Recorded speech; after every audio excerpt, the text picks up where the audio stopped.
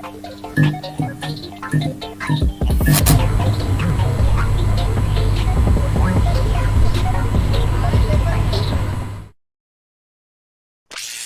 fully charged. Launch ready for WWE Aftershock in 3, 2, 1. World Wrestling Entertainment Discussion is live. Cue host Owen Finch. What's going on, everyone? Welcome to WWE Aftershock Week 17. This is really a combination, though, of like kind of 2 weeks because we had some schedule changes and stuff that kind of prevented us from doing the show last week because we had this big plan about what we were going to do last week where we were going to do draft predictions and stuff. But if you watched the Backlash 2017 retro, that obviously couldn't happen. So we're doing it. We're going to be doing something different today. I say different, but we're still doing the same stuff. But we're going to start today covering NXT Spring Break-In since that was pre-draft stuff. And then we're going to do a quick run-through of last week's Raw. And then we're going to actually cover the rest of the shows as normal and stuff. But I'm Owen the Birdman Finch, and I'm here with... Chris. I know, I delayed introducing you because I had to do all that announcement and stuff, do all that fancy stuff. I probably should have introduced us right away, but I decided... just to announce that because I was going to forget otherwise. But how are you today, Chris? Are you doing great? Are you doing terrible? Are you in the middle? How are you? You just covered all the bases. Oh, okay. There you go. I mean, awful, amazing. I mean, the thing is like, you know, we're doing better today because we're not having streaming issues. I hope I didn't just jinx us by saying that, by the way, but we'll see. But let's start by covering NXT Spring Break-In. I said I would let you do the notes for those. I assume you're not going to use my notes because I didn't send them to you this time. You're going to use the website's notes. Yeah. But I'm going to do a breakdown. But I'm going to do a quick breakdown of Level Up since that's the same show. That was basically the pre-show to Spring Break-In. It's filmed obviously before Spring Break-In, which is always kind of weird considering the fact that they don't talk about anything that happens on NXT because you can clearly tell that it's taped before Spring Break-In, it's taped before SmackDown, and it airs after SmackDown, so it's all types of confusing. So they mentioned, we had night 1 of the draft tonight, but they don't mention what happened in the draft because it didn't happen yet. So it's just so awkward and weird sometimes. But we had Byron Saxton and Blake Howard on commentary for it. They did okay. Byron Saxton's a nice guy. It's always nice to see him behind the booth, but Blake Howard's still obviously fairly new. Byron Saxton, though, is going to be a nice guy. He's going to help him transition really well. I have faith in him. So we had Tyler Bate versus Luca Crucifino. This is that loyal character that's a wrestler I told you about, Chris. This really was a showcase for Tyler Bate. He looked really good here. He hit all his signature moves and everything like that. And yeah, I'm just not very happy that Tyler Bate's relegated to wrestling on Level Up. I know a lot of people are going to say, well, this guy's wrestling on Level Up. This guy's wrestling on Level Up. Tyler Bate should never wrestle there. That should be against the law. You should be going to jail for that type of thing. Hank Walker and Tank Ledger did an interview. They're putting them together as a tag team. As we know, they're really entertaining together as a tag team, and they talk about how they have a lot in common and stuff. Ivy Nile beat Lola Vice. This was funny because the referee screwed up here because Lola Vice tapped out, and the ref didn't see it or it didn't call for the bell. So when that was clearly supposed to be the finish, so Ivy Nile let her go. But the ref just had to call for the bell saying she couldn't continue, but it was clearly supposed to be like a submission type of thing. So they inadvertently put over Lola Vice as the strong contender, saying like the commentary team had to kind of cover that up, saying it looked like Lola Vice tapped. I don't think she tapped. I think she was just trying to reach for the ropes or something when she was like nowhere near the rope, so it didn't even make any sense. So the referee screwed up there. Fire up. I know these things happen sometimes. So, and then Grizzled Young Veterans beat Hank Walker and Tank Ledger. They beat him with a double knees to the face. I think it was on Tank Ledger. Obviously, they were going to win. They needed a win because they have been taking a few big losses as of late. It really doesn't matter what they do with the Grizzled Young Veterans. I think they're pretty much out of the company, especially, I know we're going to talk about it later, since they weren't drafted at all during the draft. They're definitely not going to last much longer in the company. That's going to be a mistake, not drafting the Grizzled Young Veterans. That's going to be a big tag team to lose. I know they kind of suck right now, but that's because their gimmick sucks, as we've talked about many other times. If they were Grizzled Young Veterans, they'd be like one of the best tag teams. But I enjoyed Level Up. I think some of it was I was really psyched out after watching the draft SmackDown that maybe I enjoyed Level Up more than normal. So I'm going to give it like a B-, but that's mainly because SmackDown got me in a really good mood. So it was, sometimes your mood can affect how you enjoy things. Good that I'm not a teacher. Imagine me being in a bad mood, having to grade someone's like essay or test or something. Oh my gosh, you needed that like essay to like pass. You'd be screwed. I wouldn't even go to you. You would not. I think I'd be fired in a second. But yeah, I enjoyed Level Up.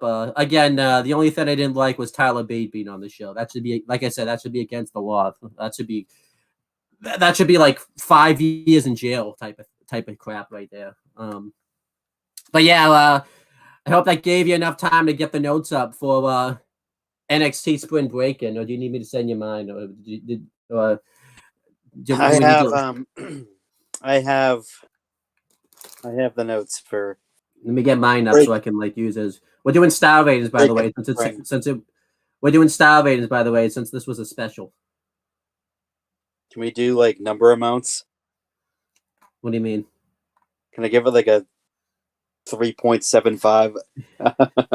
Yeah, we usually do that anyway, so. Or a 12.72 out of 10. Maybe. I'll think about it. Okay. At least you thought about it. So I'll be thinking about it the whole time. Let's just kind of treat it like normal star ratings, but I'll still be thinking about it. Okay. That seems not fair, but okay. At least I'm thinking about it though. You're thinking about it. It's all that counts. Yeah. So Spring Break-In, it already happened. Mm-hmm. It was a show that it happened on. So the first match of the night was the trunk match.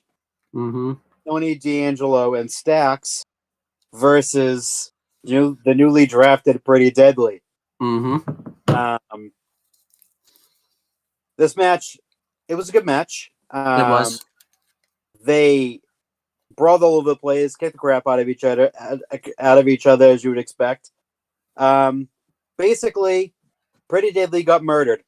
They did. So somehow they survived being murdered. I don't know how, but they got murdered. Well, we didn't actually. Yeah. But Tony D and Stax win. It was a good match. It was a really good match. Yeah, I like this a lot. I like the brawls they did. They did this bit where like one of the Pretty Deadly members got like thrown into a pool filled with like plastic balls you would see at like a kid's park and all that type of stuff.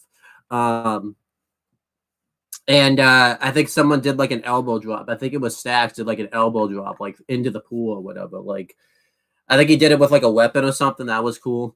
Like it was just a very cool match. I think Booker T was really entertained by this because he was just laughing the whole match.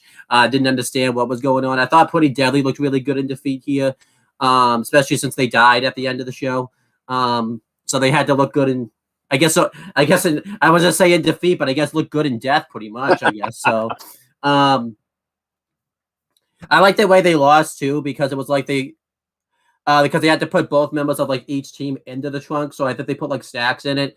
And like he sprayed him with a 5-inch mixture, and then they kind of got some momentum behind him and put him through a table and stuff, and that was it.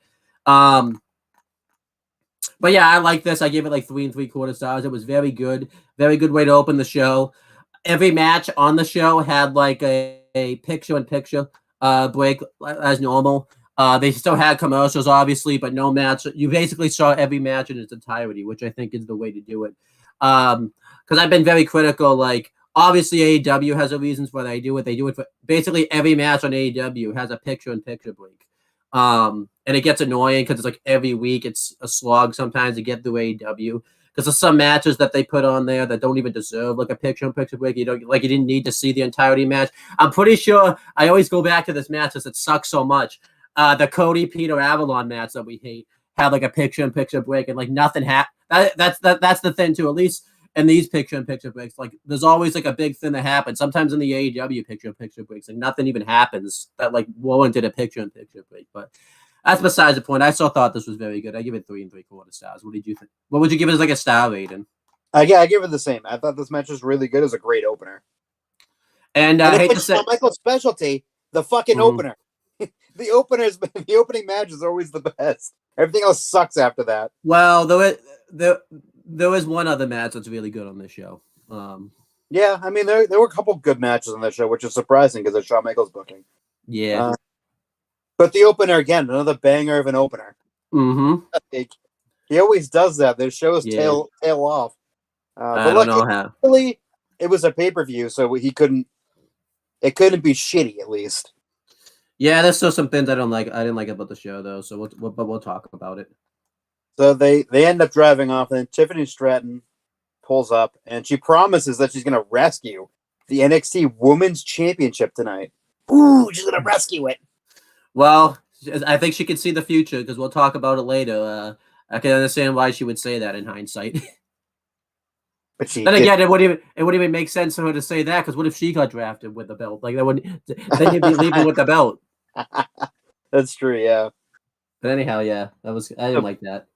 They cut to another part of the arena. Duke Hudson's giving Andre Chase a pep talk, and it didn't even matter because he lost anyway. So it's pretty back and forth, but it's a very short match, obviously. And Braun Breaker wins after he breaks out. He breaks free from the Chase U stomps and tosses him up, hits him with a power slam, and then locks in the Steiner Collider, and Andre Chase taps out immediately. I didn't like this. I get they were trying to push Braun Breaker was like this new heel and everything like that, but I thought it was unnecessary for it to be Andre Chase as the job, or it should have been somebody else. I didn't like this. I give it 1 star. It was really pointless. It was a waste of time. I give it 1 star too. I mean, they needed someone to throw to him, and it shouldn't have been Andre Chase. They honestly, I think, would have been better off doing a match between Duke Hudson and Braun Breaker. That didn't have to be a squash, but I will talk. Yeah, I will talk about this because they talk about it again later. They keep mentioning this is like a new Braun Breaker and all this type of stuff. I'm gonna be honest with you. The Braun Breaker we saw on this show, we would have probably seen as a face, and the stuff that he does on this show, you would have probably seen it as a baby face. So I didn't understand that at all. It didn't make any sense. But it's a new Braun Breaker. Yeah, like what was he like black now? Was he wearing black on this show? I don't know. He wore black when he fucking came out and interrupted the segment. Yeah, but I didn't like. This match was a waste of time. It really was a waste of time. Didn't even need to be on the fucking show. This is supposed to be a fucking pay-per-view, and we can't even get like. Yeah, this was solid match. Yeah, it should have been a good match. Yeah, it should have been. But I think too.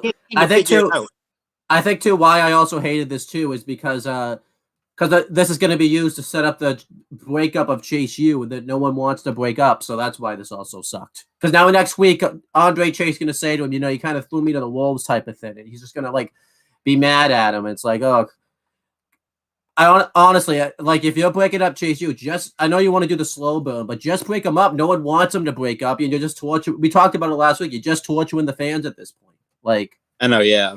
It's just break them up if you're going to break them up. Why wait? Yeah. Essentially.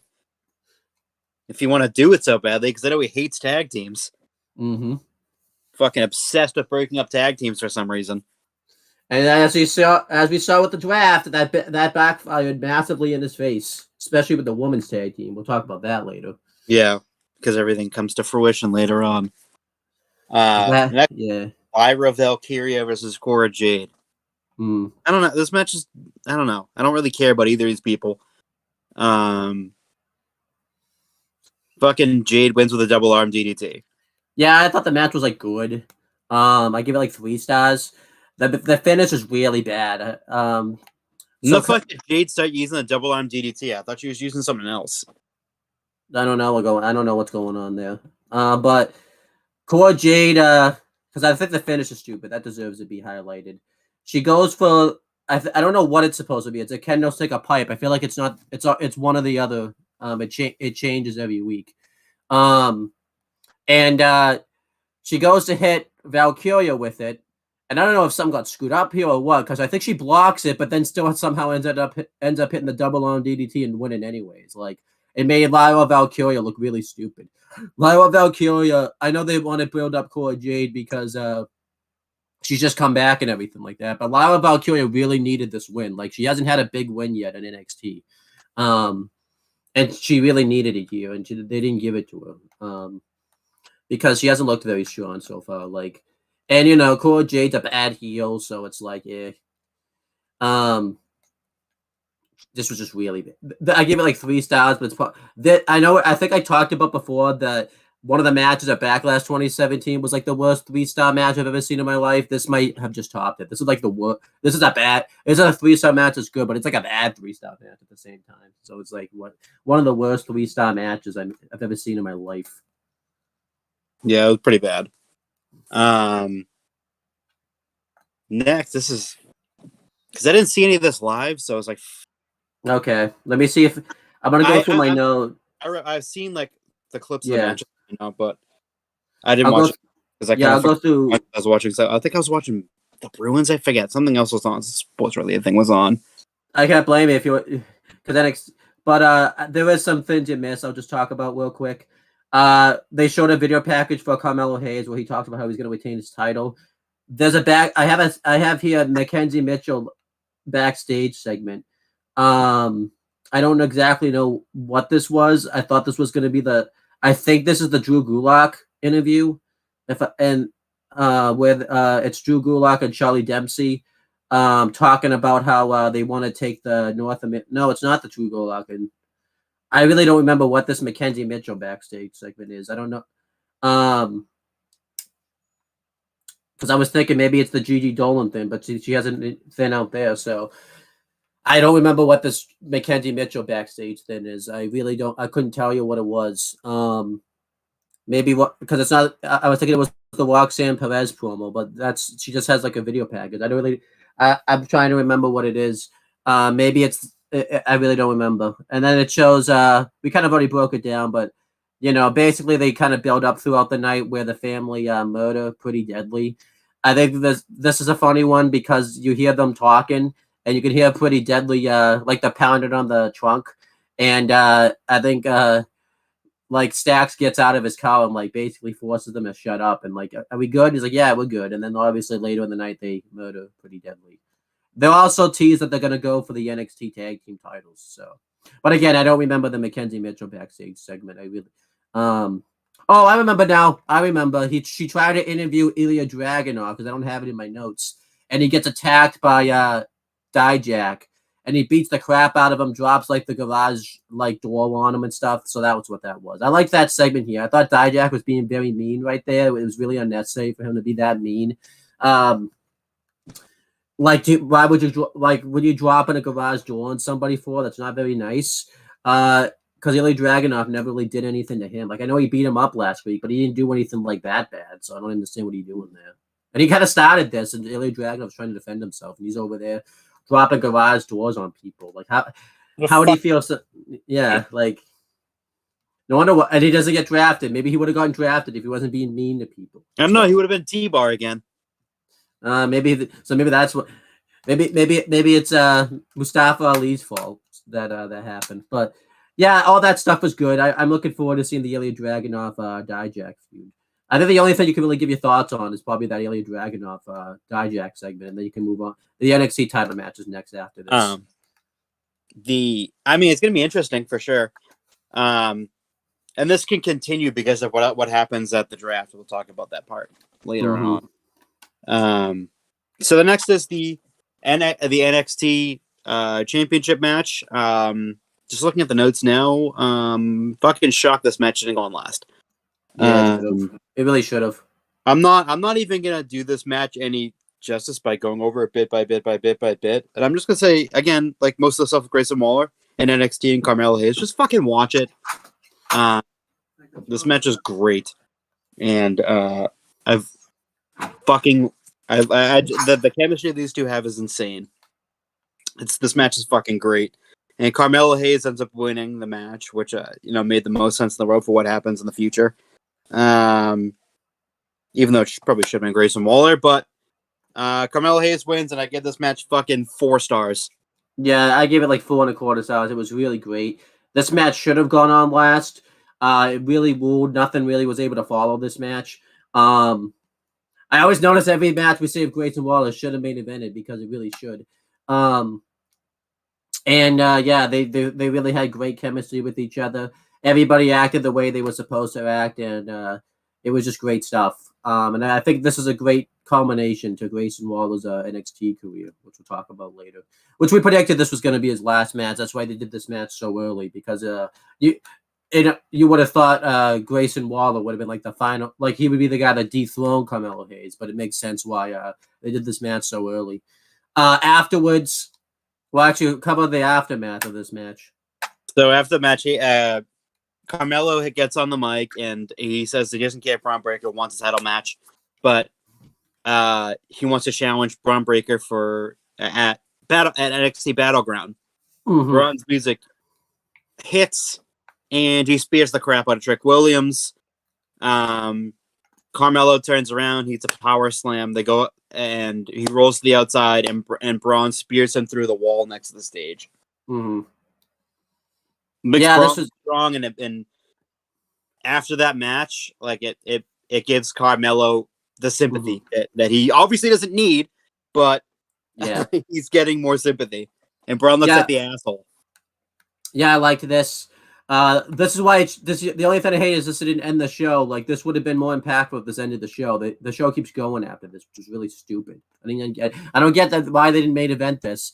Because the main event honestly kind of sucks. But again, I just obviously didn't look. Yeah, I obviously just have to main event, or else it'd be considered a sexist brand. I guess so. But yeah, I really. I mean, again, I don't get why Vic Joseph was saying this is a new Braun Breaker. Like, he would have done this as a babyface. He tried to do this with Grayson Waller. He did it already as a babyface.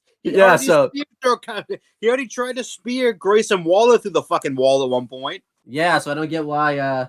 What's so different about this? I think it was Grayson Waller. I think it was Waller because he moved out of the way and Braun went through the fucking side of the wall. Yeah, so I don't get why. What's so different about this? Because he would have done this as a babyface. It's like it's nothing's changed. Yeah, his attitude, I guess. But yeah, he would have done this as most of the stuff he did. He would have done as a babyface. So, but yeah, I'm looking forward to the match. I assume they're gonna add it. Be good. Yeah, especially now that now that the roles are better, because them both being baby faces didn't really work. Yeah, well, Trick and Carmelo were definitely the tweeners, and Braun was the face. But they didn't. They're the full-fledged face, and and Braun's the full-fledged heel now.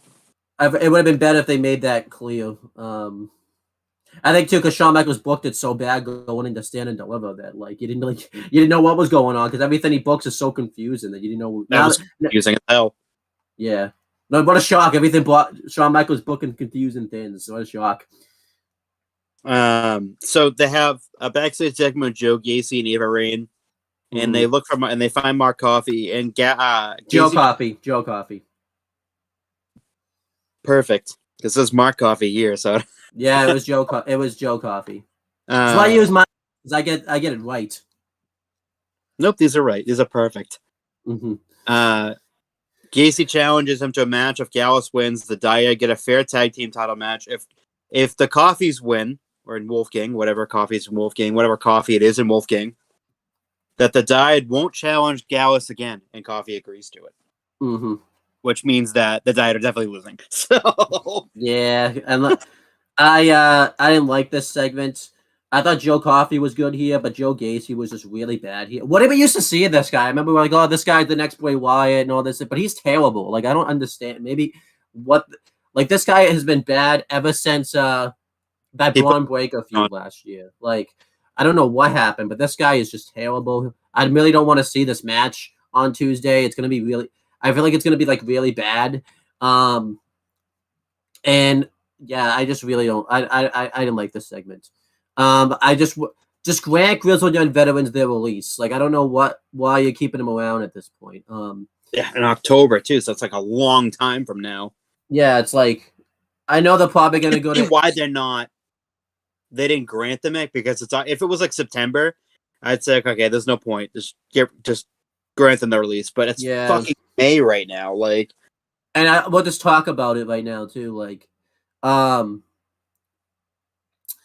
this is why because they don't get drafted, so we'll just mention it now. This is why they probably should have gotten drafted in the draft as the Grizzled Young Veterans, because at least they probably would have been happier and stayed because they'd be working with Triple H again, at least at some level. But the fact that they weren't drafted, or at least free agents at this point, is it's going to be a massive mistake because I think they would have stayed. Like they're probably going to leave.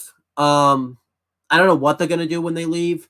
I really don't want them to go to AEW just because I don't think they'll get utilized all that well, especially because you already have FTR there. They could probably feud with FTR for the belts because they're basically like a heel version of FTR and stuff. But I just don't think FTR probably would put them over. I just don't think Tony Khan would put them over FTR type of thing. The biggest thing I think they can do is probably go to Impact. I think they'd be used really well at Impact. Especially too because they would stand out at Impact because the Impact tag division for the most part, I think of all guys that do all these flips and stuff like that, which I think they would an Impact tag division though. Yeah, that's what I'm saying because they don't do the flips and all that type of stuff. They're kind of like a standard tag team, and I think they would get really good heat in Impact because Impact's like a smaller arena and stuff like that. And they'd be able to get. Because the thing is, it's going to take a while for people to forget that they were part of Schism and all that type of stuff. They need to get, get that stink off of them. Yeah, and they're not really a hot tag team because of it. So they need to get. I think them going to Impact, wrestling in New Japan strong. I know they haven't done strong in a while. Definitely suit them also too. They could. The only reason I would call that off is because you kind of have Team Filthy over there, and that's what kind of Royce Isaacs and I don't remember his partner, but his tag team partner, they kind of fill that role. But they would fit really well in New Japan too. They could go in the World Tag League. You could do a lot with Grizzled Young Veterans. That doesn't have to necessarily be AEW. Like they probably get a lot of money probably in AEW. But I just think I just don't know what they would do with them because the tag division is pretty loaded in AEW too. Because you have the Young Bucks still, well, not at the moment, but when they come back, they're still there. You have Lucha Bros. They'd be great. I guess the other place they could be used is the ROH tag division. They'd be really good for that if they go to the ROH side of things. But I don't know if I want to see them in the ROH thing because you have to pay to watch ROH, and I'd rather see them. I'd rather see because I don't know how many people watch ROH at the moment and stuff. I'd rather see them like an Impact at first and all that type of stuff.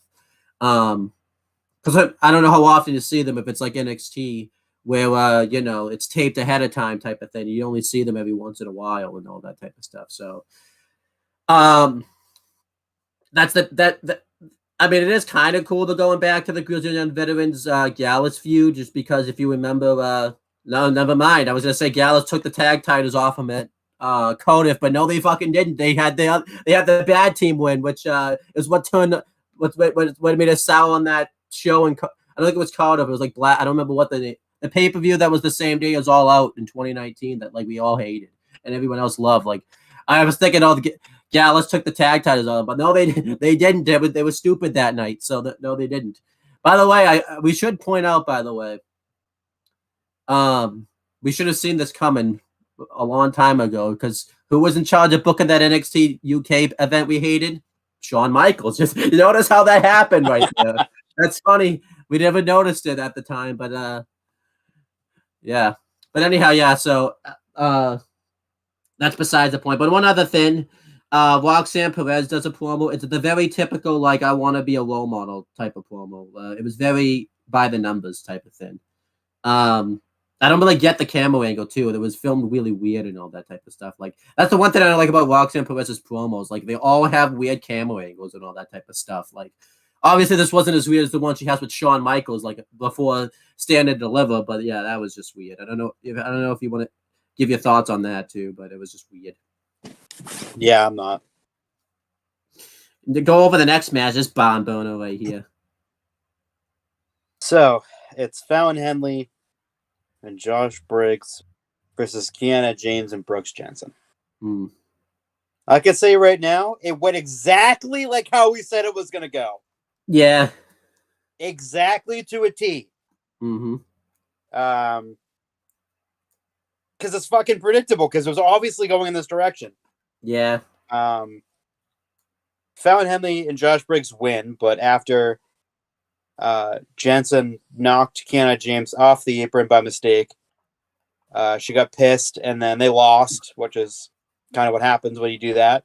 Mm-hmm. And he was apologizing. She basically breaks up with him. He's a cuck anyway. Doesn't matter.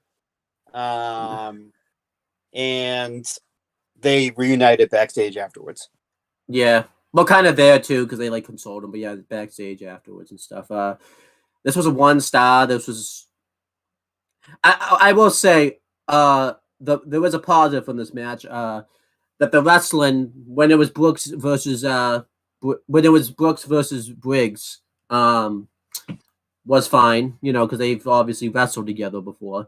But yeah, I did kind of like too how they did how Briggs and Henley,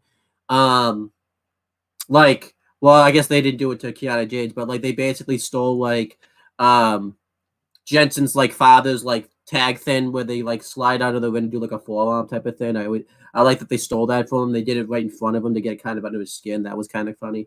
But yeah, I really didn't care about the storyline, obviously, at this match, and it just was way too predictable. Not in a good way, type of predictable either. And I think we talked about it yesterday. What was the point of all this storyline? Like they just ended up putting Brooks, Briggs, and No, they ended up just putting all the guys back together anyways. Nobody changed in the storyline. Everything just went according to plan. So what you do the storyline for? You just wasted everyone's time doing the storyline to begin with. Like, it was terrible. This is what, and now like because you've broken them up already and you did the storyline for so long, they're not going to be over anymore. Like obviously in the PC they'll be over, but let's be real, everybody's over in the PC, so it doesn't matter. But like, no one's going to care about them now because you've teased a breakup and you basically just wasted everyone's time with the storyline. I would say this: they should have gotten drafted just because they would have had a nice change and they would have stood more of a chance. Like I know Fallon Henley probably isn't ready to be on the main roster, but she doesn't have to wrestle. She could just be the manager of Briggs and. I mean, she should just be the manager for them anyways. She doesn't even need to wrestle. But yeah, this was just bad. I don't know where everyone goes from here now because they wasted so much time with the storyline. Like, this was just a waste of time. Yeah, it was awful. This whole storyline, like you said, was like just a waste of time. Mm-hmm. Well, it's not even like worth talking about because we've been saying it. I don't even know how long ago we predicted this that was going to happen this way. Like maybe 2 weeks ago, 3 weeks ago, something like that. We said that they're going to have a mixed tag match and then they're going to break up and then they're going to get back together again. Mm-hmm. Like it was so fucking predictable. Yeah, and like not in a good way either, in a bad way. Yeah. If you can predict every fucking step of the feud, and then it happens exactly like how you predicted it, then it sucks. Mm-hmm. Like this whole thing, we've ranted about it for weeks. This feud sucked. I mean, a big example of that was where they did predictability in a good way. Even though they did surprises, obviously along the way, was obviously the recent stuff with Kevin Owens and Sami Zayn versus the Bloodline. Like we pretty much predicted how that storyline was going to go beat by beat. But it was so good, and they still really did matter. Yeah, and they still did like enough surprises in there where like it was great. But if you think about it, we predicted for months like it was going to go about the way that it did. But they added but it was just so great that like it still surprised us and all that type of stuff. Yeah, like that was a totally different story where like predictability in that feud was great. Yeah, it worked. It kept you. It was like, oh, okay, I think this is going to happen and this is going to happen, and there's something in between. Like we went from Elimination Chamber to Mania because we knew at Elimination Chamber he wasn't going to win, And we knew at WrestleMania they were going to challenge for the tag titles and win. So they needed to somehow in that 6 weeks to put shit together. And we kind of predicted about when they would. I predicted it when they would get back together was about halfway in the middle, which is about the 3-week mark. And then they did some other shit before Mania. I mean, even before that, though, like, we were predicting, obviously, that they were going to do Kevin Owens and Sami Zayn versus the Usos for a while. Like, right when Sami got into the blood. I mean, not right away, obviously, but, like, right when he kind of, like, officially joined the bloodline. We knew we thought it was going to be, like, War Games, like, when they would kind of start that. But it was too soon for that, I think. Looking back on it now, it was way too soon. Yeah, so. And it was after, like, no dissension, and then the dissension started to happen. Yeah, and that's what it was. Okay, this is gonna happen. This is gonna happen. This is gonna happen. I would say we kind of predicted like the storyline for the most part. Probably after Sami like joined the bloodline, and then obviously that's kind of when the storyline started to kind of take shape. Like obviously, in that sense, like the predictability, it made me want to watch it. This predictability made me not want to watch it. Yeah. So this is how it's gonna happen. Because of the way that's been booked by Triple H, that it's like, okay, this, and this. And this, and this happened. And then Shawn Michaels is like, okay, this gonna happen. We were like, there was no comments about like this is gonna happen. We were like mad this was gonna happen too. We were not calm. We were not happy. Nope. Thank God it's finally over. Maybe now they can go for the fucking tag titles now. It's just that, but Fallon Henley and Canada James can just get the fuck away from each other. Because I don't want to see a match. I don't want to see anything. They're probably going to do a fucking match on Tuesday or the following Tuesday. Yeah. But after that, get her the fuck away from everyone else. I hate to say it, though. They're going to... let Fallon go for the title or something. Like, leave them the fuck alone. I hate to say it, though. They're going to have to, like, really, like... They can't go for the tag titles, obviously, right now. Like, they have to wait. Yeah. Which Shawn Michaels, I don't think is going to do very well at all. Like, no, he's going to break him up he's going to break him up anyways. So it doesn't matter. Yeah, because Shawn Michaels and his. I mean, I remember we talked about it. You were like, "Oh, it's Mandy Rose's fault that they had to break up Toxic Traction and all that type of stuff." Let's be real. Shawn Michaels, whether Mandy was there or not, Shawn Michaels was going to break up Toxic Traction. They were going to break up eventually, whether Mandy was going back to the main roster or not. Yeah, because Shawn Michaels loves breaking up tag teams. He just can't wait to break them up. Like, I feel like he reads a script that he's like, "Oh yes, yes," and then we're gonna piss everyone off. And then the second that he gets so overjoyed, the second that like he types it into his computer right in the script, like, yeah, this is gonna be great. Gonna break up this tag. I think too. He looks at like the tag division though, and he's like, he doesn't even like book for like a tag division. He books to think, okay, I can break these teams up, but he's like, I gotta make them a team first, then I can break them up. I think he plans out too, like when he's gonna break up these tag teams. Like, okay. And if you notice too, sometimes I think he's like, okay, let me find two people to like throw together in a tag team for a few weeks. All right, now let me just break them up. That's what he did with Ivy Naya and Tatum Paxley. He's just like, yeah, okay. He couldn't wait he really couldn't. I'm fucking excited. He was so excited. I think too, like there was one thing though, if Triple H needs help breaking up a tag team that on the main roster, he knows who to call now. He's like, call his old buddy. Yeah.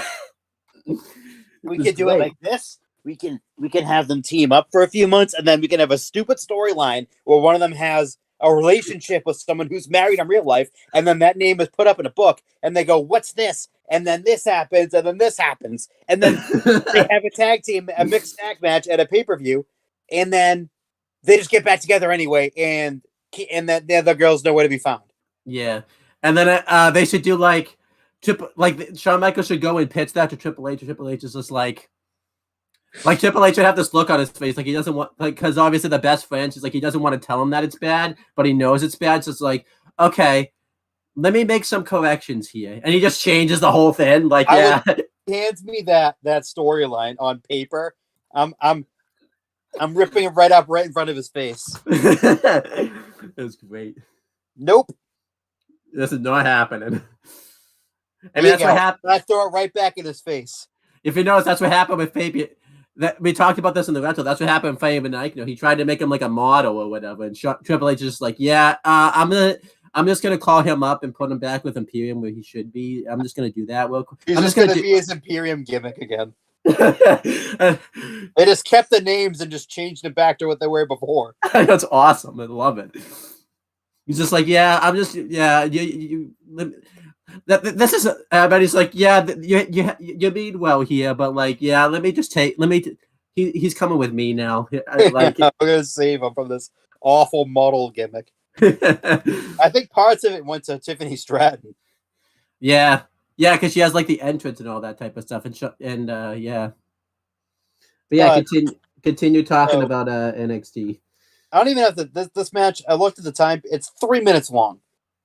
Oba Femi Oro Mensa. Obi Femi just destroys him and wins in the 3-minute squash match. Yeah, this was fine enough to get Obi Femi over, I guess. I just don't understand why you threw all of Okada at him just because this guy was just in the ladder match not that long ago. Like he was meant to be pushed like a top star, and all of a sudden he's just being jobbed out for no reason. I don't get that at all. It doesn't even make sense. I don't know why you couldn't have like Tyler Bate have his squash match instead. Oba Femi obviously is fairly new, so we can't trash him right now. We can't trash how he is in the ring and all that type of stuff. But like, yeah, huh?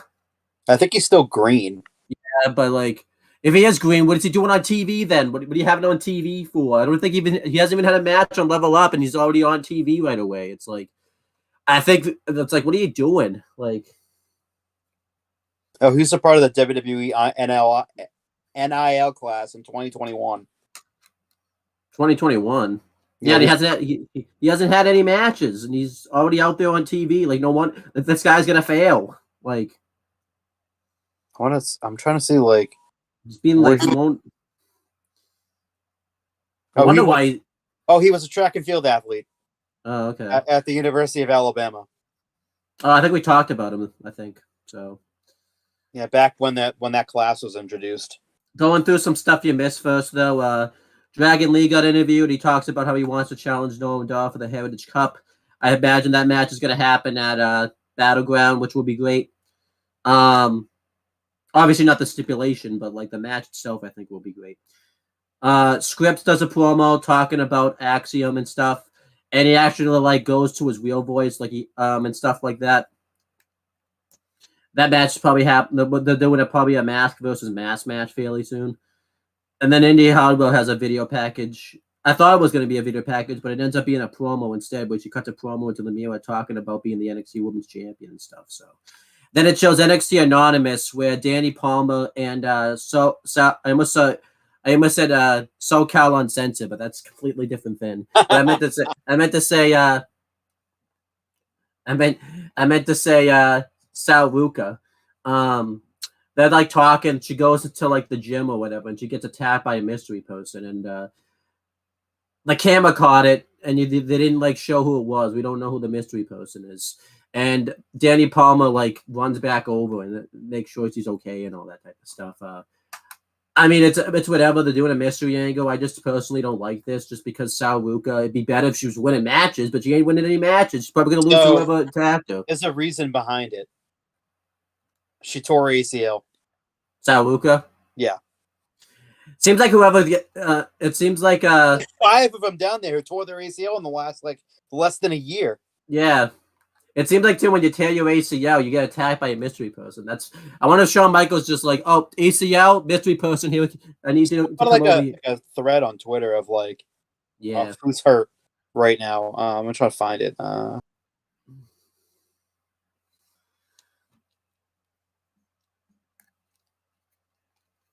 Yeah, but I don't get that. Yeah, it's like there's so fucking many of them that are hurt. It's crazy, and they're all ACL. Yeah, so I don't know what's going on. If they're just who knows. But yeah, what did you think of all those segments? Right? And then it showed the Oba Femi video package where he's destroying more stuff, not being he's not being very nice destroying all this stuff. It's not nice. What did you think? He's a mean man. Yeah. What did you think of all those segments right there with the Dragon Lee and all that type of stuff? The Dragon Lee seems fine enough as it is. It's Sol Ruka it's Nikita Lyons, and it's Ariana Grace, which is Santino's daughter. Yeah. Well, Ariana Grace, I think, is coming back fairly soon, right? Because I know that was a while ago. So Yeah, that was she. It was her first, then Nikita, and now Saul. yeah. I don't know what they're doing then. Must be fucking training too heavy because they're fucking they're going all like crazy. Could be like maybe it could be one of the times too that because that Soul Snatcher obviously can do a lot of damage to your ACL and all that type of stuff. I know, yeah. So I wonder if she'll stop doing that now. Yeah, which is why I said like a variation of it, like a Cody cutter or something. Which is why didn't I say, by the way, that you shouldn't hit this move that much?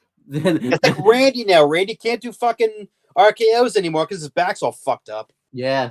Well, the draping DDT too probably didn't help either, and the fact that he did because he's been doing flatback bumps for fucking 20 years. And then the superplex. Don't forget the superplex, because that probably didn't help his back either. So he's doing all of his finishers or signatures are all flatback bumps. Yeah, I don't. So he's gonna have to get a new finisher, which I don't know how he's gonna do that because he's done. Is the old Seth Rollins one now? The fucking thing. That's stupid. the one that everyone hated, so he stopped using after a week. Yeah, you can do the pedigree, I guess. That could be fine. Because someone's gonna do the pedigree. I don't think it's gonna be Seth anymore. So I mean, he's pulled it out occasionally, but Cody did it a few weeks ago. He did.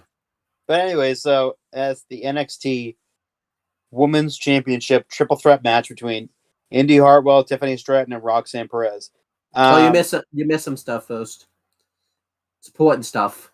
Gigi Dolan fucking took over and hijacked the broadcast and wanted to basically kill JC Jane.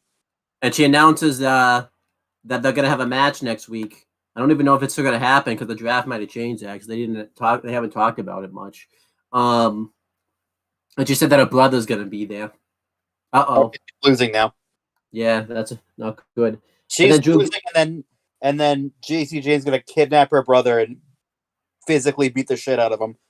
I was thinking she'd lose because her brother turns on her and joins up with JC Jane. Again, that'd be such like a stupid WWE thing to do. I honestly think that's what's happening, but we'll talk about that later. Then Drew Gulak and Charlie Dempsey get interviewed. They talk about how they wanted to take Wesley's North American title, saying that he's starting to be worn down from all these defenses. And then this is when they announced Wesley versus Drew Gulak, and then Wesley has a backstage thing where he's watching the show. Tyler Bate comes up to him and offers to be in his corner next week. So what's probably going to happen there is they're going to use, obviously Wesley's probably retaining his belt next week, but they're probably going to use that match to set up Wesley versus Tyler Bate in like a face versus face match, which I think would be fun. He'll be there because you know that Charlie Dempsey's probably going to try to get involved, and then Tyler will take him out or something like that. Yeah. I mean, I want to see Wesley versus Dragon Lee still, the battle of the Lees, but maybe they're going to save that for like a bigger NXT The battle of the Lees, and the winner keeps the Lee name. That'd be great. Dragon Lee or Wesley Lee. Yeah, that'd be awesome. Or they could, and then he'll just be. I want Wesley to win, so that way Dragon Lee can just be Dragon. That'd be awesome. Dragon, or it's like the old WWE thing where it's just Wes. Here comes Wes. Oh, I don't know. I like that better, actually, though. It's like when Vince would randomly chop off someone's first name. Yeah, he'd be Wes. It's just theory. Yeah. You notice how that went away right when Triple H took over. Yeah, because he likes people having two names. It goes back to him too. He wanted his first ring name to be two names. So Killer Kowalski broke his name in half. He became Terror Rising. Instead of Terror Rising being one word, it became two names. Yeah. I am trying to remember. I remember Antonio Cesaro just became Cesaro, which I'll admit that one ended up working. That one was really good. Biggie Langston was just Big E, which is obviously good. I have to like that better because Biggie Langston is just like a mouthful to say. Yeah, I'm trying to remember. There was another one that didn't really work out. That like Vince changed into one name. Oh, I think this was right before he retired, but I think they changed this. Remember, Angel Garza just became Angel. That was awesome. And he became Garza. No, I thought he was just Angel. I thought he was just Angel. I think it was. Yeah, it was like they had like one name each of them. Buddy Murphy became just Murphy. Not Buddy. That one wasn't too bad though. Yeah. I'm trying to think of another one. There was another one that like, um, There's a lot. yeah, yeah. I can't think of any more at the moment, but those are like the most notable ones. So, what else though? Oh yeah. So take us through. Obviously the show doesn't end here. It ends with we find out Pretty Deadly are dead. Pretty I don't know. deadly. Yeah. So They're pretty dead, that's for sure. talk about the main event. Talk about the main event of the show. The main event of the evening of the show, not the match. The main event of the show was what happened after this. This is the main event match. It's Indy Hartwell versus Tiffany Stratton versus Roxanne Perez in a triple threat match for the women's championship. It's a pretty solid matchup. At one point, they actually almost changed the finish because Indy goes for a flip dive off the top rope and fucking fucks up her ankle. Mm-hmm. And they had to take her to the back. And at one point, there was an audible to be called for Tiffany to win the match. Mm-hmm. Thank God that didn't happen. Because that was legitimately going to happen. She's going to win the match. But I guess Indy wasn't hurt too bad, so she came back and ended up winning the match. And Wendy because she is Wendy. Yeah. Wendy the match. Indy wins and is still your NXT Women's World Champion to close out the final match, not the final segment of the show. Yeah. I thought the match, I'll give it like a 2-star. If it was just Indy versus Roxanne, I think the match would have been 3 stars for me. It's just Tiffany brings everything down. I think too, because it's the dive that Tiffany does that causes Indy to get hurt too. So that wouldn't have happened if Tiffany Stratton wasn't in the match. So, but it's so unnecessary too, because the last time that she did it, like, she was fucking broke her fucking back doing it. Yeah, so I don't get why they keep having to do that, but because like the way Tiffany got lucky, by the way, because if you remember, I believe it's Oney Lorcan. By the way, Oney Lorcan made an appearance at NXT last night. He was one of the guys that held back Dijak from Dragunov. He's a trainer now and or coach, as they call it in NXT now. But if you remember Oney Lorcan, I think it's Lorcan that dives on Widge Holland. If you remember all that time ago, it was basically the same injury that like Tiffany Stratton almost suffered here. I think the thing that made her lucky was she had like because it was 2 people that did a dive, so I don't think she took like the full brunt of it. Like it was snapped her leg if that was the case. Yeah, because if you remember, Widge Holland had to catch Oney Lorcan, and that's what caused him to fall and stuff like that, and that's why he got his blow out his quad. Yeah, but yeah, it is what it is. But regardless of how the match actually went, they still shouldn't have main evented this match. It should have been the NXT title match. That was the better match on the show. And that was just a better like program, and especially with how you run it with Braun Breaker spearing Wesley through the fin. I mean, I know they were going to end it obviously anyways with Pretty Deadly like dying, but still like that still would have been fine to like end it off with.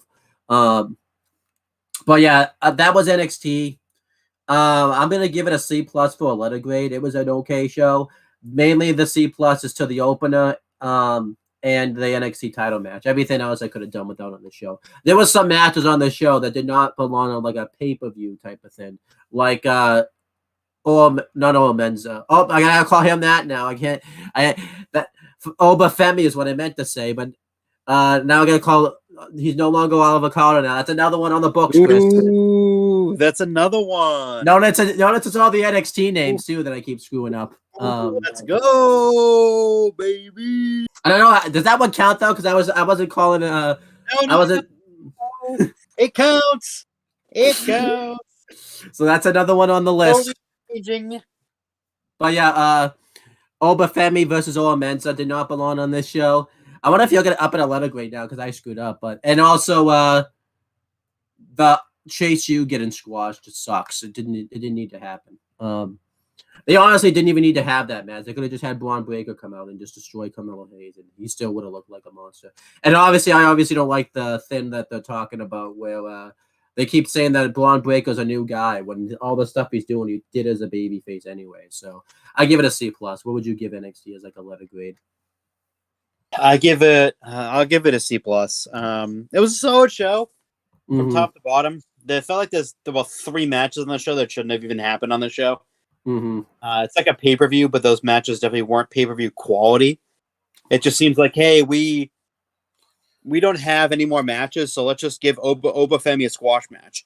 Yeah. Or, hey, we haven't done this match, even though we've been planning for 3 months, which is the Lyra Valkyria vs. Cora Jade, which they felt like they kind of just threw it on their show. Yeah. I hope they never do a crow's nest segment with them ever again. They might though. That was terrible. But yeah, like it just felt like the match just was okay. Like it's like I don't know. Yeah.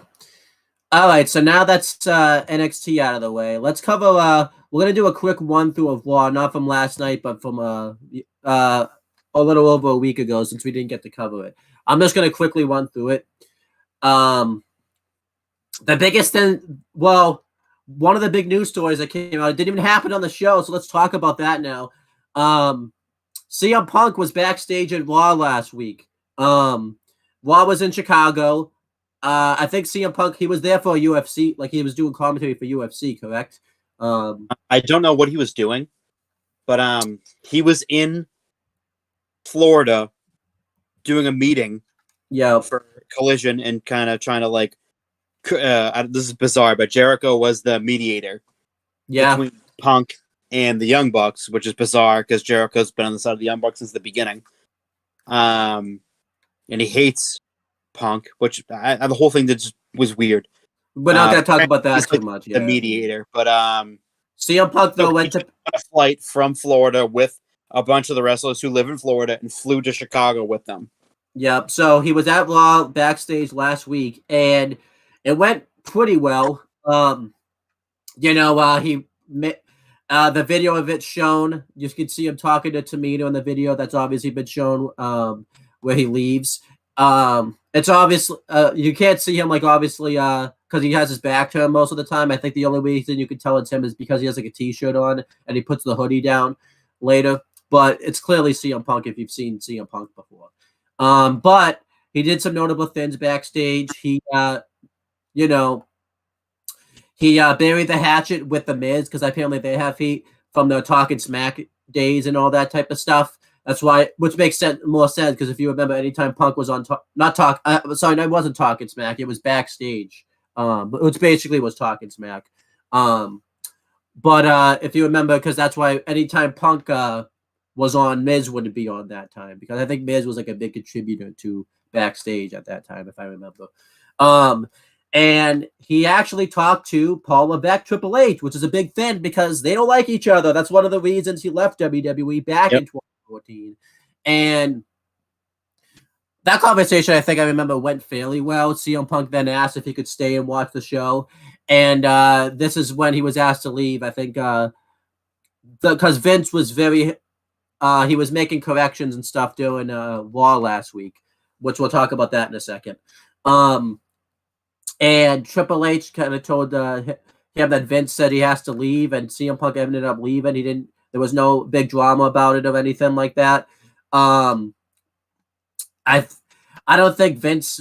I think Vince and Punk get along. We've always heard that. I think the reason Vince wanted him to leave is because he's still technically under contract with AEW, and this is probably like breach of contract type of thing. So that's why I think he didn't want Punk getting in trouble with things like that.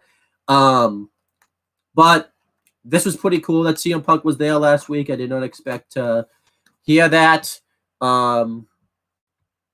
It's really cool stuff. I love it. I think too, CM Punk wanted to get his name back in the headlines, and obviously he's been kind of out of the headlines. I know he's been in the headlines. We just don't cover that part of the headlines. So I think this was a way to get him kind of back in the headlines, maybe get people talking about him again, because when he does show up in AEW, now it's going to be even a huger deal since he was just backstage at Raw. Maybe it was to get Tony Khan the pressure to bring him back to AEW, because now CM Punk can like, hey, look, I just mended fence with WWE. You're going to be screwed if you don't sign me now. Which I know you have your feelings about whether or not you want to see Punk back in AEW, but maybe Punk wanted to pressure Tony Khan to actually bring him back, because you know for a second that if he goes back to WWE, that's going to really hurt AEW like a lot, especially to all the people that were watching AEW because of CM Punk would probably go back to WWE. I mean, I think most of the fan base is back as watching WWE now because of Triple H taking over and all that type of stuff. But yeah, because by the way, if CM Punk does come back, I know his contract's not up for a while. He's probably going to be the guy that would main event WrestleMania, probably dethrone Roman Reigns for the championship and everything like that. I know you could say, well, they have to have it be Cody. If Punk goes back, it would probably easily change the plans to CM Punk. Obviously, they would probably get him on. They would put the title on him right away. Maybe one of the new, maybe even the new world championship they have. But we'll talk about that later. But yeah, it's just crazy. CM Punk also was backstage doing Impact tapings. Which was cool.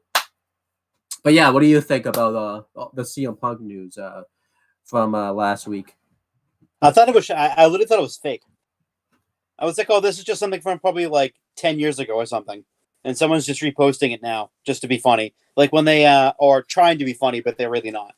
It's like when people post the future endeavors from wrestlers who've come back. Yeah, they and it's okay, we're not stupid. Right on Twitter, it says when it was posted. People so and so was released and it's 12/20/20 or something like that. And it's okay, you're a fucking idiot when no one believes you. Stop. I can't believe you went through that timeline just to find that specific future endeavor and to post it at that time. That's what I thought it was. And then Fightful was posting about it. Meltzer was posting about it. And I was holy shit. I'm he's actually there. Yep. I was oh my god, he's actually at Raw. This is a big fucking deal. And what he went to do was, like I said before, he was talking about stuff for Collision and just trying to do business there. Flew with the WWE Superstars to Chicago. He was backstage mending a lot of fences. Wasn't really politicking or looking for a job because he's under contract, from what I've read, for a very, very long time. He was more so just trying to mend fences. He went and he was talking with Triple H, which is he was trying to make up with Triple H, which is understandable, and the Miz too, because he said Miz should suck a blood money covered dick a few years ago, so he's clearing the air with the Miz. They had a nice long talk, and all is forgiven now. And even Triple H, he asked to stay, but he couldn't because Vince didn't let him. If he wasn't under contract, if he was a free agent, I think he would have let him stay. Yeah. But yeah, I think that just because he was still under contract with AEW and with Collision coming up. People think it's a PR stunt for Collision just to get his name out there because he's obviously going to be the head of the Collision show for AEW. Yeah. On Saturdays. So I just think it was just a way for him to get his name out there, is what a lot of people were saying. I think it's a little bit of both. I think it's more so he wants to just apologize for being a dick. And I think it was part of PR stunt for him to just to get AEW's name out there in the wrestling sphere. Yeah, because AEW really needs that right now. So they need all the hype they can. I mean, they got a couple of shows in Wembley coming up over the next couple of months. Yeah, in the UK, and they need to fucking sell those shows out, or they're going to be in some fucking issues. Yeah, definitely. That's why they need CM Punk back. I mean, I know you don't want it. I know you have your feelings about Punk, but AEW really, I think, needs Punk more than anything right now. Oh yeah, they definitely 100% need him more than anything right now. Maybe too the fact that of how fucking awful the show's been since he left. Mm-hmm. Even a little bit before that too. Yeah, I haven't really watched much since CM Punk's left, so that just shows you something right there. Yeah, you're not missing much. AEW, I mean, again, I know we try to stick strictly to WWE, but we kind of have to talk. It kind of came up naturally here because it's a big story that happened. Yeah, but we talked about this before. I know the Elite don't want to do business with like CM Punk and stuff like that, but honestly, like they need to make some money here. Like, that Elite CM Punk storyline they could do on AEW, would be fucking huge for them. They would get talked about again, but they don't want to do it though. Which you know, when you're I think that's what I think, and I think that just shows a lack of leadership that Tony Khan has in this locker room because James and I talked about this. Maybe not James and I think I saw someone talk about it in a video, but we could say a lot about Vince and we could say a lot about the Triple H and stuff, but Vince would always find a way, whether people liked each other or not, to get them to do business with each other. Exactly. Yeah. Put your differences aside. Let's go make magic in the ring.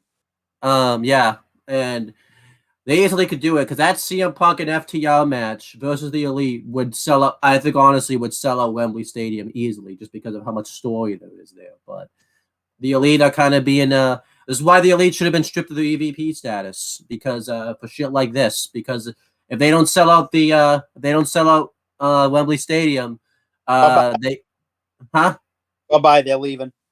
Yeah. Well, also you could blame the Elite a little bit for that. But anyhow, let's go back to. But that was basically CM Punk. Going through now. The rest of the show. The other big thing that happened on the Raw was last couple weeks ago was obviously the announcement of the new World Heavyweight Championship, which Chris and I did not expect. We announced before that Triple H wanted to bring back the World Heavyweight Championship. We just didn't think it was going to happen on that show. We thought they were going to announce general managers or something like that, but no, they announced a new world title. I personally like the design of the championship. I know some people don't love it, but I actually like the design of the new world title. Obviously, it's not as good as the old version of the World Heavyweight Championship, but I like the way, it's kind of a mix of it. They kind of modernized it a little bit and stuff like that. I obviously don't love the way they went about announcing the championship. I felt like they kind of make the belt look a little secondary there. I get Triple H is trying to address a legitimate stuff about why they're making this championship. But he announced pretty much that because Roman Reigns has the contract that he has, he's been able to afford the luxury of being a part timer. That a lot of people haven't had opportunities to beat Roman Reigns for the title. So he announces that there's going to be this new world championship. Whatever brand Roman Reigns gets drafted on SmackDown, that's where the undisputed WWE Universal Championship will be. And the new world title will be the future championship for the other show. I personally should have just had him. He should have just said that wherever Roman Reigns goes, he clearly can't be on both shows. We want to differentiate the brands and all that type of stuff. I really don't think he needed to add that stuff because he kind of made the belt look a little secondary because he even mentions all the guys that couldn't beat Roman Reigns now could challenge for this belt. So you're kind of making the belt look secondary there. If honestly Triple H felt this way, why didn't he just have Cody win the freaking title at Mania? Because then this problem wouldn't have happened. It just I felt like they kind of made the belt look a little secondary. He kind of made the belt look a little secondary, but I do like the idea of this new world championship because you really can't have the world champion be on both shows. It just cannot happen. You want to get over this brand split. This is how you do it. It gives a lot of people chances now to get back in the main event scene that haven't really been able to be there because Roman Reigns has been holding the belt for so long. So personally, I am a fan of this new world title. I just would have liked how they would have announced it a little bit better. Like I think Triple H should have changed his promo up instead of that being about like Roman Reigns being a part-time. It should have been about the fact that the world title can't be on both shows type of thing. But yeah, there's some more stuff I want to say, but before I give my thoughts, what do you think of this new World Championship being announced and stuff? I like it. I like the belt a lot, but like you said, it's just a very bizarre way to introduce it. Just basically saying that Roman's a part-timer, and he has both belts, so we're creating a new one. So this belt is secondary to the Undisputed Universal Championship. It just seemed very odd. Yeah. Obviously, other things like I think a lot of people don't know, like, is this going to have the same lineage as the World Heavyweight Championship, like the old one? Because that hasn't been very clear yet. I think we'll find out probably once the first champion gets crowned. Like if it will have the same lineage. I don't think it does, but that would make sense if it does. I imagine too, like Roman Reigns will still have both titles. Like I think a lot of people are confused. Like, is the Universal Championship still a thing?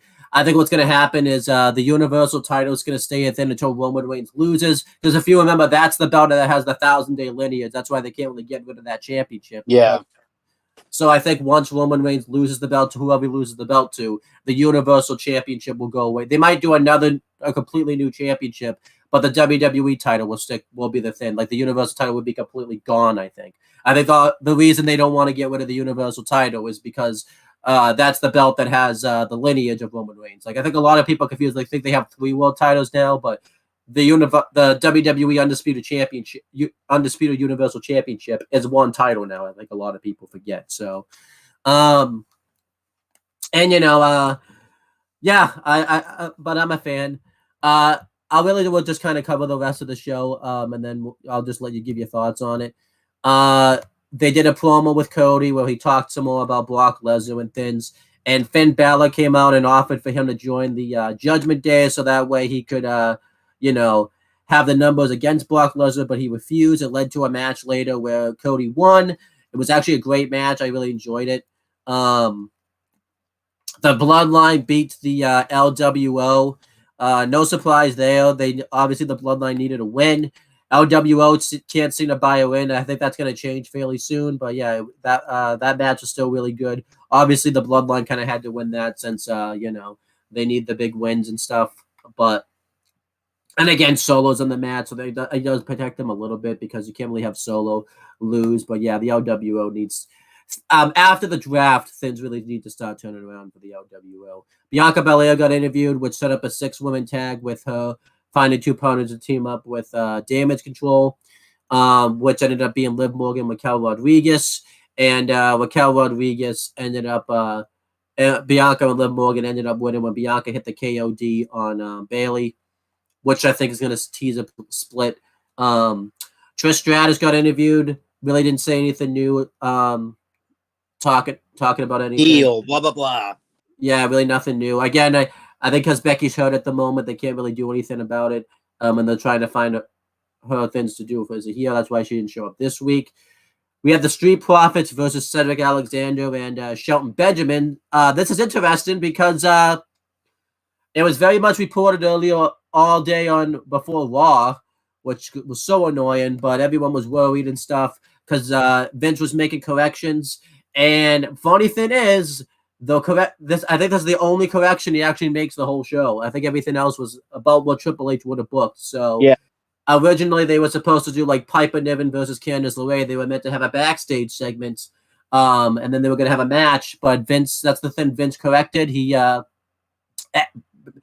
this match replace it, and obviously the Street Profits won. It was a decent showcase match for the Street Profits, but to be honest, I was kind of thinking to myself, this is actually a good thing. That's one of the things Vince corrected because obviously Vince likes the Street Profits, and I think it's a good thing. I mean, it's a good thing for Cedric. I mean, Cedric and Shelton were probably just there for a team for the Street Profits to be real, but I think it's a good thing that like Vince actually like went out of his way to get Cedric, Shelton, and the Street Profits onto the show. Like I know like we don't like the fact that Vince has corrected things, but the fact that this is what Vince wanted in the show, I think kind of says a lot right there. So what do you kind of think about that? Because I feel like we should kind of talk about this a little bit. That I felt like that was a very good correction. For him to switch out that segment and that match for that tag match instead. Mm-hmm. I thought that match was really good. Yeah. Then we had the Judgment Day get interviewed. It was hyped up all night that Bad Bunny was going to be there. They showed like footage from his Instagram, like how he was in the area and stuff like that, which obviously, I don't think it obviously wasn't filmed earlier in the day or anything like that, but it was clearly edited because I think he was at the arena. They probably just had him when it got dark. I'll go film some stuff. but they talked about how they're going to beat him up in Rey Mysterio. Also, Bronson Reed had another video package. He's still a nice guy, though. He claims he's a nice guy, though, so that's okay. Not very nice, though. His mom said he's a nice guy. And they did a promo with Austin Theory and Bobby Lashley. Mom's wrong. Maybe there's a side of him that he shows to his mom that he doesn't show. Okay, let's end that because I just got really weird. I didn't mean it to sound like that. So, but yeah, Austin Theory and Bobby Lashley have a promo to hype up the triple threat match, and it leads to a fight where he gets attacked by Bronson Reed. They double team him, they beat him up, and then Bronson Reed turns on Theory. And you know, this wasn't a very nice thing, but again, you know, he's a nice guy, like his mom said. So we have to believe his mom. They did a segment with Rick Boogs backstage where Chad Gable had to explain the draft to him, but he still was confused about it. And they did kind of like a back and forth thing with Chad Gable and Mustafa Ali, which led to a match with Chad Gable versus Mustafa Ali, and Mustafa Ali won with the roll up. Yeah, this kind of looks like the initial signs of doom for Alpha Academy. And then they did segments throughout the show with to hype up the unified tag title match where Sami Zayn was trying to show concern for the Usos, mainly Jey Uso, wondering what's going to happen if they don't win on Friday because they don't intend on winning. So Jey Uso was in deep thought about it backstage. Jimmy was pissed about it, and he kind of tried to put the thought in his head, like, what if Sami and KO don't win? Will KO just turn on you? And then later in the night, KO was mad at Sami for basically talking to the Usos, kind of trying to get things on track there. And Matt Riddle was just being Matt Riddle right there. So, he's being an annoying little worm. That's what he's being. And then, huh? What a little bitch. Yeah. And then the main event of the show was Rey Mysterio versus Damian Priest. Priest got himself disqualified. And then, when Priest went to put Rey through a table, Bad Bunny made the save, beat him up with a kendo stick, and we were thinking, okay, here's the tag match. The tag match is going to announce, but no, it's going to be instead he challenged Damian Priest to a street fight. It's going to be Damian Priest versus Bad Bunny in a street fight, which I actually think is I actually kind of like this better. I like the fact that they're going to do this instead, just because I think Bad Bunny, we've seen him enough in the ring where I think he can have a street fight. It's a gimmick match, so he doesn't have to necessarily wrestle. He could just do the street fight gimmick, and I think they're still going to probably do run-ins with like the Judgment Day and stuff anyways, that I think this is better. So that was Raw. What did you, anything from like a couple weeks ago, what did you think of it overall? I thought it was a very good show. I liked the Cody segment and the ending segment a lot. With yeah, I would give Raw like a B that week. Yeah, right. But and then main event from last week, since it took place the same day as Raw, I meant to cover that before then, since it's technically before Raw, but I forgot. But they had two matches. It was an NXT showcase. It was Joe Gacy versus Dexter Lumis. That match was pretty good. Dexter Lumis won. And then it was Cora Jade versus Nikki Cross. This match was very sloppy. And I'm wondering if that's why Cora Jade didn't get drafted, because this was meant to be a showcase for her, and she's probably out of all the NXT talent they brought up to wrestle the main roster talent in the main event. Believe it or not, Cora Jade was the worst one. There was a bunch of missteps in this match. They had to. I think Nikki Cross won. She didn't even win with a finish. She won with like a sunset flip powerbomb. It wasn't even like a normal move she'd hit to win. So they clearly had to call someone on the fly there. You could just hear spots being called. It was just, not a good way. Not a good for Cora Jade. I think if she was meant to be drafted, I could totally see this match being the reason she wasn't drafted, because we've seen people before like wrestlers that haven't been in the NXT as long have matches with Nikki Cross, and and had a better performance. This was just not good. But yeah, so yeah. So if Cora Jade's sticking around in NXT, she better hope she gets better, because next year could be the year she gets called up. So yeah. Now we can actually do like full on things now that we kind of covered that stuff. Let's cover the draft. That's what we've been waiting for. But if we don't want to cover the draft, we just say fuck it and just never do the draft. We're not doing that. That's not very nice. The draft deserves our time because you've been looking forward to the draft. So, I'll do the SmackDown notes because you haven't been, you actually didn't see SmackDown. Yeah. Because you're mean to SmackDown. I was very mean.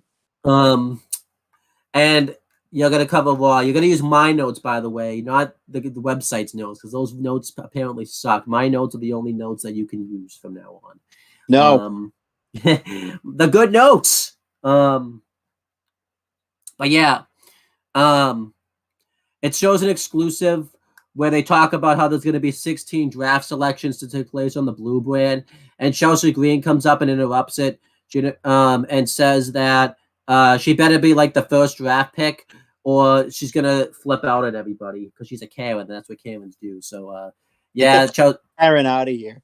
And then we had the draft picks. The show itself was commentated by Wade Barrett and Michael Cole. I think the thing they made very clear is they definitely made it clear that the commentary team is going to be the same for both shows, which makes sense because if you think about it, the commentary team for each show hasn't been around all that long. They've only been doing commentary together for like a year.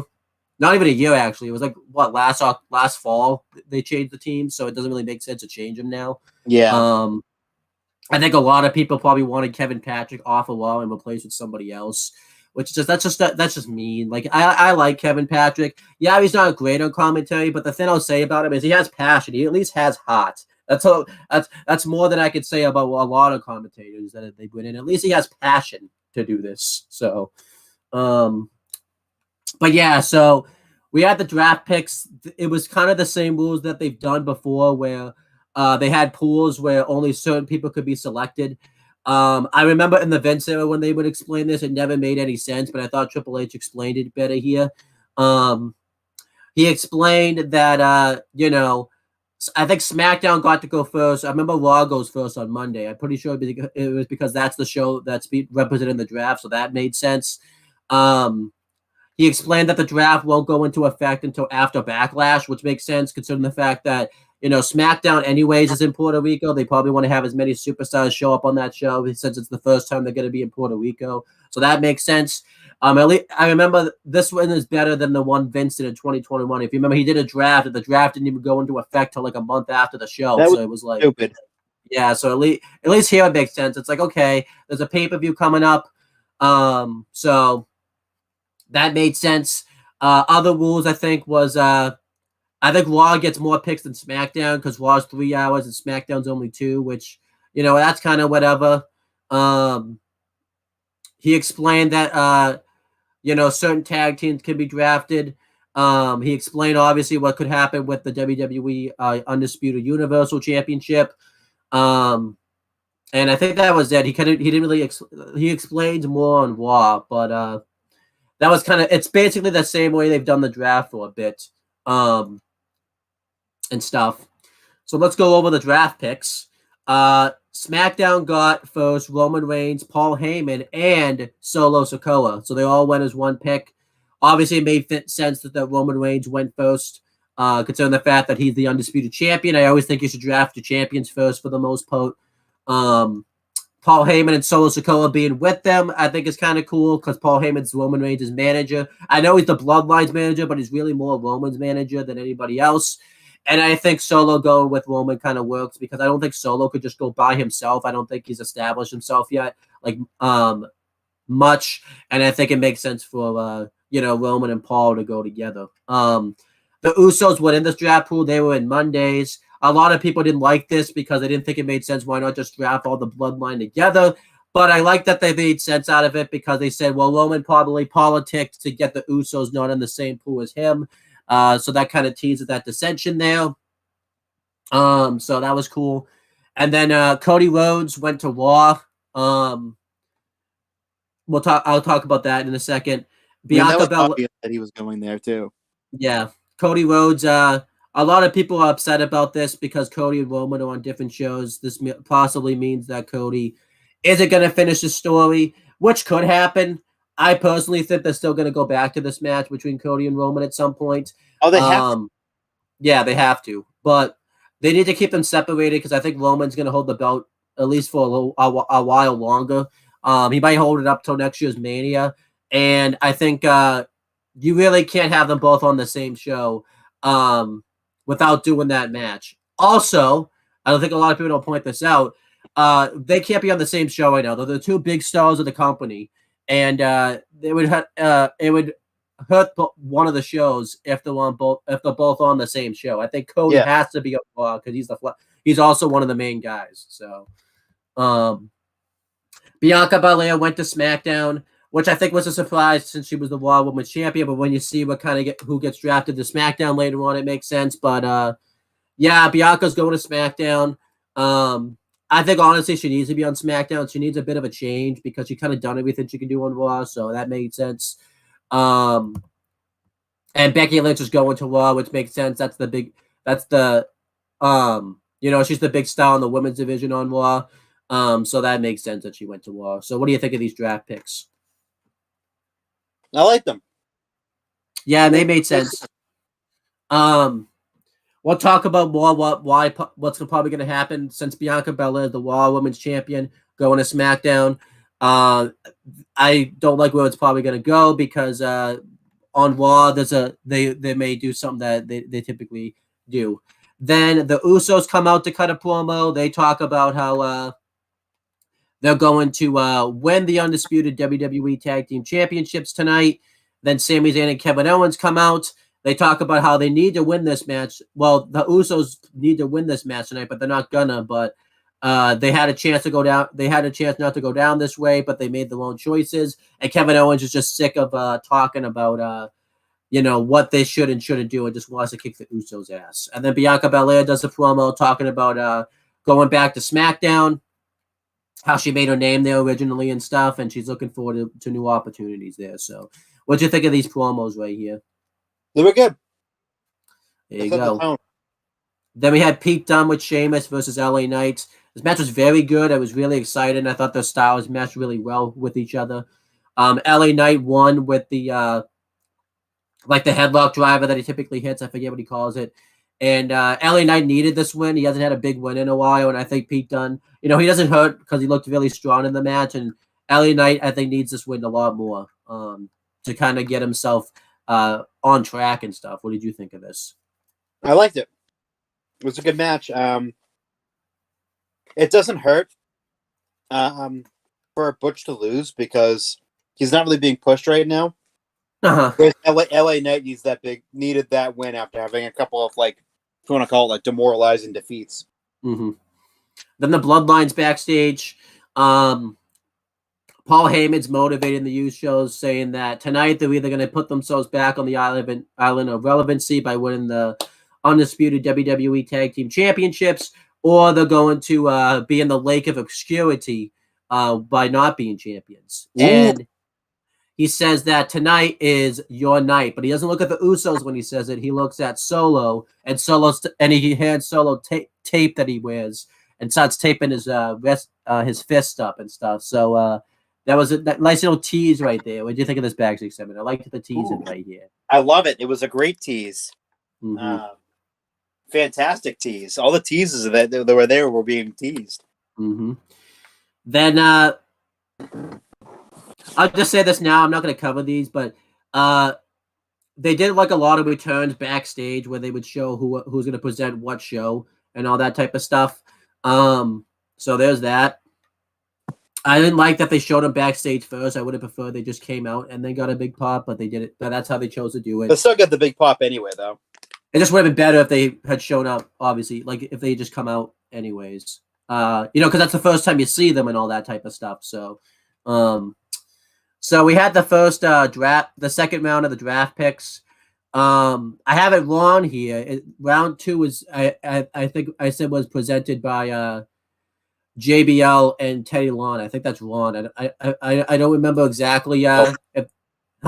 Unreal. Can't even get it Yeah, right. I know. Um, but I'll just say this: round 2 and 3. Rob Van Dam represents Raw to announce it, and Michael P.S. Hayes represents SmackDown. And either round 2 or 3, JBL represents Raw, and Teddy Long represents SmackDown. So I don't know what happened. Um, I'm pretty sure it's actually the opposite, by the way. I think JBL did SmackDown and Teddy Long did Raw, which did make sense because Teddy Long's always been like a SmackDown guy. But I think they clearly wanted JBL and Teddy Long on screen together, and they clearly wanted so that was the best way to do it. They should have just had JBL do Raw and Teddy do SmackDown, but that's not how they chose to do it. So it is what it is, I guess. It's really not that big of a deal, but it's kind of whatever. Because it's just cool to see these guys. So, and I liked how they did that, by the way, that they changed it up instead of having because all the picks. I like that they had like a guy from Raw come out and a guy from SmackDown. That way, it felt like there was at least a little bit of competition. It wasn't the same person, because that's been the biggest criticism of the draft recently is that it's run by the same people. So I do like the fact that they had a different person come out. What did you think of how they did that this year? I like it. No eating on the show. You I'm gonna fucking eat. You're gonna eat. Don't talk in your mouthful. That's freaking rude. What are you, an animal? You sound like a wild animal there. But let's go over these draft picks. The Street Profits are going to SmackDown. Imperium are going to Raw. Edge is going to SmackDown, and Matt Riddle is going to Raw. I like these picks. It was so cool that the Street Profits were picked early. That really says a lot about about the Street Profits that they're really high in the tag division. I'm glad they didn't split them up during the draft because they were building to that. They probably could have done it because the Montez Ford's poised to break out, but I prefer them keep staying together. There's really a lot they can still do as a team and stuff. Imperium going to Raw, I like. Because now they're I think the big faction. I know Judgment. We'll talk about it. I know Judgment Day goes to Raw, but I feel like too they can really take over the show. And Raw, the thing about Raw being 3 hours is Walter's matches will fill that time for the 3 hours because he has really good matches and stuff. And he can really his matches can really breathe and all that type of stuff. I mean, his opponents won't be breathing. Don't make sure of that, but I like Imperium going to Raw. I feel like they're gonna be they're gonna really take over that show because they were taking over SmackDown, but with the Bloodline being on SmackDown, they really can't take over the show. So I think with Imperium going to Raw, they can be the main faction on Raw, which I think will be great. And then Edge going to SmackDown, I think was necessary. He's done kind of everything that he can do on Raw, anyways. And with the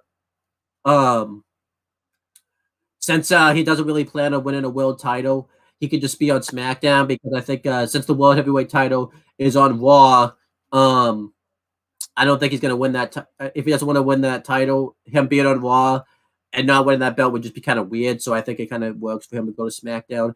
I think it kind of is poetic because if this is going to be his last year in the company, I think it's fitting for him to finish his career on SmackDown. I know he would.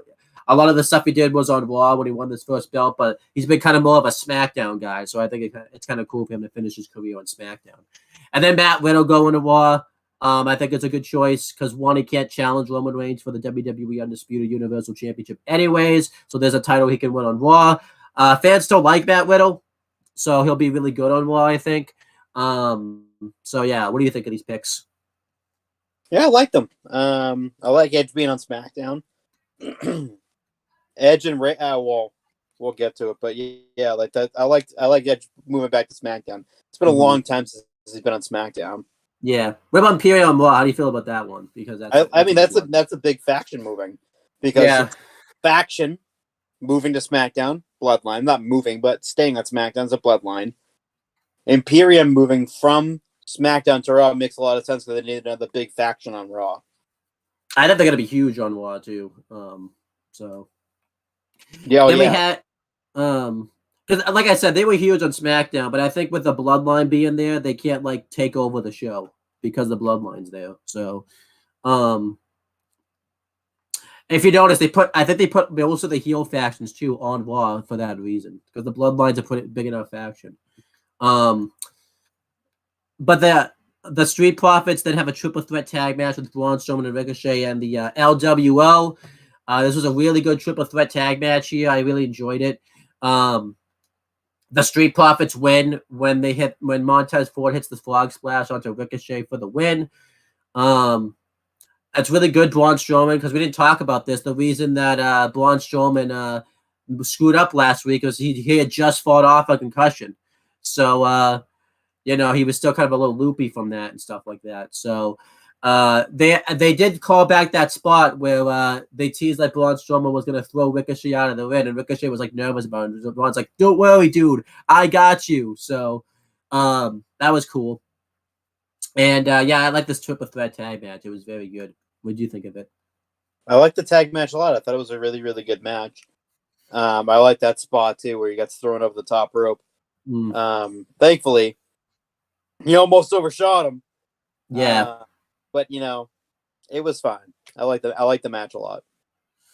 I think it made sense for the Street Profits to win since they were just drafted. It'd be kind of weird if they lost after they got drafted. It's like, what did you draft them for? They were just going to lose here. So yeah. So very good performance by the Street Profits. Really proud of them. Then we have some more draft picks, either represented by Rob Van Dam for Raw and Michael P.S. Hayes for SmackDown, or the Teddy Long thing, I forget. Obviously, it made sense for RVD to do Raw since he was on Raw most of his career.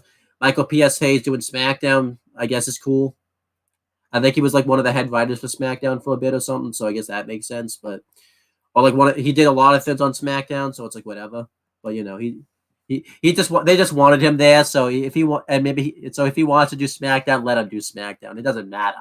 So, Bobby Lashley went to SmackDown. Drew McIntyre went to Raw. The OC went to SmackDown, and the Miz went to Raw. Bobby Lashley being on SmackDown, I'm fine with. He hasn't been on SmackDown since very early in his career, when he first started on the WWE. So that's a really nice change. I think he'll challenge Roman Reigns at some point for the WWE Undisputed Universal Championship. Drew McIntyre going to Raw works because he needed a change from SmackDown to Raw. He's been on SmackDown for a while. This probably means he's staying with the company too. Maybe he hasn't resigned, but it's probably looking more positive because I don't think they would have drafted him. And I hope when he does show back up on TV, he shows up as a heel because a new show going to Raw makes sense for him to be a heel. And then the OC go to SmackDown. I thought they would have stayed on Raw, but I actually think it works better for them to go to SmackDown. AJ Styles is made SmackDown what it was back in 2016. And I think the OC could do a lot of really good things on SmackDown. They can feud with the Bloodline, which would be cool. And I think the biggest thing they should do is the first match the first big program they should do is AJ Styles versus Roman Reigns, Night of Champions for the belt. I feel like too that I know AJ and Paul Heyman don't get along, but I think that's easy to work out. I think they'll both see the money in it, and there's a lot of reasons to go with that feud because you could have AJ reference the fact that Paul Heyman didn't fight for the Good Brothers to stay on Raw and stuff, and also Michin Mia Yim moved over as well since she's technically still in the OC. So Mia Yim can do a lot on SmackDown now because she's been used fairly well since she's been brought back, but they haven't done a lot with her.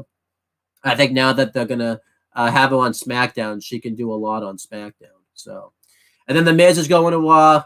I think he's gonna be I don't know if he'll ever win the belt, but I think he'll be a big challenger for the new World Heavyweight Championship. I think it makes sense for him to be on Raw, especially since I don't know if they're still doing that show, but since Miz and Mrs.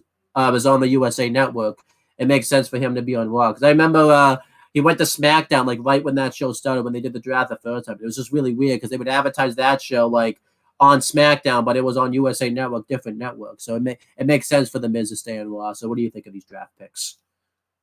I like them. Miz staying on Raw makes a lot of sense. Okay. And what about the OC and Bobby Lashley going to SmackDown? Good picks for SmackDown. The OC are going to get used heavily over there. Yeah. And then Drew going to Raw because that's a big one too. That's a big one, yeah. And then Zelina Vega then fought Sonya Deville with Chelsea Green ringside. This match wasn't good. I didn't like it. Zelina Vega won with a roll up on Sonya Deville. And it just really was bad. I just really didn't like that. And then afterwards, she got attacked by Ripley, but she was just distracted, I guess, by like Sonya Deville and stuff. I don't even know what she was distracted from. I went for the Riptide on Zelina Vega. She turned it into a DDT and quickly took off. This just wasn't good. It didn't do anything for anybody. And I feel like it just made Zelina Vega. It felt like they were trying to make it look like that Zelina Vega could get lucky and win the title, but this did not make Zelina Vega look, I thought, like a legitimate contender for the championship. Like, imagine they did this with Sami Zayn right before he fought Roman Reigns. It would have honestly hurt him, and it did the same thing to Zelina Vega, So, what did you think of this? I didn't do any favors, that's for sure. Yeah, I don't know. It's definitely Hey, Moxie. It definitely could get pushed better. That's yeah, for sure. definitely.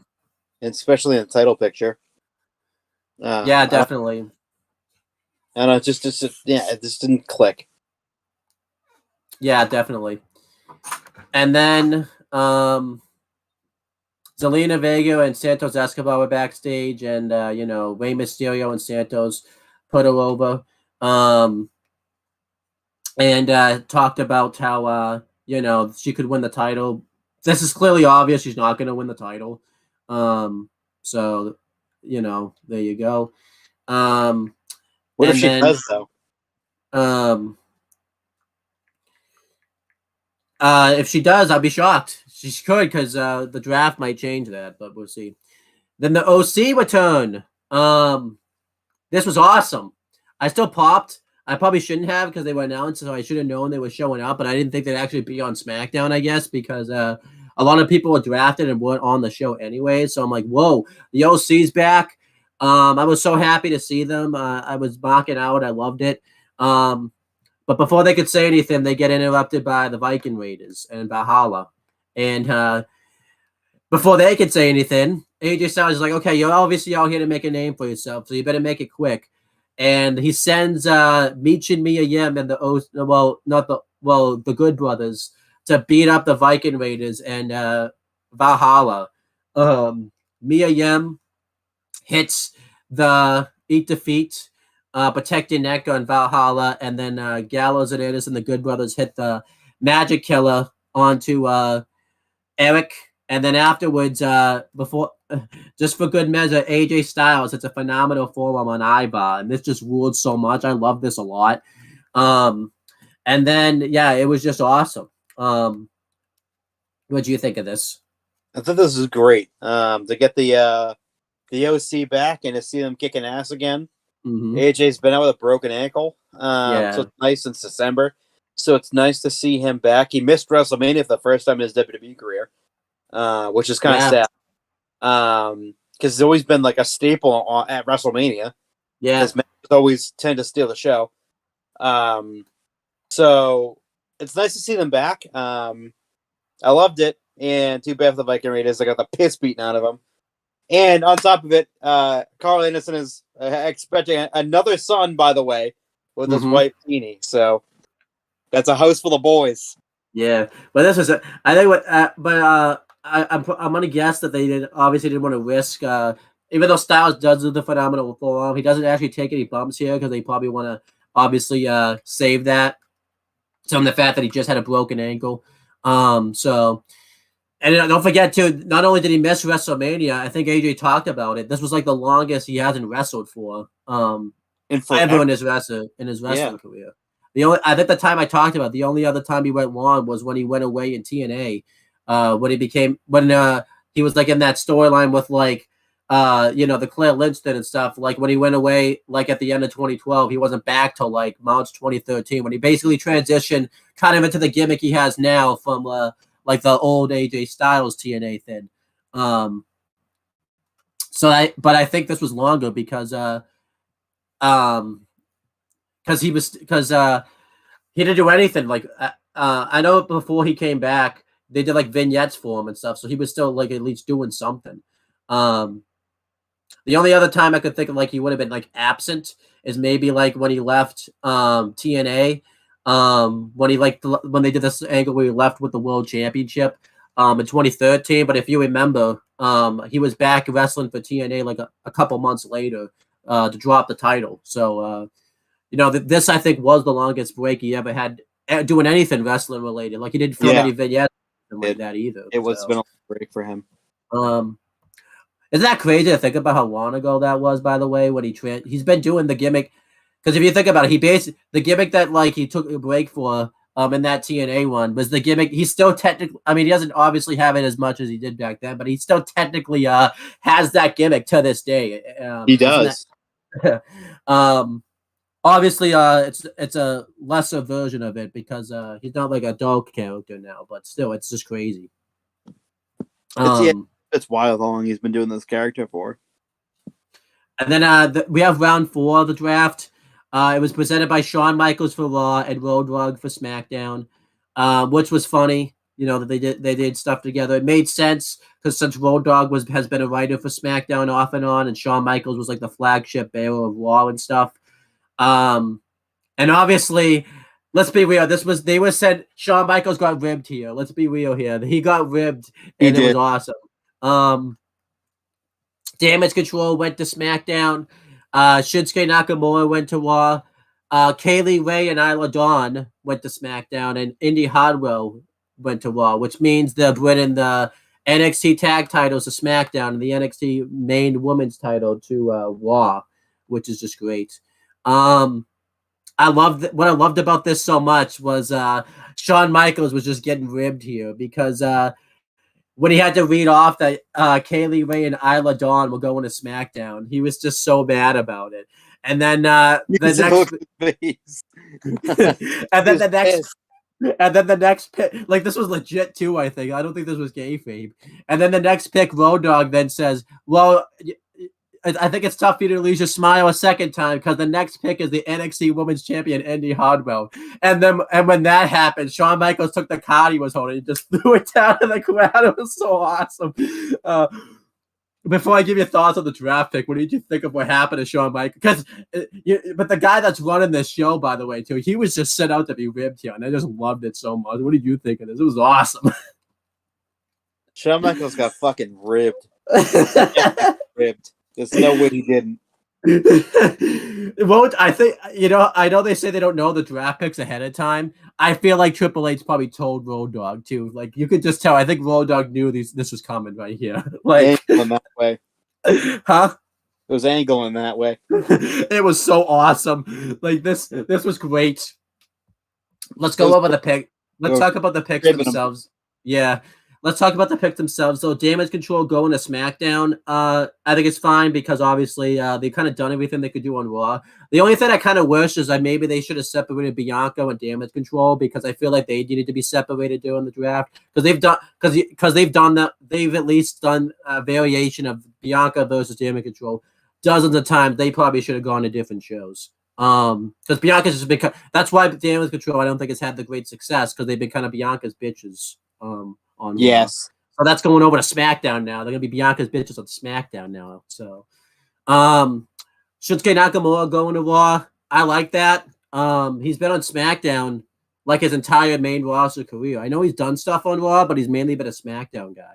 I don't even know if he's I'm pretty sure that like Raw was like the first time he's ever been on Raw, actually. He might have been on Raw another time and I just don't remember it, but I don't remember really him doing much on Raw, so that would be kind of cool. And then Kaylee Ray and Isla Dawn going to SmackDown. And Indy Hartwell going to Raw. We'll just talk about this. A lot of people are ranting about the fact that the champions were drafted. So why did you put the belts on them and stuff like that? Let's be real here. They need to go to the main roster at this point. They've been in NXT forever. And it's just time for them to go to the main roster. As you know, Chris, you and I are going to be very in favor of getting as many people off of NXT as possible, too, by the way, to get away from that booking, by the way. Yeah. But I think Kaylee Ray and Isla Dawn could do some good things on SmackDown. they've been booked fairly well in NXT. I think the gimmick is a bit too goofy because it's a Shawn Michaels gimmick. So I think the gimmick will stay that way, but I think it's going to be toned down a little bit on the main roster. I think Triple H will kind of have him focus on the wrestling type of thing. And then Indy Hartwell going to Raw. I think she's going to be used really well on Raw. Oh, definitely. Because I don't know. She's obviously got to heal from this injury first, but yeah. What do you think of these draft picks overall? I like them. Yeah, I like them a lot. Yeah. And then Mackenzie Mitchell's at the Performance Center, and she interviews Kaylee Ray and Isla Dawn. It's also funny too because Michael Cole, by the way, screws up and accidentally calls it Isla Dawn, I think, or Isla Dawn. I forget exactly what, but he pronounced the S by mistake. He didn't realize that. I don't think he realized the S was silenced. Isla Dawn. Or was it Eliza Dawn? I think that's what he said, actually. Honestly, they should just go with that now. She's Isla Dawn. She's Eliza Dawn now. So, but they get, you could just tell this was a genuine surprise for Kaylee Ray and Isla Dawn. They asked them about Mackenzie Mitchell asked them about being drafted, and they say they're excited about it, but then Katana Chance and Kaden Carter come up and challenge them for the NXT tag titles because they don't want them bringing them to no, they don't want to bring them to SmackDown, but we find out they may be bringing them to Raw though. Let's go. I like this segment though. It was a good way to get NXT out there, and it was a good way to book a tag title match. What do you think of this? I liked it. I didn't mind it at all. It was good. And then Shinsuke Nakamura gets interviewed. He's about to be asked about why he's going to, like, how he feels about going to Raw and stuff. And he gets waylaid and beaten the crap out of by Karrion Kross. He throws him shoulder first into like a crate backstage. The crate falls over. And this was just mean, like rude. What are you doing, man? Like, you're being so rude to everybody. Why are you mean? Like, you have no reason to be mean. You have a good life, and you over here like beating people up for no reason. Come on, man. Come Fucking on. assholes. What did you think of like? No. What did you think of this segment right here? I thought it could have been a little nicer. I know he's done this to like several people too. Like, why is Karrion Kross just so mean to everybody? Like, no one. Shinsuke Nakamura didn't do anything to him. Like, what are you doing? Like, yeah, come on. Come on. Just fucking be nice. I hope that maybe this draft will make him become a nicer person. So I just don't know why he took his anger out of Nakamura for no reason. There's no reason for this. Like, Nakamura is just chill and he's over there like doing that. I just don't get it. Then the Bloodlines backstage again. This is kind of more of the same segment. But they think Solo Sikoa is going to go ringside, but Paul Heyman tells them that the Usos have to do this themselves. They need to show that they can be a true tag team, which I think that probably messed up the Usos' game plan, by the way, because they were probably thinking that like they were going to have Solo help them, but that didn't happen. And then when the Usos leave, they tell Solo that tonight is his night. So, that's not good. What do you think? What do you think of that segment? Scary. Yeah. What's more scary, Karrion Kross attacking Nakamura or the Bloodline segment? The Bloodline segment. By the way, let's also talk about Karrion Kross, by the way, too. He knocks something over and doesn't even pick it up or anything like that. He just walked away. Like, up, you loser. he could have had the show get shut down. He doesn't know what's in there. Like, fucking jerk. He just left. Like, now people gotta work extra time now. It's like, what are you doing, man? Like, just pick it up. Then we have the undisputed WWE Tag Team Championship match. It's Sami Zayn and Kevin Owens defending against the Usos. I almost said it was the Usos defending against Sami Zayn and Kevin Owens. That's how weird it is. They're not champs anymore. The Usos defending against the Usos. Well, it could if Solo has another. If Solo has another brother we don't know about, it could happen actually. So, I mean, technically they all call each other Uso, which means brother anyway. Yeah. So in Solo versus the Usos, it'll be Uso versus Uso match. There you go. This was great. Obviously not as good as the Mania match, but pretty close to it. Eventually, during the match, Roman Reigns calls Paul Heyman, and when he basically sends Solo out there to take care of business, but we didn't really know what he was talking about. But nothing happens with it because when Solo comes out there, he gets attacked by Matt Riddle from behind, and he beats him up. Again, Matt Riddle, that was just mean. I know Solo's been mean to him, but again, because Solo was mean to you, you got to go to rehab, and he's over there attacking Solo from behind for no reason. It's just so rude. That's just not nice. And Matt is just a loser. So when he does this type of stuff, he doesn't get a pass type of thing. Like at least Solo's mean. And he has a justifiable reasons to be mean because he's winning matches. Matt Riddle's not winning any matches. Well, up until Raw, he was started winning matches, but just what a loser Matt Riddle is. Fucking and then loser. Fucking deserves to be. Kevin Owens and Sami Zayn. Owens hits the stunner on Zayn. No, I almost said on Zayn. I said on Jesus Zayn. Christ. He's already turned on him, see? Get tag champs. But no, he hits the stunner on Jimmy, and Zayn hits the haluva kick on him. And Solo Sikoa's out there not happy. And I guess Solo just kicked Matt Riddle's ass because you don't see Matt Riddle go out there afterwards. I guess he destroyed Matt Riddle backstage. I don't know what happened to Matt Riddle. Yeah. But yeah, this tag title match was excellent. I thought it was awesome. What did you think of this? I think this is a great tag title match, and yeah, it's a great way to close out the show. If it did do that. Before we have to we typically don't cover the SmackDown Lowdown, but we have to this week because there was some draft picks announced there, so we have no choice but to cover it. But there were some exclusives we have to talk about. The Street Profits do a promo talking about how they're prepared to bring the smoke to SmackDown. They mean the fight, not the actual smoke. And then Chelsea Green questions Road Dogg about why she wasn't drafted to SmackDown. She just was not happy. So, yeah. Road Dogg was just taking the piss, too. He was I thought I did hear your name get called. And Chelsea Green asked, who his manager was. And he just threw out some random name. It was really funny. What a funny guy Road Dogg is. A nice, funny guy right there. He's fucking hysterical. Yeah. Got to roast his best friend. It's great. Let's go over the picks. So the SmackDown Lowdown, it was season 2, episode 16. I bet, Chris, you're don't spoil it because you haven't seen the first 15 episodes of the SmackDown Lowdown. Like, no, don't spoil it. I haven't seen the first 15 episodes. Yeah, I haven't. You had the host, Scott Stanford and Matt Camp. I can't. I can't. But yeah, you had the I got to spoil it, Chris. It's got to happen. I can't be fucking spoiled. But you had the host. You had the host, Scott Stanford and Matt Camp. Scott Stanford was taking Jackie Redmond's place because she was doing NHL stuff, so she couldn't be there. Isn't that too bad? Huh? Isn't that too bad? Yeah. But you missed her. No, I didn't. Well, again, because I had to see Scott Stanford, and I don't want to see him either. So, yeah, I'm gonna tell you. By the way, I always forget that it's Stanford without a D. I always think I always pronounce the D for some reason. That's not there. I add. Huh? Stanford. Yeah. I mean the guy. The guy. You got to feel bad for him because he wasn't sure if he could have Cocoa Puffs. He didn't think he was being. He thought being straight edge meant he couldn't have Cocoa Puffs. So you got to feel bad for him. I would never. No, you don't.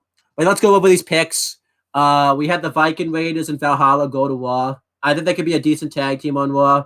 They may challenge Kevin Owens and Sami Zayn for the tag titles, but I don't know how much more they'll do. Huh? They get squashed. Yeah, probably. Dexter Lumis is going to Raw. That's fine. He hasn't been doing much lately, but it's so good for him to go to Raw. Candice LeRae's going to Raw. That's cool. I'm fine with that. Maximo Male Models are going to Raw. They haven't been seen on TV much lately. I don't know what's going on, but they're going to Raw. Hit Row's going to SmackDown. I could care less about that. Who cares about Hit Row? Yeah. And then we have some free agents, which is strange because we talked about yesterday, they had people as free agents even though the draft wasn't over yet. So it just didn't really make sense to do free agents. But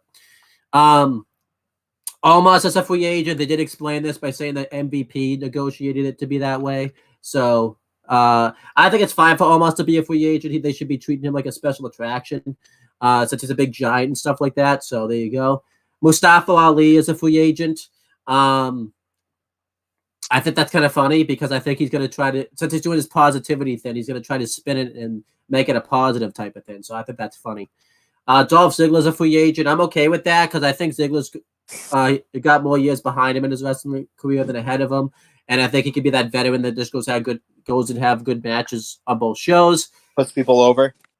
Von Wagner's a free agent. I really don't squash Von Wagner.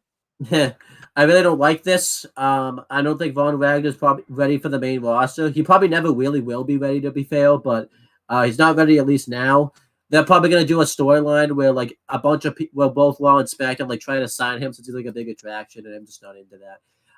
It doesn't seem like he's gonna be Britt and Mr. Stone with him. If he doesn't, that's a massive mistake because he is not ready to be by himself. So Hear this man talk. Lacey Evans is going to SmackDown. I don't care about that. I don't care about Lacey Evans. Well, her husband does. So, and her children do. So, maybe. Natalia's going to Raw. I think that's good. I mean, I think she'll just be Natalia on Raw, but she can, she's been on SmackDown for a while. I think she needs a little change, so I think that's fine. I think she's been on SmackDown since like the 2020 draft, actually. So that's been a while. That's a while. Apollo Crews. Ever. Yeah, Apollo Crews is going to Raw. I think you and I really wanted this to happen. He needs to get off NXT. He's really lost in the shuffle, and he's being jobbed out for no reason. And the best thing about it is I think that gimmick where, like, he could see the future is going to go away now, which I'm happy about. But I want that gimmick. Chelsea Green is going to Raw. That's going to be good. Sonya Deville is going to Raw. They're probably going to be a team on Raw, but I think they'll be good on Raw. Zoe Stark is going to Raw. I know you're not a big Zoe Stark fan, but I'm going to kind of like look at this as like a reset just because, Zoe Stark going to Raw. I think she'll be good on Raw because she actually is talented. It's just that like in NXT, the booking's so bad that they book her really bad. I think Triple H will book her better. And then this is a big one. JD McDonough was the last pick of the night. He's going to Raw. This is huge. He's been in NXT for a while, both as Jordan Devlin and JD McDonough. And he's been in both brands and stuff. I think it's finally time for him to make the move to Raw. I think he'll do really well on Raw. And there's also a faction on Raw that he could possibly either join a feud with because his mentor is the leader of that faction. So I'm kind of interested to see what happens there. But what do you think of all these draft picks that happened? I liked it. I like JD McDonough going to Raw a lot. Mm-hmm. It's really a great pick. Yeah. But I loved it. Does it make sense? Yeah, it does make sense. Because I don't think he can really do anything else. I don't think he can really do anything else either in NXT. I think he's kind of done everything he can do in NXT. He's done everything and then some. He's been in NXT forever. Yeah. Anybody else you want to talk about, like that went to free agents, Raw, anything like that? Because obviously these were like the picks that like they don't really because they're not doing much on TV, so I think they just did it to kind of like spike a rating for the SmackDown lowdown. But anybody else that interested you? Nope. All right. And then there was some interviews on the SmackDown lowdown. Rhea Ripley got interviewed and said she's going to destroy Zelina Vega at Backlash. And then Shinsuke Nakamura got interviewed and said that he's going to finish his business on SmackDown because they announced Karrion Kross versus Shinsuke Nakamura for SmackDown next week. And JD McDonough get interviewed and talk about how happy he is to go to Raw and everything he's worked for. And Kevin Owens and Sami Zayn got interviewed. And they had a really good interview here. Kevin Owens talked about how Solo Sikoa can't be called solo if he's always with people. He's not solo. He just went on this big rant about it. And he says, you know what? I'm going to ride by myself. And Sami's like, I think we'll ride together. I'm a legit ride. And then Kevin Owens came back over and said, okay, you can ride with me. And like he led Sami Zayn one direction and he went the other direction. So he was like, why did you leave me that way if you're going to go that way? Like it was awesome. You got to go watch that interview. It was really funny. And that was SmackDown the first night of the draft. I thought the show was awesome. I really liked it. I think I liked the SmackDown show better than Raw, probably, just because I thought more stuff happened. We had better matches on the show, so I'm gonna give SmackDown like an A. I thought it really delivered. What did you think of SmackDown? I give SmackDown an A too. I thought SmackDown was a great show. Yeah, I just couldn't watch it live, but I absolutely loved it. I thought it was a great show. It's a great start to the draft. Very hot start to the draft. Yeah. I think the only other criticism is I I would have preferred like JD McDonough. I know they wanted to probably get a rated for the SmackDown Lowdown. I would have preferred him get announced like on SmackDown proper, just because I think he's a bigger star than that. I think to get announced on SmackDown. And obviously I didn't like the Selena Vega Rhea Ripley. Well, what the whole thing they did. So, but let's cover Raw, the final night of the draft. Do you need me to send you my notes, or do you have? Are you ready? Let's jump literally into it. I'm going to jump right into it. All right. So Triple H walks onto the stage to bring us into the show, and announce that he says, "Welcome to Monday Night Raw," and that everyone's available to be drafted from all three brands, but the rosters won't come into effect until after Backlash, which I don't think he needed to say that because that makes sense.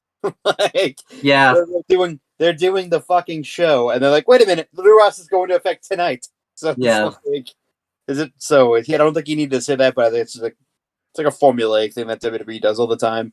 But yeah, it's a nice start to the show, and they show the belt again. Yep.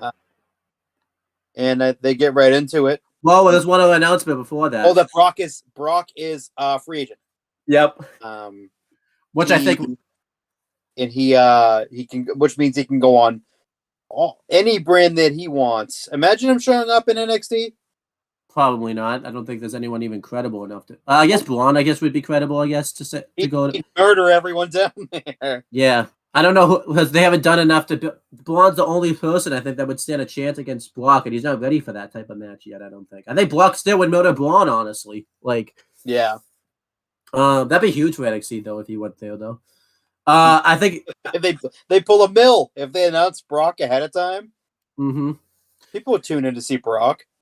Because it's literally never been there before, ever. Not even like as a surprise appearance. Like he's literally never been down there ever.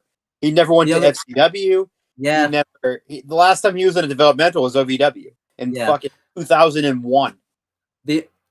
2001. The only reason I would say no, I know Shawn Michaels probably would get Brock. I just do not trust Shawn Michaels to book a Brock Lesnar appearance in NXT.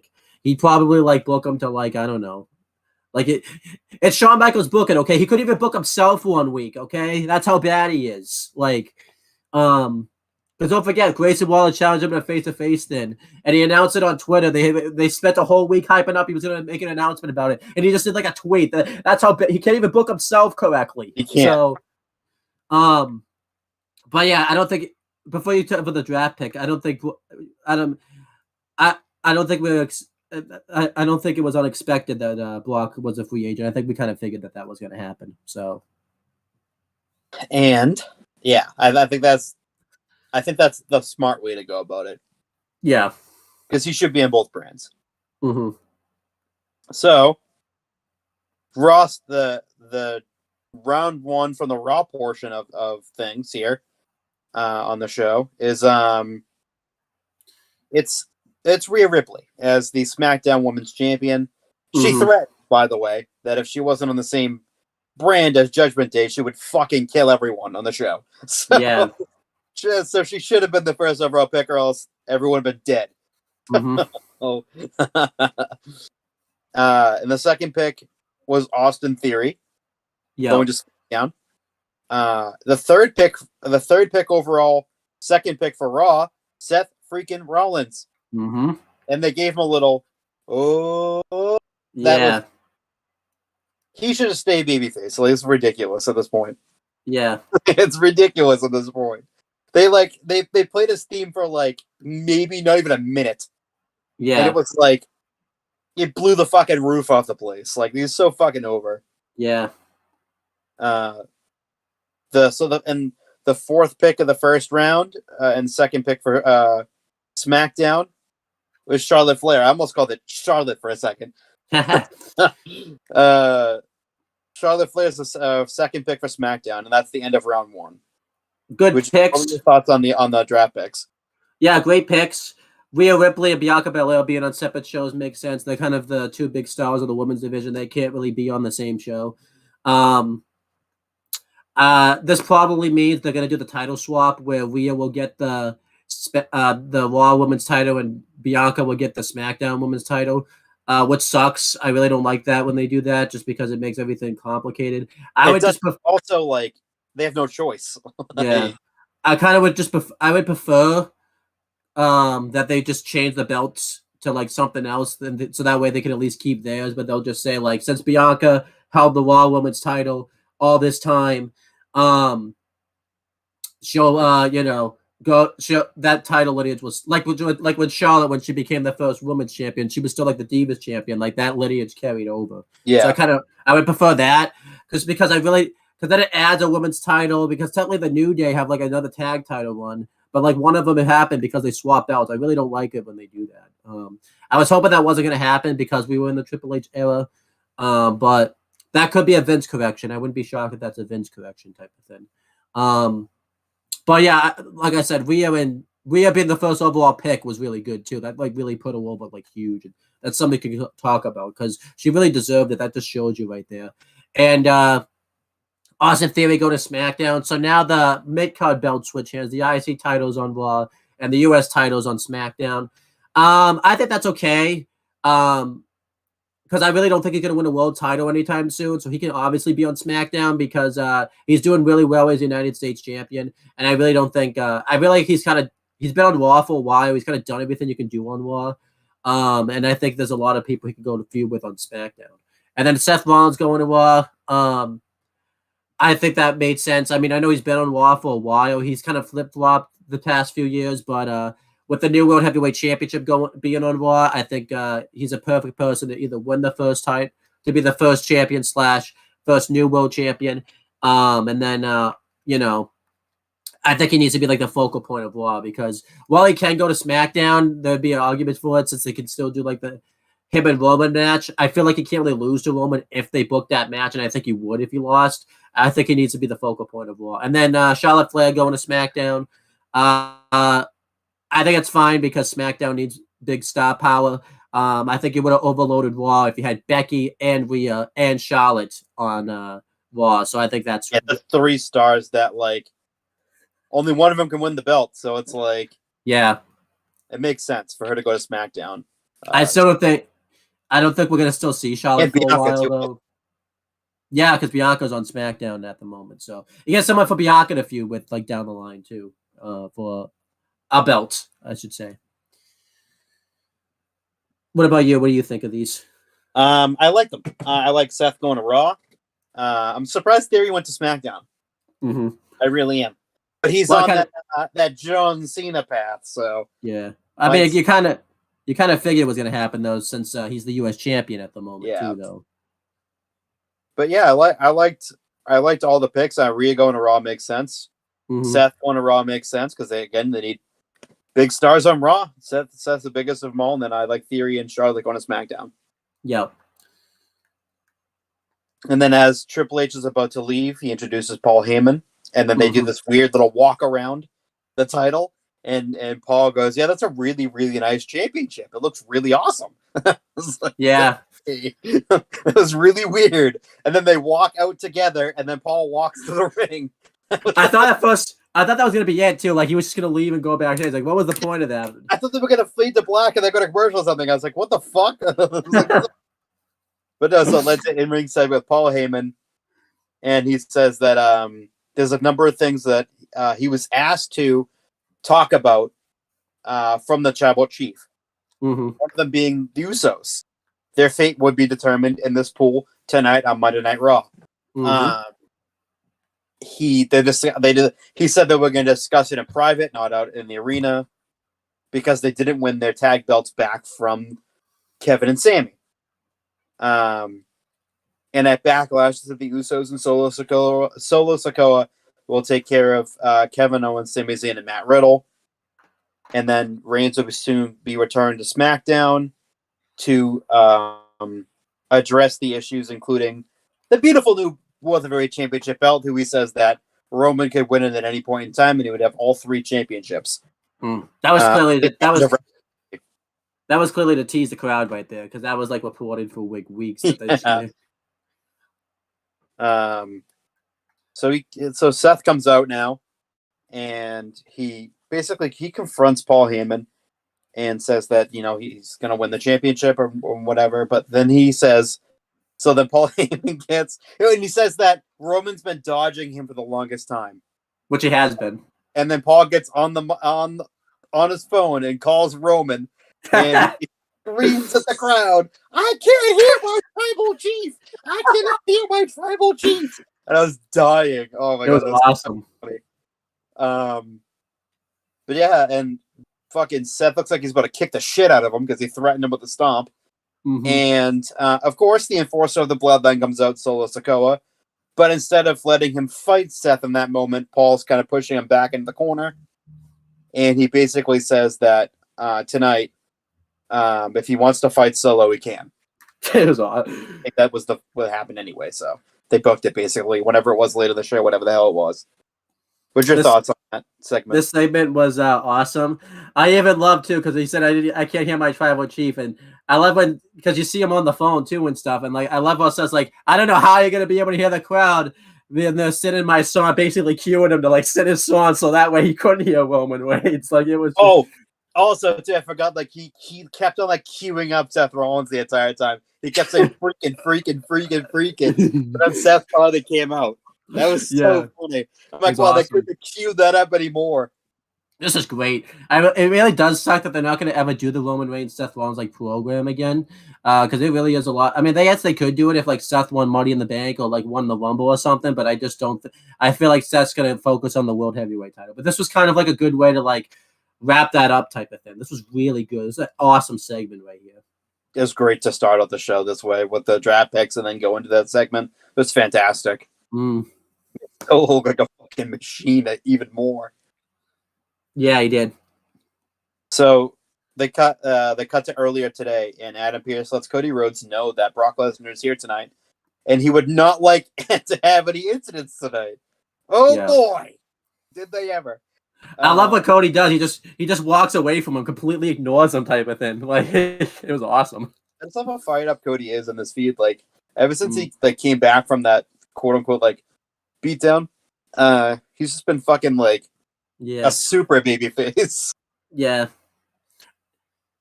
So next we have Raquel Rodriguez and Liv Morgan versus Damage Control. I thought for a second this is for the tag titles, but it wasn't. No, it wasn't. So Damage Control ended up winning after Liv Morgan goes to the Oblivion on Dakota Kai. But then Bayley rolls up Liv Morgan for the victory. That's why I thought, like, I was like, wait a minute, did they just win the tag team titles? Yeah. But, like, it was non-title. But it gives them a nice win, Damage Control, against the champions for a future match. It does, yeah.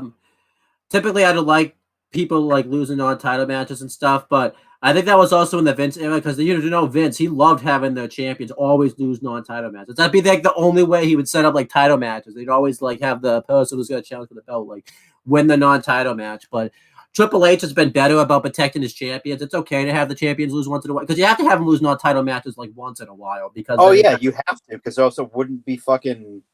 It would piss people off if the champions kept winning all the time. Yeah, and I think they're going to do a rematch of this. I could see, like, in the rematch, Liv and Raquel winning, and then they kind of start to do, like, the breakup.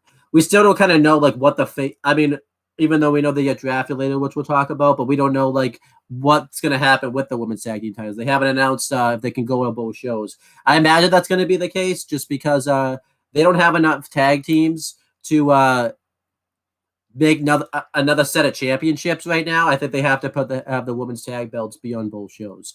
Not like...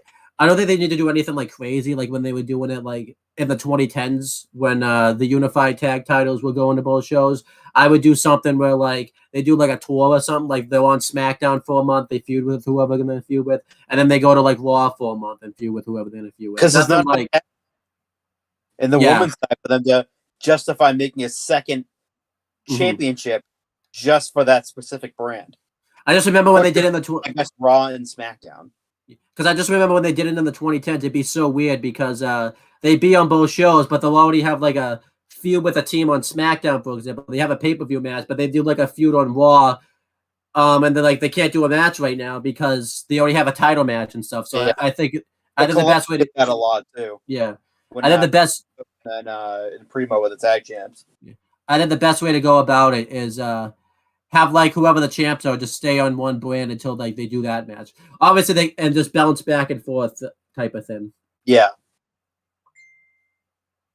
So then they cut to another pre-show segment where Adam Pearce finds Brock Lesnar and tells Brock to keep the peace tonight. You like him to keep the peace. Mm-hmm. And then Brock, being the scary fucking guy that he is, horrifying man, scary. Mm-hmm. He just laughs, which is even fucking scarier, and then tells Adam Pearce, "Good luck with that." Mm-hmm. That's scary. That man Very is scary. fucking. That is a scary human being. You would tell Adam Pearce like was scared, like no kayfabe type of thing. This was a shoot scared, like he was scared. I don't blame him too. Terrified. I'd be terrified too. And fucking Brock was saying good luck with that, and then just chuckles. I'd run. I'd run because he kicked the shit out of me. That's why. Yeah. Even though Adam Pearce has been a wrestler before, I don't think he could. I think Brock would kill him and stuff like legit kill him if he wanted to. Like he could. Brock's fucking hands are fucking weapons of mass destruction. Those are the real WMDs right there. Because he's like a legitimate trained fighter. His hands I think are considered like legit weapons. Yeah. If he wants to fight someone in real life, he could get some serious jail time. He could honestly, like, there could be somebody with a gun at him. I honestly think Brock would still win that fight if he had someone with a gun, like a big shotgun, like pointing at him and stuff. I think Brock would still, because he has that UFC background and the amateur background. Yeah, honestly, I think Brock's so scary. He could get shot like he'd be like Jason Voorhees type, but then he gets shot like in the ribs or something. I think he'd like walk away through. He'd still come out. That's how scary Brock Lesnar is type of thing. That's like, a scary fucking man. We have to move on. I've been scared just talking about it type of thing. Like, it's true. I'm so scared. Like how horrifying. So next they have Hall of Famers Booker T and Queen Sharmell, husband and wife, as the special presenters for the following picks were on SmackDown. Mm-hmm. So they go to that, and the first pick of round 2 for Raw, I said SmackDown, wouldn't make any sense. For Raw was the undisputed tag team fucking champions, Kevin Owens and Sami Zayn. Mm-hmm. And the not so surprising pick, the conversation they had in private, they probably skewed it a little bit. Paul Heyman did. The second pick of the second round to SmackDown was the former longest reigning tag team champions of the modern era, the Usos. So actually, the entire bloodline is on one brand together, and I feel fucking sorry for them because Roman is going to beat the shit out of both of them. Yeah, I kind of wish they went to. I wish they went to Raw for their safety. Yeah, scary times ahead.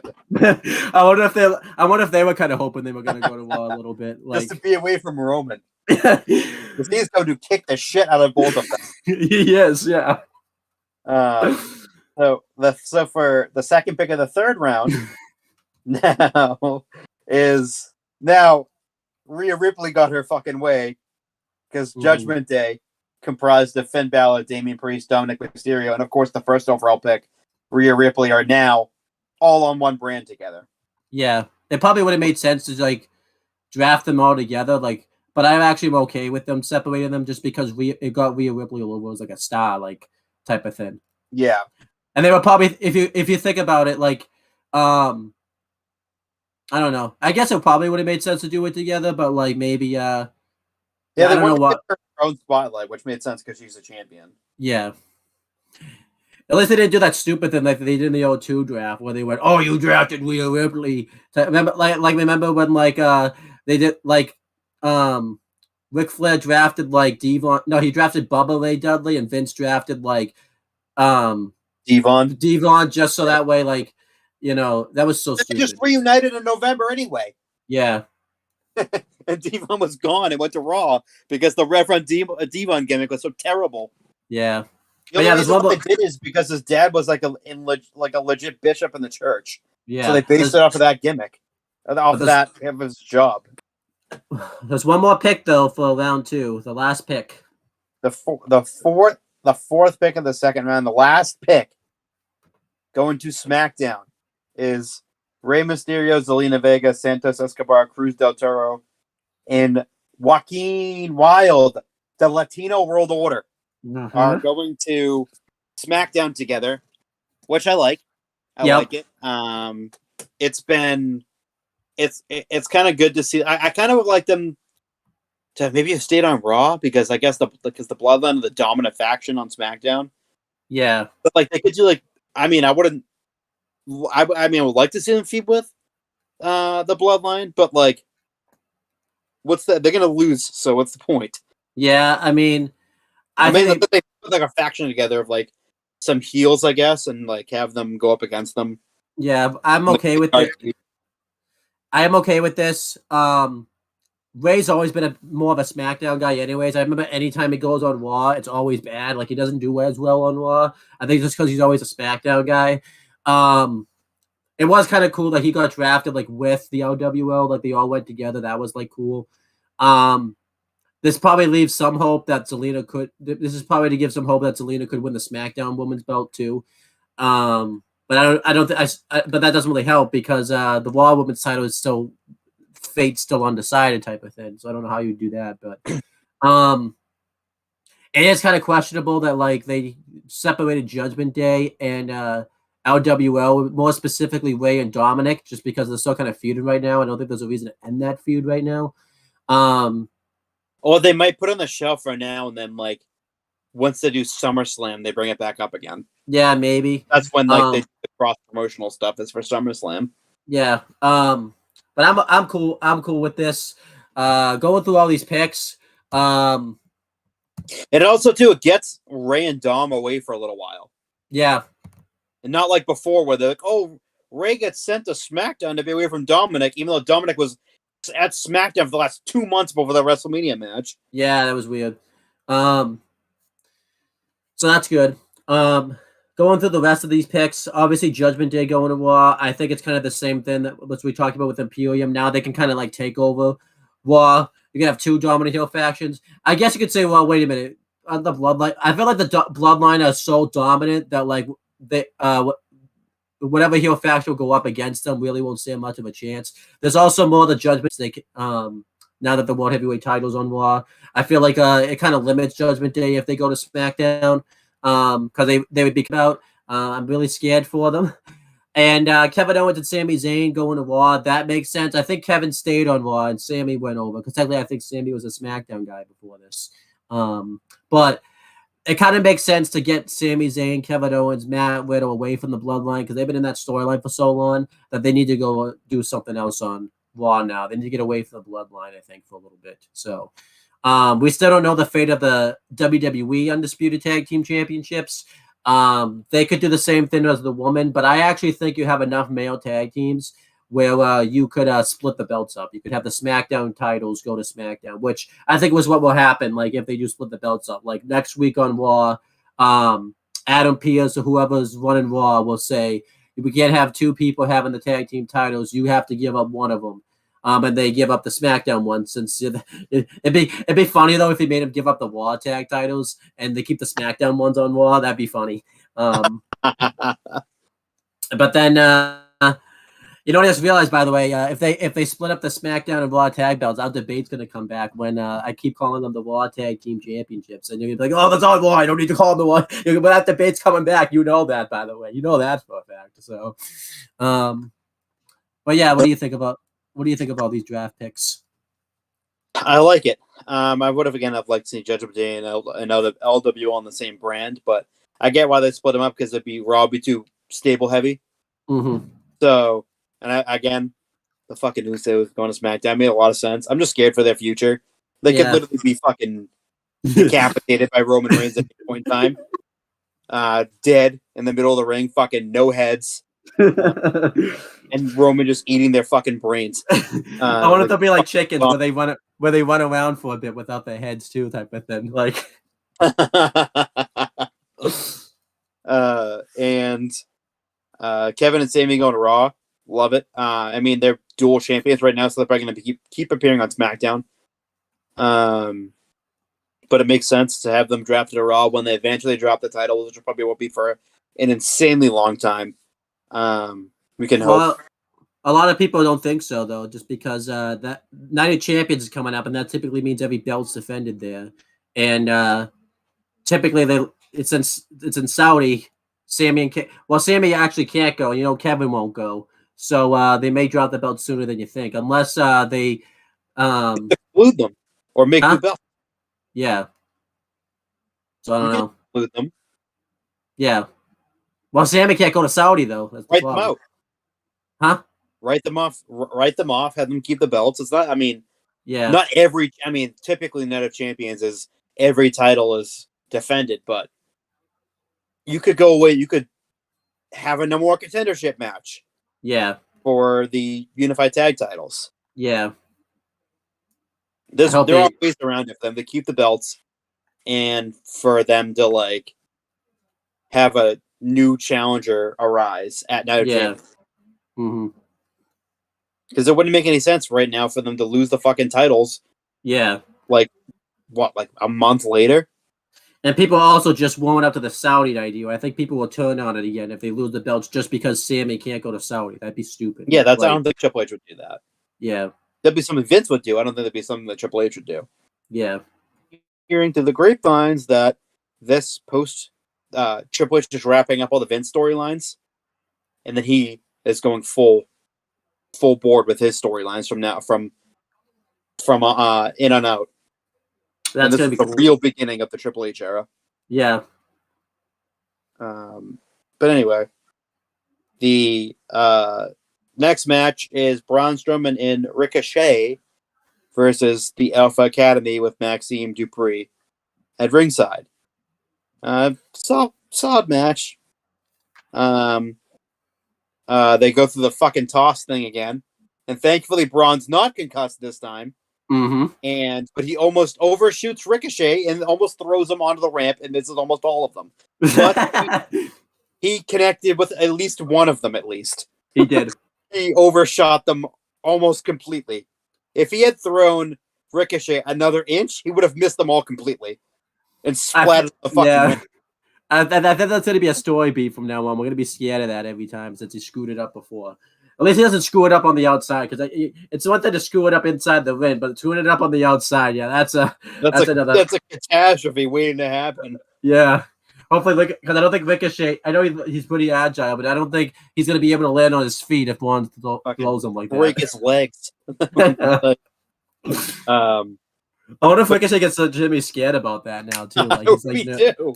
I'd be horrified if I had my tag partner throw me over the top rope and he overshoots me. Yeah, I end up fucking breaking my leg on the fucking ramp. Yeah.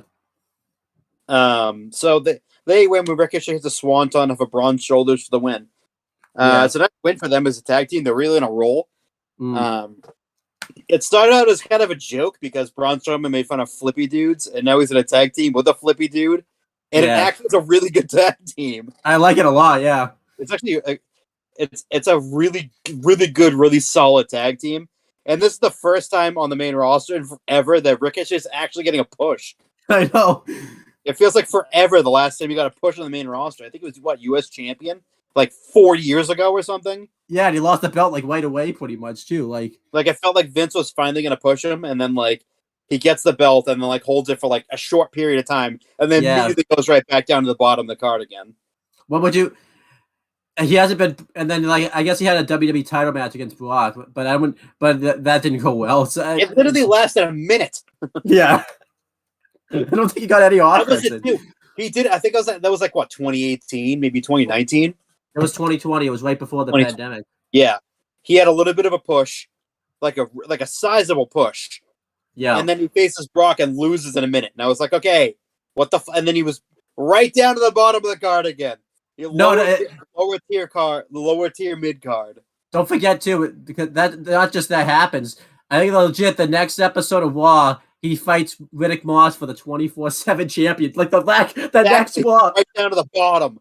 What the fuck? Like, come on! Like he just beat Brock, and he lost in a minute and a half, and then now it's like, and all right, here he goes back to where he was before. Never to be seen again. He doesn't do any of his flippy stuff too, like in the match with him. Like Riddick Moss pretty much jobs him out pretty much too, if you remember so dumb.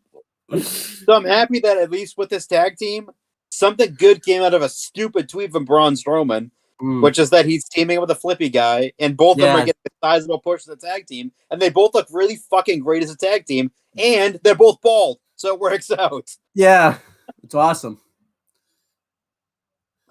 So now we go to round 3, and Shawn Michaels and Adam Pearce are out there as the special presenters. But before they can even do anything, fucking Brock Lesnar's music hits, and Brock gets in the crowd. He tries to insult Fort Worth, Texas, saying he's the only real cowboy there tonight. And Cody's music hits, and Cody comes flying through the crowd like 100 miles an hour. Yeah, and he drops Brock with one punch and punts his cowboy hat out of the ring. Which is and then Brock just kind of casually rolls out of the ring, and to keep them separated, there was like Adam Pearce, like thousands of people come out to separate them. Yeah. And then Brock is like on the apron, like licking his own blood off of his face. That was very bizarre. Yeah. And they show the camera, and the side of Brock's nose at the end of the nostril was like cut. Yeah. And I think when Cody like legit, I think Cody might have stiffed him there.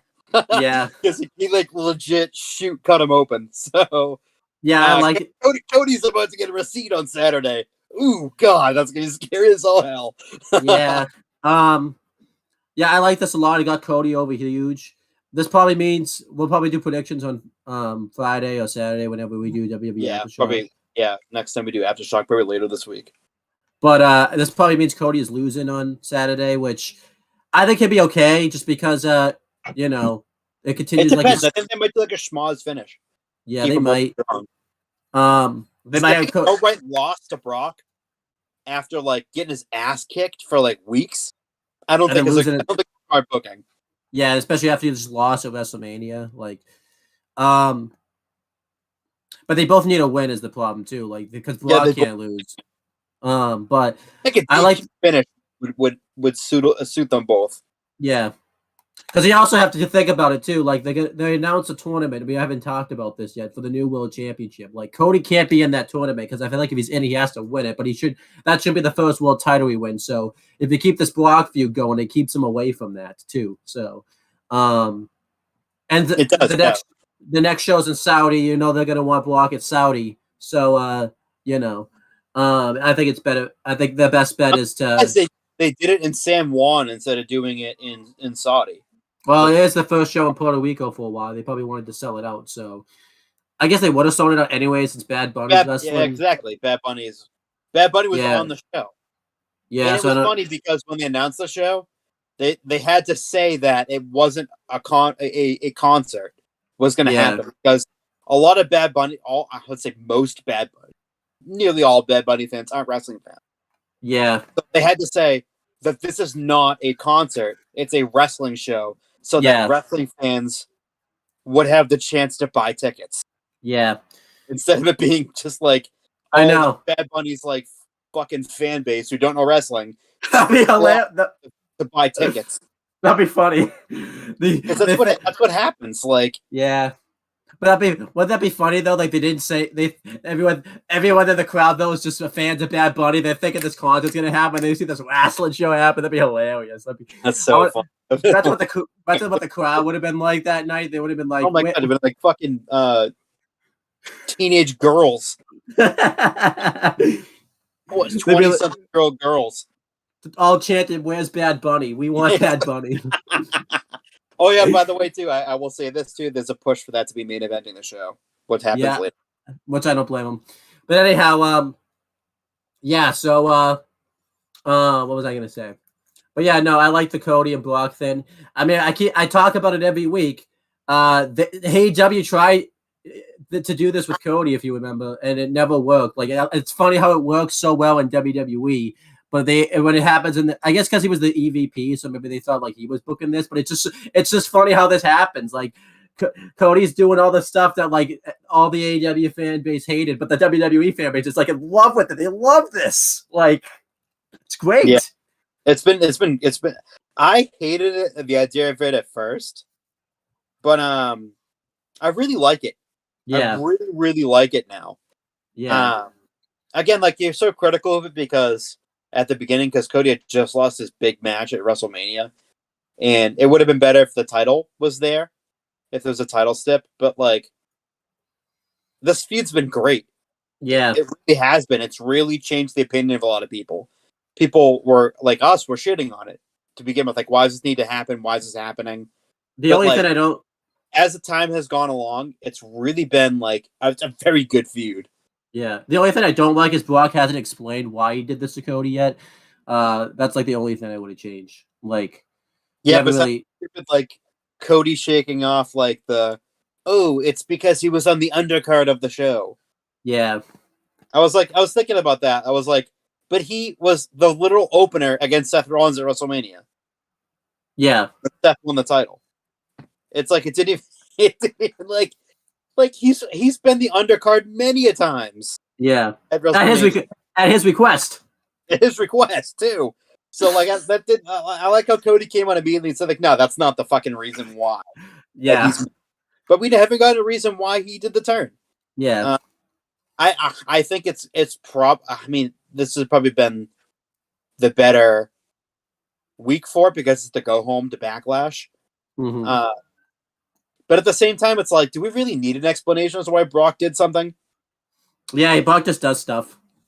He just probably did it because he's a lunatic. Yeah. He's gonna come after me now. I know. I gotta start watching out. They might come after me now. The only thing I would have loved about it is if like someone interviewed Brock backstage and be like, "So why did you attack Cody Rhodes?" And Brock just like, what? I'm a lunatic. I don't know, man. I just felt like attacking. That would have been. And then I was like, the interviewer was like Byron Saxton, and he's like, "I don't know, I'm a lunatic. I maybe I'll attack you." Like that would have been awesome. He said that to Byron. Like, Brock just does what he wants. Even if they interviewed him and they asked him like, "Hey, like, why'd you do this to Cody?" I don't know. I felt like it. Yeah. Like, he doesn't need to explain himself. He could just say because he felt like it. Yeah. And we all buy it too. Yeah. So now they finally get underway with the third round of the draft. Mm-hmm. After that little hoopla. More champions being added to the Monday Night Raw brand as the women's tag team champions of Liv Morgan and Raquel Rodriguez have been drafted to the Monday Night Raw brand of World Wrestling Entertainment. Yeah. Now this is a big one for SmackDown. Asuka, huge addition for SmackDown. New challengers for her to face. Mm-hmm. And going to Raw with the third pick is the power of positivity, the New Day. Mm-hmm. So when Kofi comes back from his injury, we have the New Day minus Big E, which I thought they were going to say Big E, but they didn't. Kind of upset me a little bit. Yeah. But drafted to Monday Night Raw. Yeah. And to close out round 4 for SmackDown is the Brawling Brutes as a trio. Yeah. I like that they kept everything together. New Day, mm-hmm. The tag champs, obviously can't split up the fucking tag champs and be on one show or the other. Since Shawn Michaels was announced today, I bet he would have loved it. Oh no, he would have broken them up. Yeah. He would have done it already, and the tag titles would have been disbanded. Mm-hmm. But yeah, I like where everyone went. The Brawling Brutes being on SmackDown allows them to go after the Bloodline. Mm-hmm. Again, which would be I'm all for that because that first time around was really, really good. Mm-hmm. New Day going to Raw. They've been on Raw forever. Mm-hmm. As a group, not just like one-off appearances, but like as a group, they've been on Raw in ages. They've been on SmackDown for a long time. Asuka going to SmackDown makes a lot of sense because there's new challengers. Again, she can continue a feud with Bianca on SmackDown. Yeah. And the tag champs going to Raw. It's the same thing with Kevin and Sami. They're going to be on both shows anyway. But once they finally lose the titles, they'll be on Raw. Yeah. Like a lot of people, I think, were confused. Like, why did they draft the tag champs and stuff if they could just be on both shows? Like, it wouldn't really make sense to not draft them because what happens when they lose the belt? They'd just be like free agents. So it wouldn't have made sense. Yeah. Yeah, I liked obviously the Liv Morgan and Raquel Rodriguez going to Raw. They can do a lot of things on Raw. Like once they lose the tag titles, there's a lot of challenges. Like Liv and Rhea can pick up their feud again because that's how Rhea turned heel to begin with. they could have Liv dethrone Rhea for the title, which I think was gonna happen. If you remember, Rhea got a brain injury. I think she was gonna originally cash in on Rhea probably or something. They would have whatever the fuck it was. I know she had like a heart monitor on at one point. Yeah, she had a and concussion. I think the concussion because she had some sort of like device on her chest. I'm not too sure if she had like an high elevated heart rate or something. It was something like very serious. Yeah, and then Raquel, you could do her versus Rhea too. And there's a lot of things you could do with Raquel. Becky, by the way, big Becky woman match, like a fucking yeah. But yeah, like I liked it. I liked where. And then Asuka, you kind of covered already. The New Day, that's going to be good. Xavier Woods, at the moment, I think he's going to be in that tournament probably for the new World Heavyweight Championship. I think he'll actually get further than you think in that tournament too. Like he'll be like the sleeper. They always have like a sleeper in like a tournament. I think Xavier Woods is going to be like that. He's perfect for that because he's so fucking over. So it makes sense. And the Brawling Brutes, I'm actually fine with them going to SmackDown. The only thing I don't like about it is that means that Sheamus Walter feud's going to be put off now. Like I thought Sheamus was going to be the guy to take the IC title off Walter because it would have made sense. And now he's like, and also I thought if Drew JD being on Raw though, that makes sense. Yeah, and then I thought with Drew going to Raw, like Sheamus would have followed him, so that way Drew could like turn on Sheamus, because they have that relationship and all that type of stuff. But on again, friendship on in storyline, but best friends in real life. Yeah, and then obviously I think a lot of people probably wanted like Pete Dunne to be drafted by himself, so that way he could get rid of the name that he has at the moment. But he's so name. You know the name. You've said it before. You said it earlier today. I will allow a one-time only saying of the name, then you can go back to calling him it. Just to say that you would like him to go from this to that. Okay, so everyone would have liked him to be Pete Dunne. At the moment, he's Butch, but everyone would have liked him to go back to being Pete Dunne. Now I have to be careful because I can't screw up. And I feel like I gave you a one-time only. Yeah, but I didn't want to screw it because then if I said it again, you probably be like, "Oh, that wasn't one time." You would have like maybe changed it again. So, but I think a lot of people probably want him to go back to the Pete Dunne gimmick. But you really can't split up the Brawling Brutes though. They're really over as like an act. Yeah, I think eventually by the end of the year he's going to be Pete Dunne again. Yeah, but I think Triple H wants him to be Pete Dunne, and once like that, it's Triple H's show officially 100% with his storylines. I think he's going to be Pete Dunne again. Yeah, because that's the thing too. Because then, what do you do with Pete Dunne at the moment if you do just separate him? Like you would have to you have to be off TV for a while if he goes back to the Pete Dunne gimmick and stuff. So he could get him off and then have him come back as Pete Dunne. Yeah, they could do something where they could do something with a bloodline like bites him off or something. Like they beat the crap out of him so bad he's got to go away and be Pete Dunne again or something. So kind of how Kane did his vignettes when he put the mask back on. Yeah. He's going to go away for a few weeks. He's like in an asylum or whatever. And he's like, yeah, I'm not Butch. I'm Pete Dunne. And like, he's just like punching walls and shit. Like, yeah, back fucking crazy motherfucker again. The one big thing I want is, I've been wanting this match for a while. Was Roman Reigns versus Sheamus for the Undisputed Universal Championship. I think that match would be fire. It's been a long time, I think, since they've gone one-on-one. And they haven't done it with the roles reversed, with Sheamus as the face and Roman as the heel. So last time they did it, it was one-on-one. I think it was when Sheamus beat him in like under a minute or something like that. I think that was the time. Yeah. But anyway, they backstage now. Matt Riddle is fucking excited. Mm-hmm. He looks like he did a bunch of drugs, and probably did. He's not supposed to be doing that, by the way. He just got out of rehab. He's not supposed to, but he's still hanging on that one person. Yeah. Matt, and so he's talking with Kevin and Sammy, and he's like super excited. They all got drafted together. Pumped. He's elated, and so his music hits Riddle, and he goes up to the ring, and Kevin Owens turns to Sammy and goes, "Why couldn't we have been drafted to SmackDown instead?" I think too. Yeah. I think his deadpan, serious ass Kevin Owens goes, "Why couldn't we have just been drafted to SmackDown?" It's almost like they would rather deal with the Bloodline's problems, getting beaten up by them, to deal with Riddle. That's how bad Kevin Owens hates Riddle. This is awesome. It's awesome. I love that so much. Now that killed me. Even though this is comedy, I'm gonna Steve actually pointed this out. This could be a small setup to bring back Randy Orton. They do RK Bro versus KO and Sammy at SummerSlam for the tag titles. That would be that'd be cool. Like I'd go for that. I don't know. I don't think anyone would turn though. I think it would be something where like, maybe Randy Orton just comes back and like, Riddle goes, "You guys are my bros and everything, but Randy Orton's my main bro, and we want to win our tag titles back because we never got a rematch for. Because I'm pretty sure they never got a rematch, right? Because Randy had to go off TV pretty much. Yeah, right they never lost. got their rematch. So yeah, because he was beat them. So yeah, so those aren't champs anymore. Yeah, I would like that, and then maybe too like you have OK Bro lose and have one of them. I would prefer. I know everyone would probably think Randy would turn on Riddle, but I would like it if Riddle turned on Randy. I think Riddle needs to go heel. Like the Stoner gimmick isn't really over anymore, type of thing. Yeah, it's not really over anymore. I mean, I guess he still gets a reaction, but it's not nearly as big as it used to be. Yeah, because pot's legal, so it's like not like fucking. Before it's like, ooh, he's definitely like smoking weed. He's not supposed to. Yeah, well, but technically he isn't supposed to. Actually, he's not actually. That's not for a good reason. Because he's a drug addict. Yeah.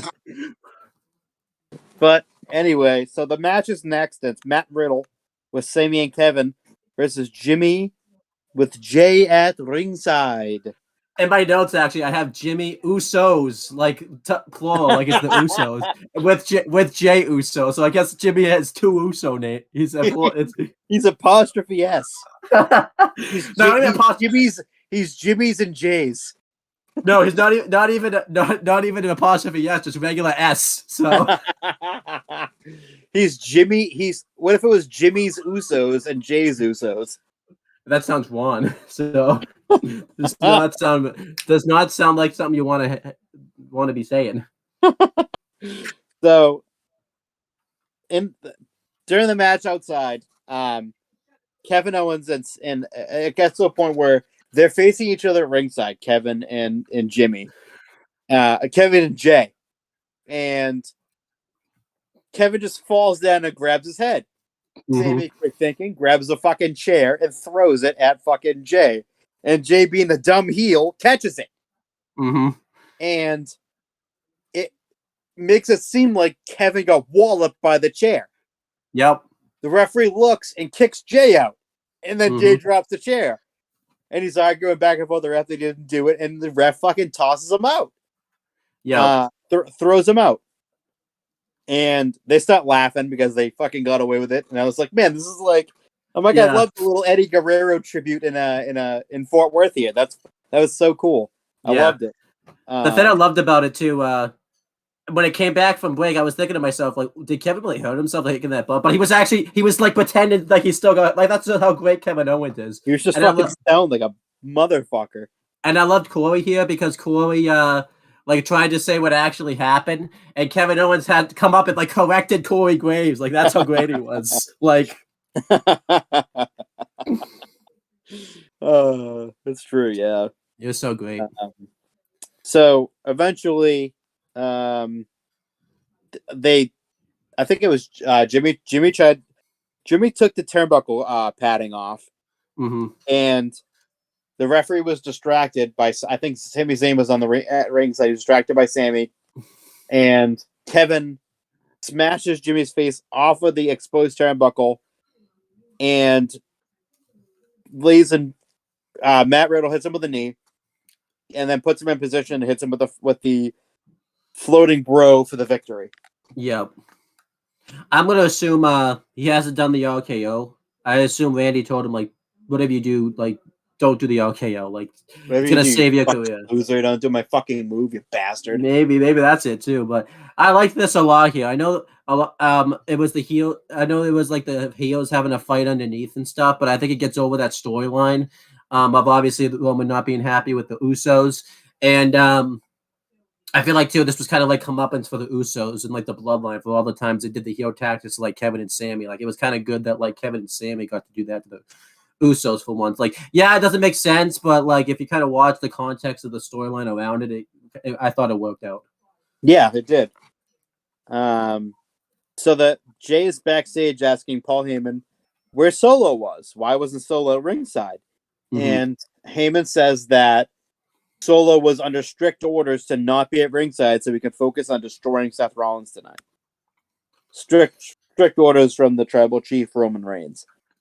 Yeah. Which is fucking scary because we all know that the Usos are going to get the shit kicked out of them because they didn't win the tag titles back. Yeah, and they just lost here too.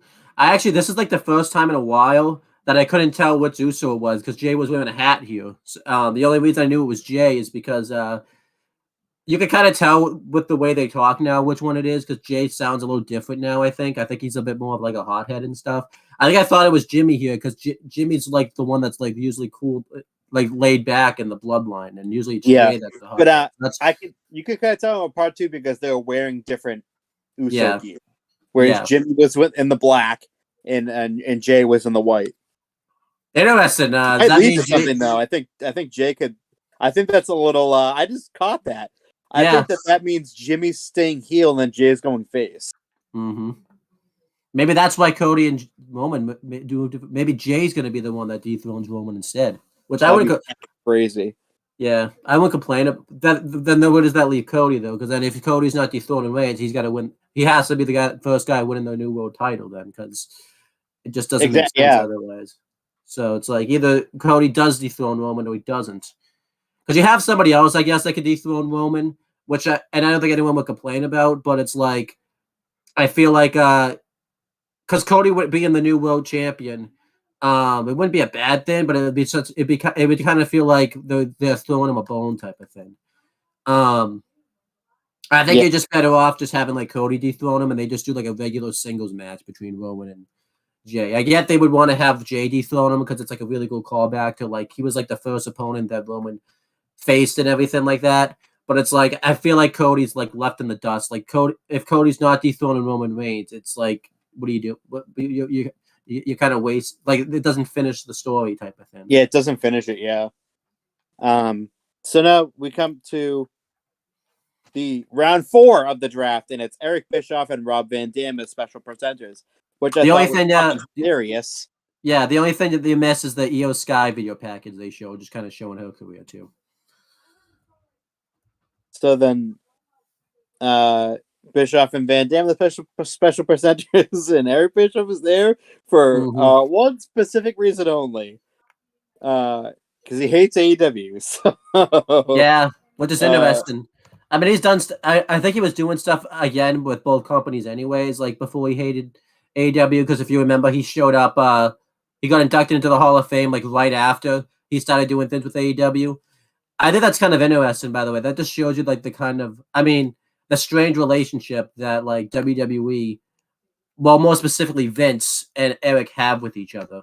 That like, I guess because like Eric did so much damage to them in WCW, it doesn't matter to Vince if he goes to AEW. But it's that just kind of because typically, like if you go to AEW, like Vince wants nothing. Vince and specifically WWE want like nothing to do with you. They won't talk about you. But I just think it's kind of interesting, like how interesting of a relationship Eric Bischoff just has with the WWE. Like he tried to bring them down for so long, and now he's like kind of like family to them type of thing. Yeah, especially too since because he does trash them a little bit on his podcast, like when he reviews like an old WWE show. He doesn't obviously review many WWE shows just because he does like the WCW and the TNAs because that's where he mainly spent his time because he gives like a backstage perspective. But any like Raw or anything that he's been on,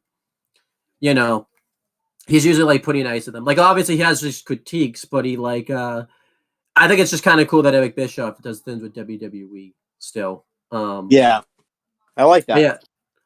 But yeah, in case people don't know, do you want to talk about like the reasons that Eric Bischoff hates AEW before you go over these draft picks? Just a quick reason. He just thinks he thinks Tony's a fucking idiot. Like, he just thinks he's dumb. Yeah, I don't know exactly when that changed because it was right after he appeared the second time. Yeah. He also hates Dave Meltzer too. That's true. It was cool that Eric Bischoff was the Raw representative, though, since he spent so many. I mean, I know he was the Raw GM, but he spent so many years like going up against Raw. Yeah, that it kind of fit. He's also Raw GM too for many years. Yeah, but go over the picks. So the first pick of the fourth round for Monday Night Raw was Trish Stratus. Mm-hmm. The second pick for SmackDown of the fourth round was Karrion Kross and Scarlett. Mm-hmm. The third pick of the fourth round for Raw was Ronda and Shayna. Yeah. And the fourth pick of the fourth round, and the final pick of the fourth round, is LA Knight. I will say this, though. One of these is not like the other. Lots of them have writing on it. Meanwhile, LA Knight has nothing. What do you mean? What do you mean that lots of them have writing on it? What do you mean? A lot of them have like their accolades, and it goes to LA Knight. Okay. It's nothing. No finishing move, no nothing. Meanwhile, Karrion is former two-time NXT champion and signature move Doomsday Saito. That's true. Whereas Yeah. LA Knight had nothing. He didn't have a that's- single write-up. And you know what the funny thing is? He's totally gonna bring that up when we see him on SmackDown again too. Oh, I'd love it. But yeah, going through these picks, obviously Trish Stratus to Wall, I'm pretty okay with. I thought she would have been a free. Becky's there. Yeah. I thought she would have been a free agent though, just because I don't think she's gonna be around the company much longer, so it doesn't really make sense for her to go to Raw. But it's like, I guess she's only gonna appear on Raw, so why not just draft her? It was a good name for them to get. It's kind of like, you know, it did kind of get over the fact that anyone could be drafted type of thing, so that was cool. Yeah. Karrion Kross, I don't think he'll do well on SmackDown. I would have preferred him to go to Raw though, just because at least he has like a world title he can win. Just because he's been so lost on the shuffle on SmackDown. It might get better now, just because even though the bloodline's still there, the good thing about Imperium going to Raw is because there was just no chance he was going to ever win a belt. With Imperium with having the IC title and the bloodline having the world title. I think too. Austin Theory, yeah, he's been really dominant, but I think if Karrion Kross beat him, it would make sense. It wouldn't hurt him at all. But I think what could happen is they can get the U.S. title on like another babyface, maybe like an AJ Styles or something. He can win the U.S. belt, Karrion Kross. So I think that's going to be okay. Like I said, I would have preferred him to go to Raw though, because he needed to change. Shayna Baszler and Ronda Rousey. I haven't been that into them really, so I really don't care. I think they could do okay on Raw, I guess. But yeah, I really didn't. I didn't really care about that one. And then LA Knight going to SmackDown. I would have preferred him honestly to go to Raw, because that way he can win the world. He could at least be in the world title scene and stuff. I feel like he'd be better off. But I do hear he's getting the Money in the Bank briefcase this year, so maybe he'll just cash in and win the world title and then go to Raw anyway. So I think he could still do well on SmackDown. But I would have preferred him to go to Raw, so that way he could at least like be in contention for a world title, because he's not going to be in contention anytime soon with Roman as the champ. So I think I would have preferred LA Knight to go to Raw. But what did you think of these picks? I liked them. I think I would have preferred LA Knight to be on Raw. But yeah, I mean, Trish should be a free agent. Kind of makes sense because she's a legend, and it doesn't really make sense to draft a legend who's not going to be there all the time. Mm-hmm. And especially since the fucking match they have is set for SummerSlam. I don't know. I think she's just going to do like a few things here for the next few weeks, and then she's going to be gone until like maybe like mid to late July. Yeah. I mean, Kross staying on SmackDown. And I don't care about. I never cared about Ronda Rousey, and I never cared about Shayna Baszler. That's fair. So Miz TV is next. This is great. His guest as Raw's newest draft pick, the King of Strong Style, Shinsuke Nakamura. Mm-hmm. And Miz welcomes him to the set, and he says that when Triple H said that this would be the Workhorse Championship, he obviously meant the Miz.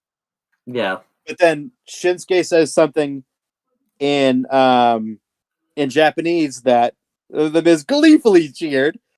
It was gleefully saying, which was fucking hilarious because it meant the guy with tiny balls. Mm-hmm. That fucking killed me because I fucking knew it was going to be something like that. Yep. I knew it was going to be something about some of his tiny balls. Uh-huh. That made me die. I died laughing. It was so funny. Technically, Miz admitted it now too, then, because he technically admitted it. He admitted that he has tiny balls. Miz also said in this that The Miz is number 1, but Nakamura can be a really great number 2. Mhm. And that they should team up. The crowd started again, started chanting tiny balls at the Miz. Yeah. And the Miz attacked Shinsuke, but Shinsuke fights him off and hits him with the fucking Kinshasa to close the segment out. And this is clearly a Triple H booking because Shinsuke looked extremely strong in this. And if he feels And he like got he's his nickname back too. yeah. But he feels like too. He's definitely back to like the Nakamura we saw in NXT. Like like he does talk, but he doesn't talk. Like it's not as bad as it was when he was trying to talk on the main roster, like doing Oh full no, on. it's definitely. I mean, he can't speak English. It's obviously not his first language, and it's a broken accent. Same thing with Asuka, but they speak very, very good English. Yeah. Both. But I'm saying, like, he's back. You could just definitely, if you watch like his segments now, you can definitely tell he's back to like the talk NXT. less, kick ass. That's what I want to hear. That's what I want to see. Mm-hmm. Talk less, kick ass. Yeah. And the fact that this is going to be his first feud, I like it because the Miz can put him over immensely. Do you remember we talked about it in the Backlash retro? That was meant to be like his first feud. Like he gets called up on SmackDown in 2017. He attacks the Miz, but then the Miz went over to Raw in the shakeup, so then he pivoted to Dolph Ziggler. So, in hindsight, that probably would have been better off for him to feud with the Miz. But he's probably going to be. I think Shinsuke Nakamura is going to be in the World Title tournament when it happens. He should be. Yeah. I think Miz is too. Also, he might face the Miz honestly in like the first round or something like that, like type of thing. So maybe this was a good way to set that up.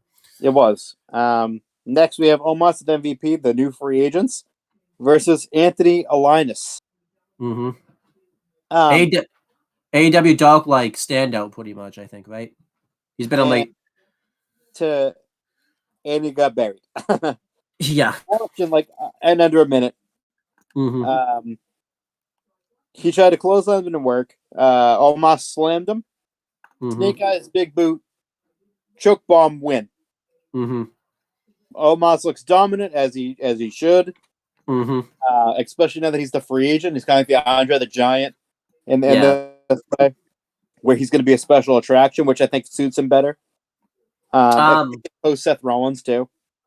Yeah, this is I remember too because he does the gimmick where to pin him he like stomps on he stands on his like chest and he like stomped at Anthony Alanis' chest like even after the match was over. He like went full force on Anthony Alanis. I don't know what the heck was going on there, but like it was really funny. Like even Corey Graves was like, "Okay, the match is over. Get off him!" Like it was really funny. Next for round 5, we have the Hall of Famers Molly Holly and the Road Dogg. Yeah, if they couldn't fucking find anything else besides the Road Dogg, he's done like every pick. Yeah. So the first pick of the 5th round for Raw was the tag team of Ricochet and Braun Strowman, the Bald Boys. Mm-hmm. The Baldies going to Raw. Yeah. To SmackDown, graphic-less Shotzi Blackhearts. She hasn't done anything. Well, I guess she was NXT tag champ actually, so I don't know what she was graphic-less if you think about it. The 3rd pick of the 5th round was the colossal Bronson Reed. Nice guy. And the 4th pick of the 5th round, the final pick is Pretty Deadly going to SmackDown. They lived. They were backstage at NXT and everything too. Like they were lived. Too. They fucking lived. I'm surprised. I think funny thing is, I think you saw Stacks and Tony D like clapping for him and everything like that too. Like you just killed him. Huh? After they killed him. Yeah. Like what are you doing? Like why are they clapping? You just killed him. Like. But yeah, fucking murderers they are. Yeah. Maybe they're clapping because they didn't call the cops on them, I guess. So yay, you didn't call the cops.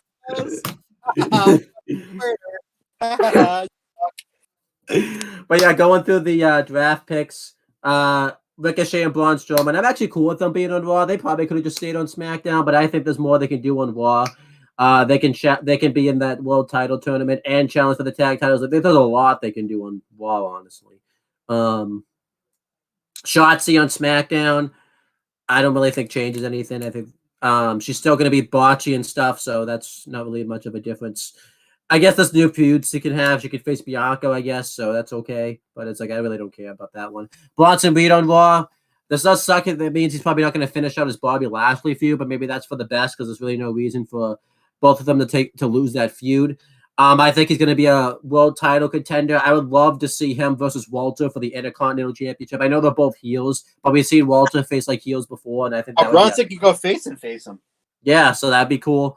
Well, they can turn Imperium face and have Bronson Reed be the mega heel and have him team up with 2 other people, maybe from NXT. Maybe yeah, I don't even know who. Intersure, maybe, I guess, if you want to put it together like that. Maybe, I don't know. If the Highwind freeze is over, I don't remember the guy's name, but he was teaming with like some big, I think it was Big Tito or something. It was like some guy in New Japan. He was teaming with him for like a while on New Japan Strong and stuff like that. I don't remember who it was, but they could bring that guy in to kind of counteract it. I really don't think it would work though, just because that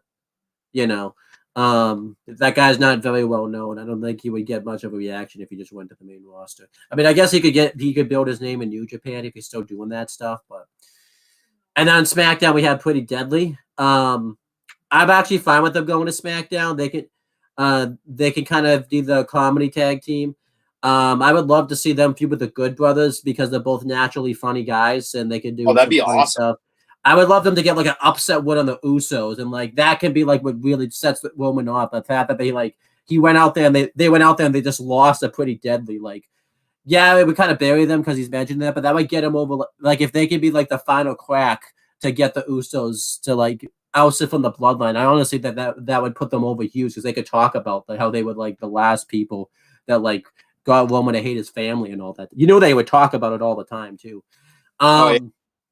I think though the gimmick I think will work on the main roster, but I think they're gonna tone down like the comedy a little bit on the main roster, like just because it's Triple H booking it. He likes it, like he does book comedy, but I feel like they're not it will be a little different on the main roster, which I think needs to happen because that comedy they were doing I don't think will really work on the main roster because it's a different audience and everything like that. But what do you think of these picks?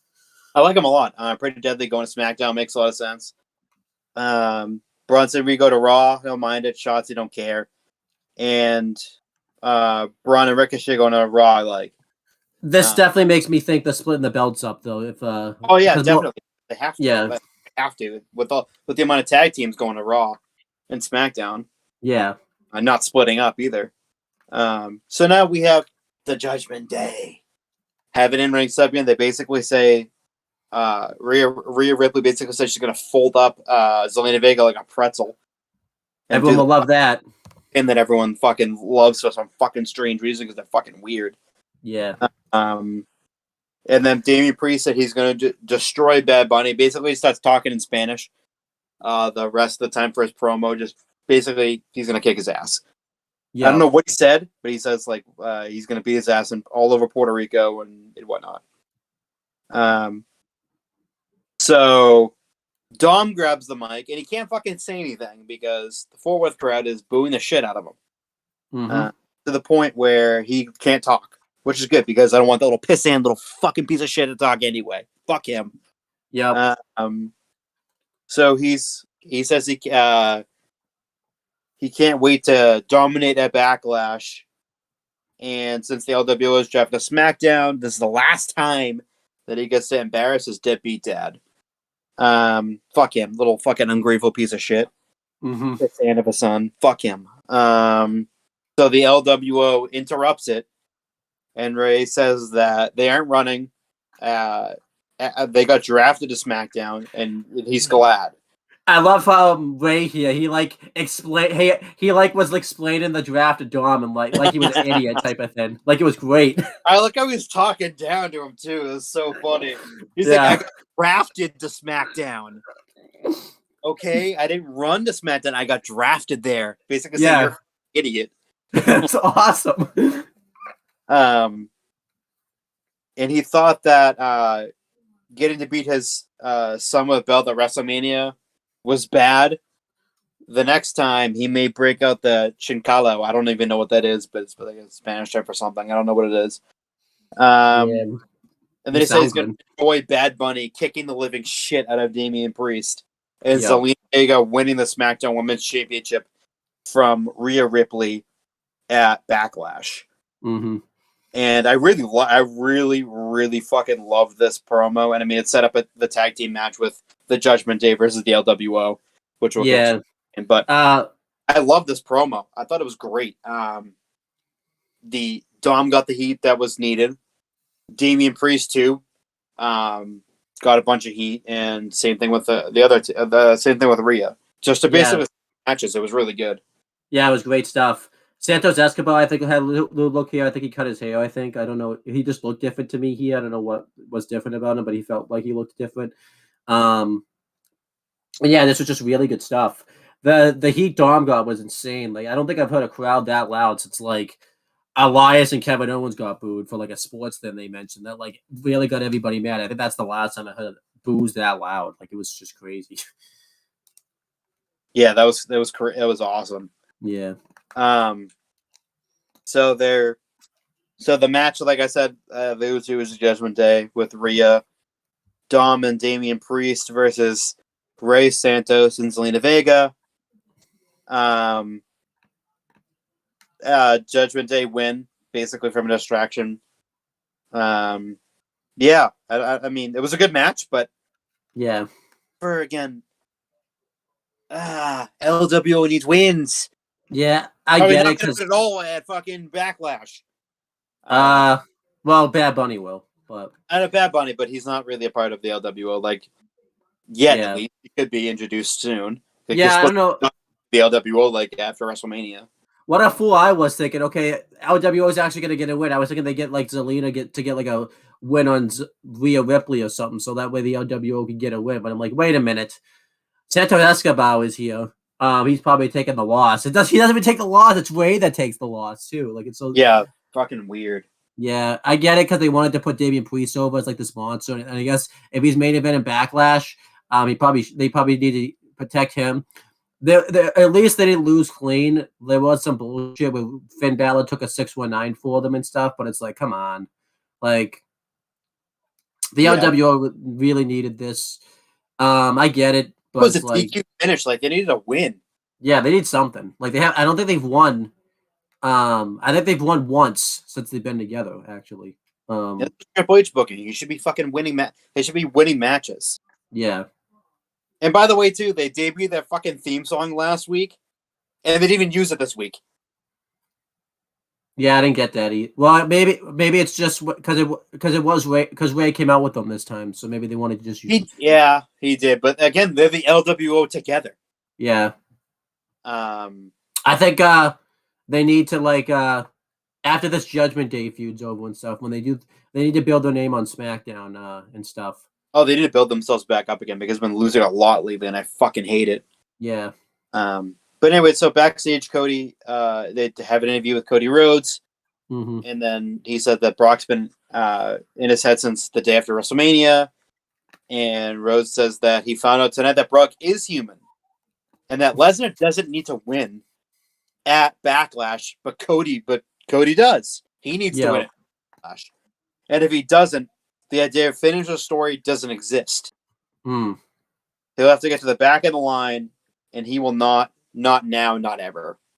This is why I'm kind of thinking he might lose, just so that way that can happen. Because I could see like when they do the world title tournament, Cody being like, "I don't want to be in this world title tournament. I haven't earned it," type of thing, which would make him kind of feel like human.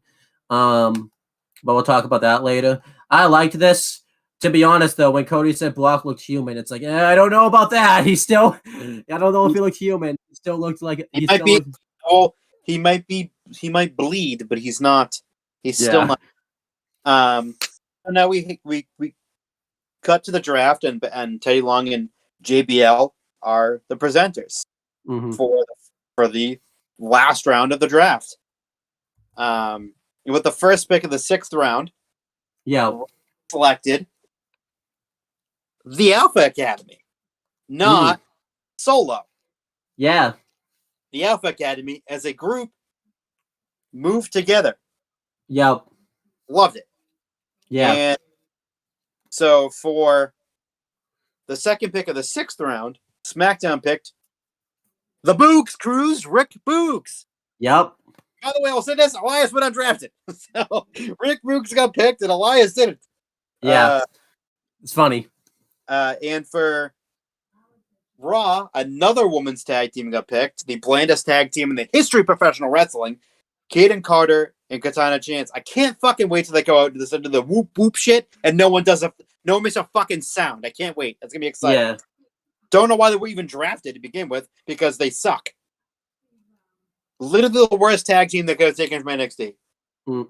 And with the last pick of the 6th round, can't believe took this long.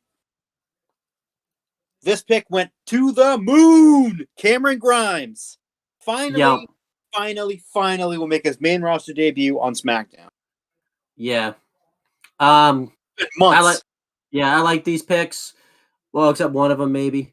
Alpha Academy, I'm happy are sticking together. I don't think they'll break it up, to be honest, because I don't think so now. Because I don't know where Maximum Male Models go, because they weren't drafted. They're free agents now. No, they were. I think they went to Raw. Did they go to Raw? They did, yeah.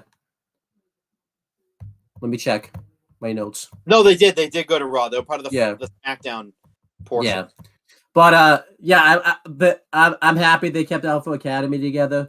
I feel like they're not breaking them up just because I think they would have broken them up in the draft. But I really like it. I actually think they're gonna turn face. I think there's gonna be a segment where, Now it's time. Yeah, especially too because they've been. I don't know if you saw. They've been doing they sometimes when they do house shows, they'll put like little clips, reels on in their Instagram page. There's a clip where they work face against Maximum Male Models. So I think they're gonna go face, which I think would be great for them. I think it's perfect. Yeah. I think that eventually, Maxine Dupree, because she's been managing them. She's been managing both Maximum Male Models and Alpha Academy. I would like it if they did something different. If they had Maximum Male Models kick Maxine Dupree out. Yeah. Maximum Male Models, and saying she hasn't really done anything for their career, and that she's like and then she manages Alpha Academy, and Alpha That'd be nice. Massive win streak. That'd be cool, yeah. And they turn face. But I feel like if she was to do that, and I feel like if they would try to swerve you, and then she go right back to Maximum Male Models again. Yeah. Which I want them to be to treat her like shit when they take her out. So it's okay, she's not going back to them. She's going to stick with Alpha Academy. And she's going to drop the whole Otis and modeling gimmick with him. And go and just be their face manager. That'd be cool, yeah. And then they feud with Maximum Male Models, and then they go huge run, and they go to jobber status where they should be. I honestly think, by the way, too, they're gonna end that gimmick anyways. It's just because that's you could just tell that obviously I think it was meant to go higher, but then Vince retired pretty much right when this gimmick started coming out and everything like that. So not even that, right when this gimmick was about to take off, if Vince retired because it was a Vince gimmick. Yeah. But it was supposed to go to higher lengths, maybe mid-card, maybe challenging for tag titles and whatnot, maybe. Or just being a upper tier or mid-tier, mid-card division tag team with LA Knight as the manager. But then as soon as Vince retired, it was okay, he's LA Knight. It was almost instant.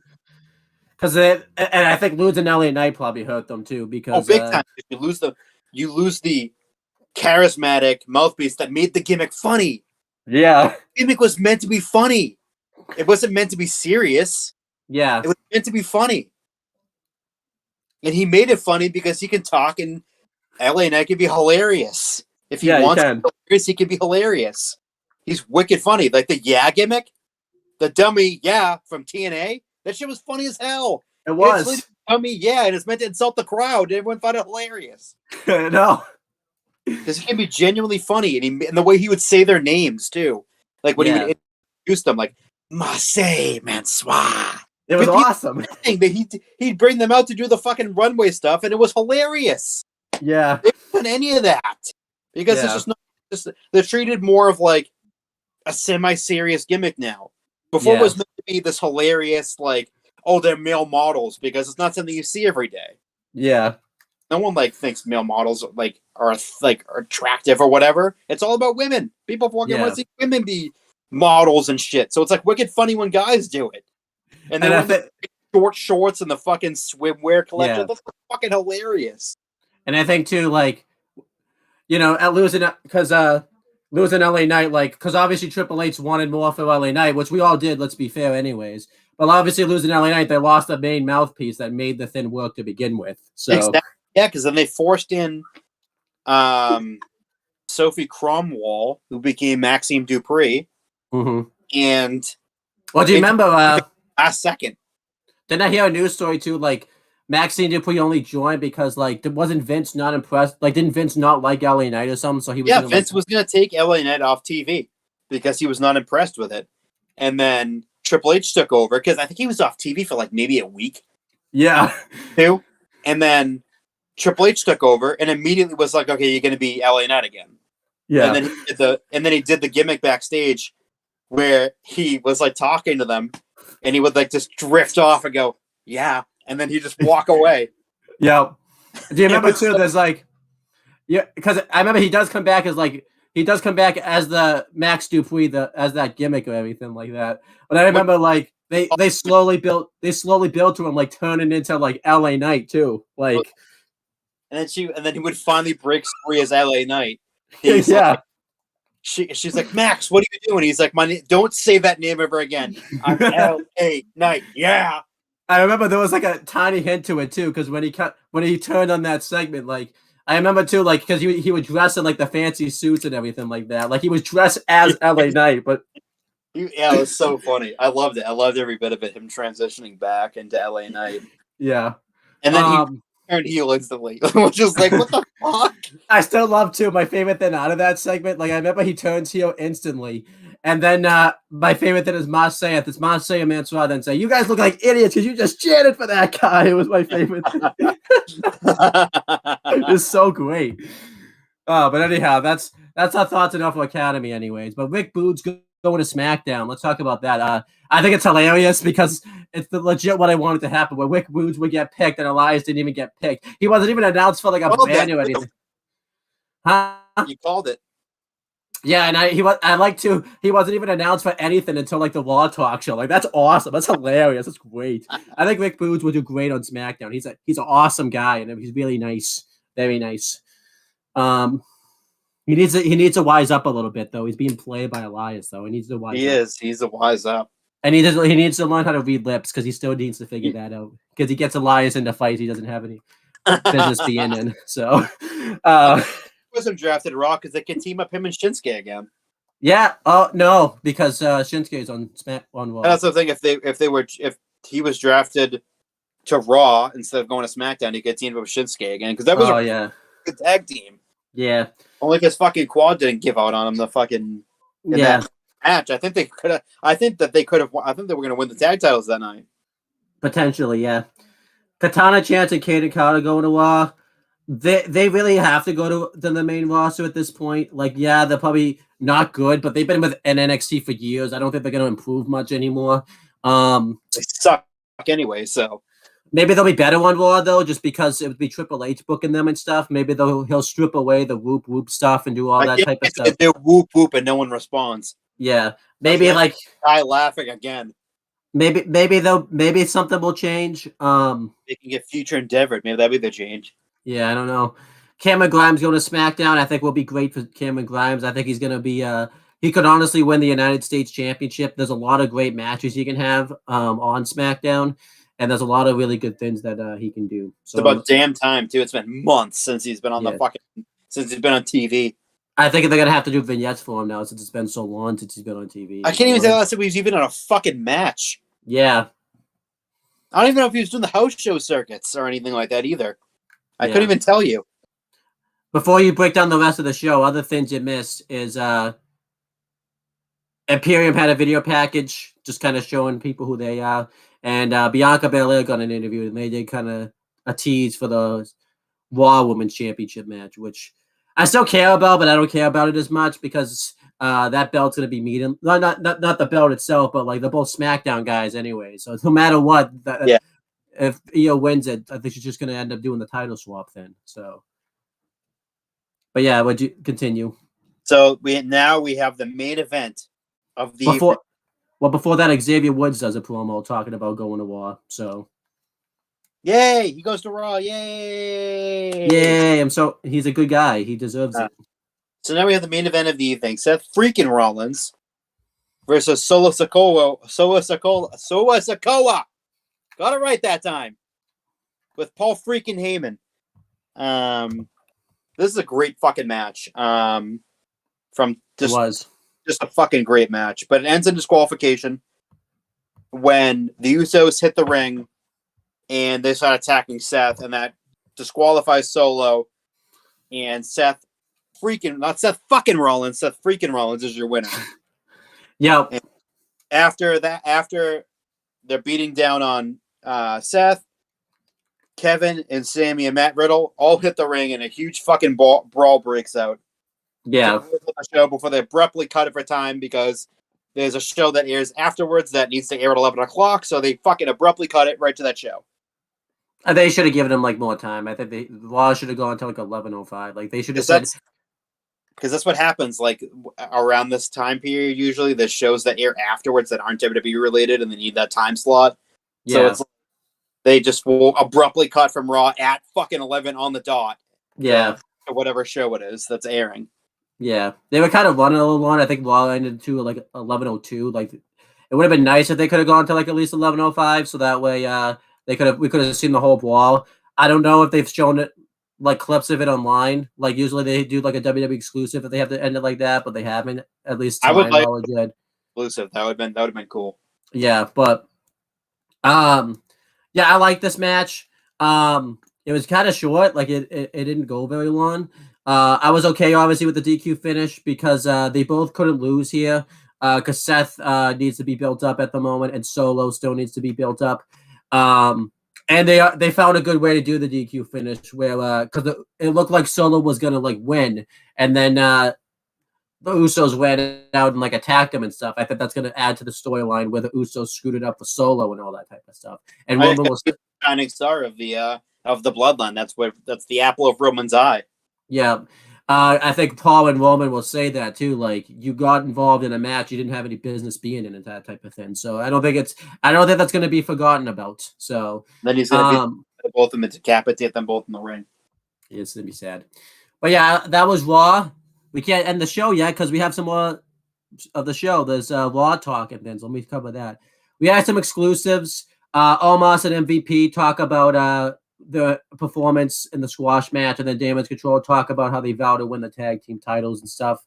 Going through Raw talk, we had the host, Jackie Redmond was back this week, and Matt Camp.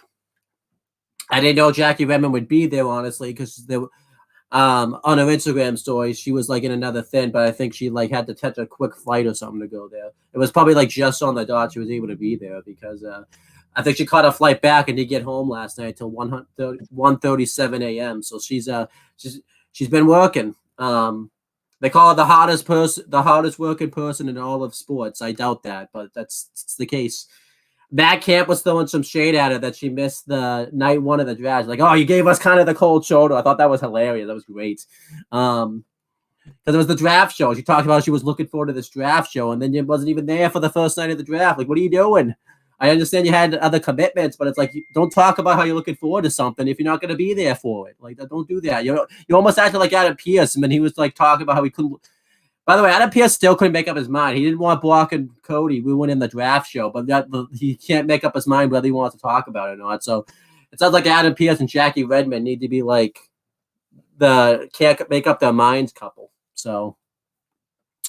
But Austin Theory got interviewed, and he gloats about being drafted to SmackDown and says he's going to dominate that show. And then we have the draft picks. Let's go through the draft picks. A lot of draft picks here. Dana Brooks going to Raw. I don't think her career is going to change much. I think she's still just going to be wrestling on main event. So there you go. Nikki, what do you think of Dana going to Raw? I'll ask you one by one this time since I don't care. Okay. Nikki Cross going to Raw. I think that could be okay. I think now that the brands are split, I think Nikki Cross will have more of a chance on Raw? What do you think about that one? That's not. She should have a chance. Yeah, I agree. Johnny Gargano to Raw. Makes sense. Once he comes back, I think he'll do well. They probably didn't announce him on the show because he's still injured right now, so they didn't want to get everyone all excited thinking he was coming back. So I think that's why they didn't announce him on the show. But I like Johnny Gargano. I think once he comes back, I would love to see him versus Walter for the Intercontinental Championship. That'd be awesome. What do you think of Johnny going to Raw? I like it. The ways all together. Yeah. Well, except Theory, but I don't think he's going to be in it anyway. Yeah, fuck Theory. He doesn't even belong in that. Baron Corbin's now a free agent.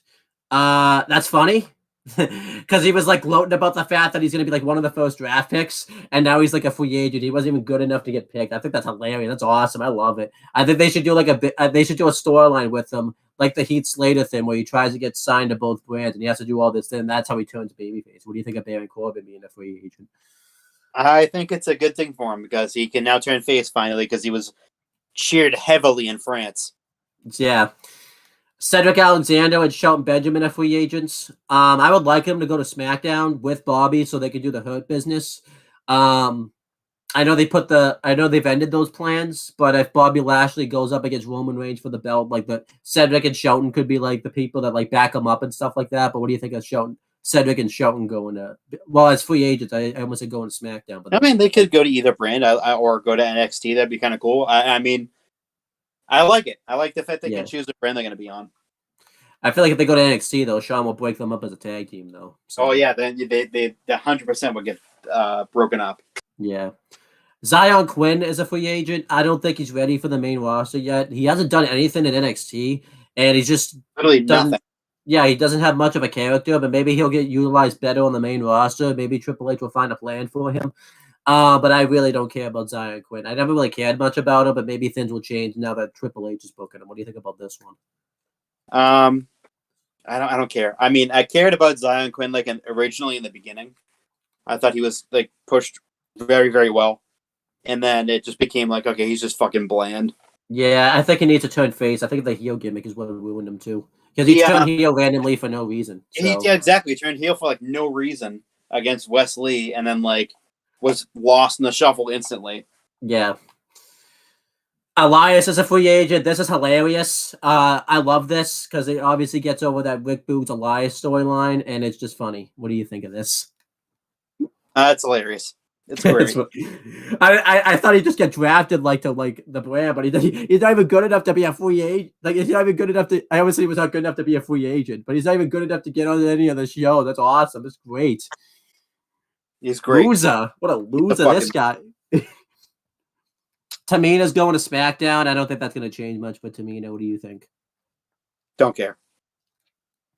Angel Garza and Humberto Carrillo are going to Raw. To be honest, I would have kept them on SmackDown and had them join the LWO. I think that would have been cool, but I think they'll probably be okay on Raw. I don't think they're going to do much. What do you think? They're not going to do much. Akira Tozawa's staying on Raw. I don't think he's going to do much. He hasn't done much lately. I would have maybe he should have gone to SmackDown because then he could like do things with the US title picture. But what do you think of this one? I like it. Okay. Piper Niven's going to Raw. I think that's fine. That's cool. Azia Lee's going to Raw. I don't think that's going to change much for her. What do you think? Nothing's going to change. Tegan Nox is going to Raw. I think this could be a good thing because now that the women's division is separated, she'll have more of a chance because she really couldn't get much TV time because all the big stars were kind of all everywhere. So maybe now that the brands are separated, they'll give Tegan Nox more of a chance. What do you think of Tegan Nox going to Raw? Could be interesting. I mean, her in the women's division, definitely. She's talented enough to really stick out. Riddick Moss and Emma are going to Raw. Now he's Riddick Moss again. He's not Madcap Moss anymore. They changed his name back. I think Emma could do well because, again, the brands are split up and stuff. I don't know what really they could do with Riddick Moss. I know they're trying to do this thing where he's like a heel, but I just don't really. Riddick Moss, I don't care about, but Emma could do something interesting. What do you think? I don't care enough about Riddick Moss, Madcap Moss, and Emma. I don't care about them. I think he's turned heel, which makes sense. Yeah. But he's so fucking bland either way, that's not going to make a difference. Maybe I don't even know. I feel like he probably should have just gone to NXT, but he booked like shit probably in NXT. So probably Yeah. be Indus shares coming to Raw. Obviously Jinder and Vio are returning. I think Saga's never been on Raw, right? He was never called up. Yeah, Am I he's never correct? called up. He was left behind when the others were called up. So And I they think they, I Veer's think, yeah, I think they could do pretty well on Raw and run specifically Indus share, run the tag division. They could honestly, they probably won't, but they could be the team if they build them up enough to take the titles off of Kevin Owens and Sami Zayn. I don't think that should happen, but they could be a strong tag team that does that. But I think they could do fairly well on Raw because they really stopped using them in NXT for no reason. So I think they could do fairly well on Raw now that like they have the right I think faction one with of them them got too. hurt. Huh? I think one of them got hurt. Oh, okay. But what do you think of the Indus share going to Raw? Doesn't matter to me. Odyssey Jones goes to Raw. I'm actually excited about this one. He's probably not ready for the main roster, but honestly, I think he is. I think that match at Dijak really opened a lot of people's eyes. I think Shawn Michaels was never going to utilize him in NXT. He never booked him on any of the shows. I actually think he could do pretty well on Raw. I would love to see him go against Bronson Reed since they're on the same brand. That would be cool. I actually think Odyssey Jones could do fairly well. Him and Walter, honestly, I think would honestly be I honestly think this is going to be like a silent pick on Raw. I think this could be really good. What do you think? I think it's gonna be a great pick. I think he's gonna be the next Keith Lee. Yeah. Great And the pick. last pick of the whole draft was Grayson Waller to SmackDown. The only thing I don't like about it was he should have been announced during the show over Katana Chance and Kaden Carter. Because it's I guess they wanted to get people to watch Raw Talk, but he should have been announced during the show. He's a big star, and I feel like it's not like people don't know who he is because he's been on Raw before, so I don't understand why they didn't announce him during the show. But obviously, I'm actually cool with him going to SmackDown because I don't think he's going to win the world title or anything like that right away. So him being on SmackDown, I think could be really good for him. He could do great with the U.S. title. I would love to see him become a tag team with LA Knight. I think that could be entertaining. But yeah, what do you think of Grayson Waller on SmackDown? I think he's going to be. I honestly think he's going to be huge on SmackDown. I think he's gonna be a massive star on SmackDown. I think that's a great pick. Yeah. And he could, who's on SmackDown, they can pick this feud back up again because him and AJ are both on SmackDown. If you remember, they feuded. They could pick it up again. Yeah. But yeah, I'm cool with it being on. I'm cool with him being on SmackDown. I think he's gonna be huge. I think if Cody does end up dethroning Roman Reigns for the belt, by the way, too, the big thing they can do is they can have Cody go to SmackDown. I would love it if they recreated the MJF Cody feud and had Grayson Waller take the MJF role. That would be awesome. I honestly think he'd do really good. I would love it. And you like play it up on TV because I know they played up the Cody and MJF one, but if there was really no TV deal, like when they were playing that up before for AEW, so that would be cool. If like honestly, I think Grayson Waller might honestly do the MJF thing better than MJF did. Like MJF was great in it, but Grayson Waller might honestly be better in that role. Percent, I agree with that. And then we had some interviews. The Judgment Day get interviewed. They talk about how they dominated the LWO and they're going to win. Rick Boogs gets interviewed, and Elias talks about being a free agent. And he tried to spin it saying that he's so good. He's like Brock Lesnar and Almost that he has high demand to be on both shows. A fucking liar. So he's trying to spin it. And he was trying to explain this to Rick Boogs, but he just didn't understand it. And then he tried to explain it by saying that, well, when you go and work your arms, you just work your triceps. You don't work like your you just work your biceps. You don't work your triceps. And he's like, oh, wait, but they're both on the arm. He's like, yeah, but you'll understand someday. And then when he walked away, Rick was like, this guy's such a genius. I got to go write this down in my notebook type of thing. Like he tried. It was great. Grayson Waller got interviewed. I don't know if you've seen this, but anytime someone got drafted from NXT, there was a big applause and everything like that.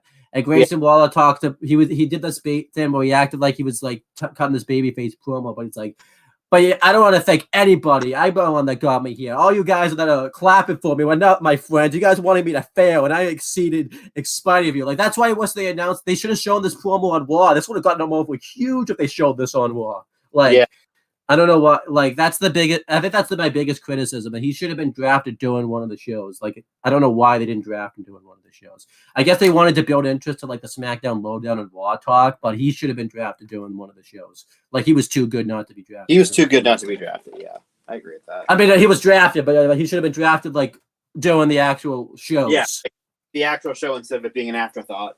Yeah. But, that's going to fuel his fight. He did say he should have gone earlier, so, but that's night 2 of the draft for Raw. I enjoyed this show. I'm going to give this show, like, a B+. I thought it was a great show. I think my biggest criticism is they didn't really do a whole lot to really build the Backlash. I think the draft kind of overshadowed Backlash a little bit. As it should. I mean, the draft's a huge deal. Yeah, but that's kind of one of the problems with doing, like, the draft the same week as the go home show. Like, I think SmackDown's gonna fix that problem this week because everyone could be on SmackDown this week. But yeah, overall, what would you give the draft as, like, a letter grade? B+. Night 2. Really, really good show. Yeah. So we have some news things to break down. I want to make sure we don't forget about them. So let's try to talk about the news of this draft. It was kind of reported last week, but I want to talk about some more. So they're going to go full on this draft. I hear rumors. It's probably not going to be this year. It might be more of a next year thing that they're going to go back to, like, draft branded pay-per-views. Like Raw and SmackDown are going to get their own pay-per-views again. I think the only pay-per-views that they're going to share is Royal Rumble, Money in the Bank, Survivor Series, SummerSlam, and, like, the Saudi shows they would share, which makes sense. I'm cool with doing this. I don't think they should do it right away because the pay-per-views are pretty hype anyways. I think they need to build the rosters more before they do this. If you are going to do this, though, don't do it the way they did it in 2016, where it was like 2 a month. I would say do it like the way they did the first draft, where it's like Raw gets a pay-per-view a month and SmackDown gets a pay-per-view. And, like, the month that one of the brands doesn't get a pay-per-view, they do, like, a super card on Raw like they used to do. Because I feel like doing 2 pay-per-views a month isn't going to work. But, yeah, what do you think of the potential of, like, them going all in this brand split like that? I like it. I like it a lot. Yeah, it's a really good idea. Mm-hmm. And then, yeah, so you kind of touched on it. I think that's the article you shared in the chat. Do you kind of want to talk more about, like, the start of the, the Triple H era now that this draft's, like, how he's going to slowly get rid of the Vince thing? Because you touched on it, but you didn't go into full detail about it because we were still kind of covering the shows and stuff. So what the plan is for this is Triple H's baby now, essentially. They've been hinting at this in rumors and speculation since the draft was speculated to happen, like, last year, that this is going to be the official start of the Triple H era. Mm-hmm. And that he's getting rid of or finishing up storylines that were Vince McMahon related. So he's finishing those up, and I think it's said by SummerSlam it's gonna be fully him, his stories, and also too on the other side, Vince pitched some people for to face Roman Reigns, and they laughed him off. So can I hear what these people were, or did they not? Really they were laughably bad. That's like what that was the quote that I saw was it was laughably bad and immediately shot down. I wonder what they were. Direction, he has zero power to do anything, essentially. Yeah. So he can't just go, I'm putting this on anyway. Yeah. He can't just because he needs to go through Triple H. If Triple H wants to do it, he's not going to do it because he himself, head of creative, is Triple H. Yep. He's in charge of the stories. And if he doesn't want to do it, he doesn't have to do it. And if it's so laughably bad, and they shot it down, and Vince didn't do it, it means that Triple H is in charge. 100%. Yeah, absolutely. I just wonder who these Vince is in charge. It would have been fucking Rick Boogs versus Roman Reigns for the Universal Championship, and he would win. I just wonder. That's just. It's so funny. Those are the two kind of I spliced them both together, but like it's so it's actually like a good sign. Yeah. His ideas for championship contenders were so laughably bad that they said, you know what, we're not doing those. Normally, if this was 2 years ago, it wouldn't fucking matter if they said no because he would have done it anyway. Yeah. It's like, okay, no, we're not doing this, and they don't do it. Yeah. So let's kind of break this down. Let's also, because I have a feeling a lot of people are gonna say this, they're like, "Oh, Triple H then wasn't Vince all along and stuff like that." Like, I gotta think like Vince was running stuff the whole time. I definitely don't think that was the case. I definitely think Triple H has been running things for the most part, but he's obviously been continuing Vince's storylines because he can't just stop a storyline midway through it. Triple H understands that. He likes to build. He likes to end. Yeah. I think by SummerSlam we'll be seeing a lot of a lot like everything is Triple H. So like the maximum male models thing that we talked about, that's going to be completely gone probably by like SummerSlam time, and things like that. Because a lot of people think that, but I was thinking about this the other day. Let's be real, by the way. It's so crazy to think this. Because I was watching Raw last night, thinking about it, doing the match. Judgment Day would have been broken up. Like Judgment Day wouldn't even be here right now if Vince was still running things. Like that's how crazy it is. Like if you remember, they were probably gonna end Judgment Day like before, like probably by SummerSlam that year. That's how bad it was. Like that was gone. It was gonna be gone by the fall. Yeah, that's why I'm like not even like late fall, like September. It was gonna be gone. Yeah, that's just crazy to think about. Because if you remember, the first match they have. They don't even show up for Raw like for 2 weeks when Vince is still running things. They show up at like main event, and they don't even win. They won main event one time, and Triple H is like, "Yeah, no, we're not doing this." Yeah, but yeah, like that's gonna be really cool that it's gonna be all Triple H's show now. I'm really excited about it. I really wish everything could be Triple H's show. Like obviously, I wish NXT could be Triple H's show. Just because, but like I'm really happy about it. I'm happy about the direction. We have some predictions. Huh? That's it for the news stories. Yeah. And then, I just wondering, I kind of talked about the Vince. I just wonder who did Vince have in mind to face Roman Reigns for the WWE Undisputed It's so laughably bad. I don't know. Yeah. Was it like, because that's the funny thing. Like, I remember, I just don't even know who it would be because I think a lot of people would have thought Logan Paul was a laughably bad one, but even he was a good one, and he ended up. He was actually a great one. Surprising. Oh, by the way, I didn't even realize he didn't get drafted. No, he's not a free. I mean, I assume he's just. He's going to be a free agent. There's no reason. Or a Bad Bunny. But like, they didn't announce matches and shit like from outsiders. I don't think that they can. Yeah. But let's see who. There is some predictions I want to do. NXT tonight. We have Wesley defending the North American Championship against Drew Gulak. I think it's going to be what we said. Wesley's probably retained, and then they're going to set up Wesley versus Tyler Bate. What do you think? Yes, I agree with that too. And then we have the NXT Women's Tag Team title match. It's Isla Dawn and Kaylee Ray versus Katana Chance and Kaden Carter. This is actually more unpredictable now because I was thinking Kaden Carter and Katana Chance were going to win on Friday because I thought they were going to stay in NXT, but I think they're just going to have I think they're going to have Kaylee Ray and Isla Dawn. I almost called Isla Dawn the name that Kaylee Ray has now. I wonder how that would have worked. Well, like, would you have allowed that? But then again, you didn't allow it for her name to Alba Fire. Huh? You would have changed her name to Alba Fire. Yeah. I wonder if you would have made me call her that name. Like I would because you fucking called her it. I gave you the one time. I gave you the one-timer. Yeah, I don't think I was gonna get it again. But anyhow, I really don't know who's gonna win this match. I think they're just gonna keep the belts on Kaylee Ray and Isla Dawn. Makes the most sense to keep it at Alba Fire and Isla Dawn because it doesn't make any sense for them to lose the titles. Yeah, I really hope they don't do. Hayden Carter and Katana Chance. Like it just doesn't. They don't seem like a fucking. First of all, they're both on the main roster now, and second of all, Hayden Carter and Katana Chance suck. So like what? Like they have like a cool finisher, but like they blow. They're a fucking awful tag team.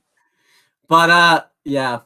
I hope people they do some like best friends. They do weird TikTok dances. Like, Yeah. ooh. I really hope they don't do that stupid thing though, like in that Shawn Michaels, like when Solo Sikoa won the North American title, he just got stripped of it and was sent to SmackDown. I hope they don't do that with the NXT Women's belts, or that he just strips Strip them of them. it. He They're probably gonna is. strip them. What I would do is I would just keep the belts on him until like Battleground, and then have him lose the belts at Battleground. Or yeah, I would do that too. But or have them appear on both whatever Raw and or SmackDown, whatever brands they went to. Yeah, Do work this specific brand and then work NXT. yeah, that'd be cool. And then there was another. I'm pretty sure there was something else announced for NXT, but I don't remember. I think that was it. That little thing that I shared. Yeah. I think that was it. NXT. I don't think NXT this week's going to be much different because, like I said, the draft doesn't go into effect until May 8th. So the only person I think won't be there was Grayson Waller, just because there's no reason for him to be there Yeah, there's anymore. no point. And obviously Pretty Deadly because they're technically dead, so they can't really show up anymore. Yeah, I feel like everybody else would just kind of I feel like tonight's NXT. I am interested to see what NXT will be like the following Tuesday next week because the draft will be in effect. So I really hope they don't do the thing where like I remember they made this idea. I think you liked the idea where like whoever's a free agent just goes to NXT. It's not a bad idea. It's just I just don't want. It's just who's booking the show, man. Like I just don't want like a Cedric Alexander and Shelton to go to NXT because you know they're gonna break up as a tag team like shortly after they get there. So it's gonna be like, what are you doing, man? But SmackDown has some big stuff happening on it this week. We're gonna have Shinsuke Nakamura versus Karrion Kross. This match is really hard to predict because they both need a win. Karrion Kross needs it because he needs to get back in a dominant position, but Shinsuke Nakamura needs it too because he just came back. Who do you think's winning? Shinsuke. Yeah, I think so too. I think this because Shinsuke, is going to be in the world title tournament. He just came back, and I think they really need to build him strong. I think if he had stayed on SmackDown, he probably would have faced Roman for the belt, so he should win this match regardless. Podcast has concluded. Beat for the new world title, and then we have the Viking Raiders going up against the OC and the Good Brothers. I think that's an obvious win for the Good Brothers because they just literally like the club. I know the Good Brothers have been around for a while, but like the OC just returned in full last week. It would not make sense for them to lose right now. What do you think? The OC. Yeah. And then Bad Bunny is going to be on SmackDown. I imagine he's going to get laid out by like Damian Priest again. So that way to really build heat for the Judgment Day. Maybe they'll do like a big brawl with like LWO and the Judgment Day. But what do you think is going to happen when he shows up? It's going to be a brawl. Big brawl. And we're not going to do predictions for Backlash because we're doing a show before then, I hope. And we have one final news thing to break down because it's pretty big. Carmella and Corey Graves, it's official now. They're actually expecting their first child. It took me by surprise. I remember for weeks, Chris and I wondered what happened to Carmella because she was clearly meant to do something big at Mania. She was obviously they were obviously setting up a tag team for her and Chelsea Green, and then they kind of randomly took her out of it and stuff. She was at WrestleMania week, and she didn't do anything. So we're like, what happened here? Chris and I didn't think so that they were gonna have a kid because we were thinking to ourselves like, why would they have her come back to wrestling if they were gonna try to have another baby again and stuff? But that ended up being the case. I'm obviously happy for them, obviously, just because they deserve this after what they went through last year. You can just look it up because it's talked about. But I'm happy for both of them. Carmella's gonna be off TV at least for over a year, I think, because she's due in November. But I imagine that like at the very least, we're probably not going to see her at least earliest probably till after WrestleMania. But who even knows if she'll want to come back at that point? But I'm happy for Corey Graves and Carmella. I imagine we're not going to see much of Corey when she gets born, he may take like a month off, like Daniel Bryan did when Birdie was born. So I wonder who will take his place on commentary in that time. I hope it's not Booker T. If please don't do that. Fuck yeah, we book a team. Commentating the history of WWE. Please don't do that. But yeah, what do you think of this news story? That's great. I'm happy for him. I really love the fact that this pregnancy looks to be going good so far for Carmella. It's great. I love it. I'm very happy for them, especially the way she had a topic pregnancy, it's very tragic. But yeah, it's great. I think, like we talked about, it took us by surprise because we didn't think that they would try to have a baby again since she just came back to wrestling. So I don't know if I don't think it was an accident either. I think it was fairly planned. I'm not sure. Maybe it was good for her to get back in the ring. I don't know what. Like, I don't know why she came back to wrestling if they were gonna have a baby again. That's the only thing I don't get. That was weird. Yeah. But yeah, that's pretty much it for like the news stories. I think there's nothing else really news related to break down. But yeah, anything else you want to talk about before we get off here? I think we put our heart and soul into this. So yeah. Is there anything you want to plug or promote for the future and things like that? Just watch what you want to watch. Yeah. Like what you want to like. NXT's on tonight. If you like NXT, watch NXT. Cool shit. It's good. Yeah. Tonight could be good actually, but we'll see. As for my stuff, I got a lot of stuff to plug. Before that, let me read Zero's comment. He said, "Pretty Deadly drafted to SmackDown." Yes, I think yes, boys. I want them and Maximum Male Models to feud and then come together and have a faction together. I'm sorry, Zero, that can't happen because Maximum Male Models on Raw and Pretty Deadly on SmackDown. So unfortunately, that can't happen. So poor Zero, he doesn't get what he wants out of that. So it's too bad. Yeah. But that's what happens when you have a brand split. You can't always get what you want. So he can fantasize about it, but it's just not going to happen. So I got some stuff to plug also. Let me just find it on my thing. Tomorrow, Wednesday, May 3rd, 2023 at 1:30 p.m. EST. James, Chris, and I are going to be doing WWF Backlash 1999 Retro. That does work for you, correct? Yeah. Okay. And then Thursday, May 4th, 2023. May the 4th be with you. James and I are going to be doing Backlash 2004 Retro. Now, you're not available Friday, correct? Yes. So, you're not available Friday? Yes, I'm not available. Okay, so we got to make a change there. So, I'm calling an audible Friday, May 5th, 2023. James and I will do TNA Unbreakable 2005 Retro, and that will be at 1:30 p.m. EST. Are you available, Sat? Didn't we say we were gonna do Friday? Sunday. Thursday we were gonna do that Backlash review. Yeah, I said that. Okay. So that is happening. Are we doing anything Wednesday? Thursday before Wednesday. Are we doing anything so tomorrow on Wednesday? Backlash 99, but Friday. Okay.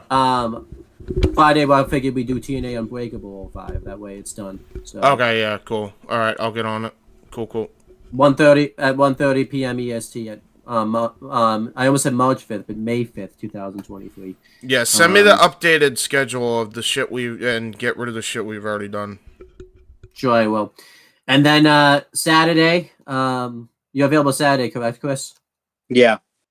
May 6th, 2023 at 1:30 p.m. EST. We'll be doing WWE Aftershock, covering main event, NXT, Level Up, SmackDown, and predictions for Backlash. And then Sunday, May 7th, 2023, There'll be the Retro Wrestling Review Series for AEW Double or Nothing 2019, the very first AEW event done by Noah Foster, James, and I. That'll be at 6:30 p.m. EST. We'll do it later because that's what works better for Noah's schedule. And then Monday, May 8th, 2023 at 12:30 p.m. EST, we'll be doing a WWE Aftershock Corner Extra where Chris and I will review this year's Backlash. So now we have to make some changes here. Tuesday, this may be subject to change. Tuesday, May 9th, 2023. Somebody and myself will be doing a retro for Night of Champions 2012. And that will be May 9th, 2023 at 1:30 p.m. EST, if all can go well. And then Wednesday, May 10th, 2023, somebody and myself will be doing a retro covering WWE Battleground 2023. And then at some point next week, we're going to do retros for WWF Judgment Day 2000, WWF Royal Rumble 1998, and I think that's it. Those are like the big retros that we haven't done. But we want to do ECW One Night Stand 06, but we can't really work it around Steve's availability because that's his retro pick. So when, whatever he's available, that will get done. Well, those are all the stuff. That's all the stuff coming up. I'll be talking about it again tomorrow after Backlash 99, and you'll kind of know more what's going on. But obviously, for other stuff, you can check out the FTW Main Hub for a channel update video because fairly soon, everything FTW related will be going in that channel. And if you want to watch a video, you can watch out the 400th video on that channel, where at the time was the CM Brothers channel, but now the FTW Main Hub channel, where my cousin and I did a over 3-hour rant on the Netflix Death Note 2017 movie. And then you can check out on the Talkinator channel for past stuff. New stuff will be coming on that channel shortly after Memorial Day. It's probably going to be like early June when everything will be going up there. So yeah, that's pretty much it, guys. And we will talk to you guys later. And since this is being live streamed in the past, we'll be talking to you guys in the future. So there you go. Podcast has concluded. Be sure to check out more group discussion as far as WWE content is concerned, and check out more content from For the Win Productions.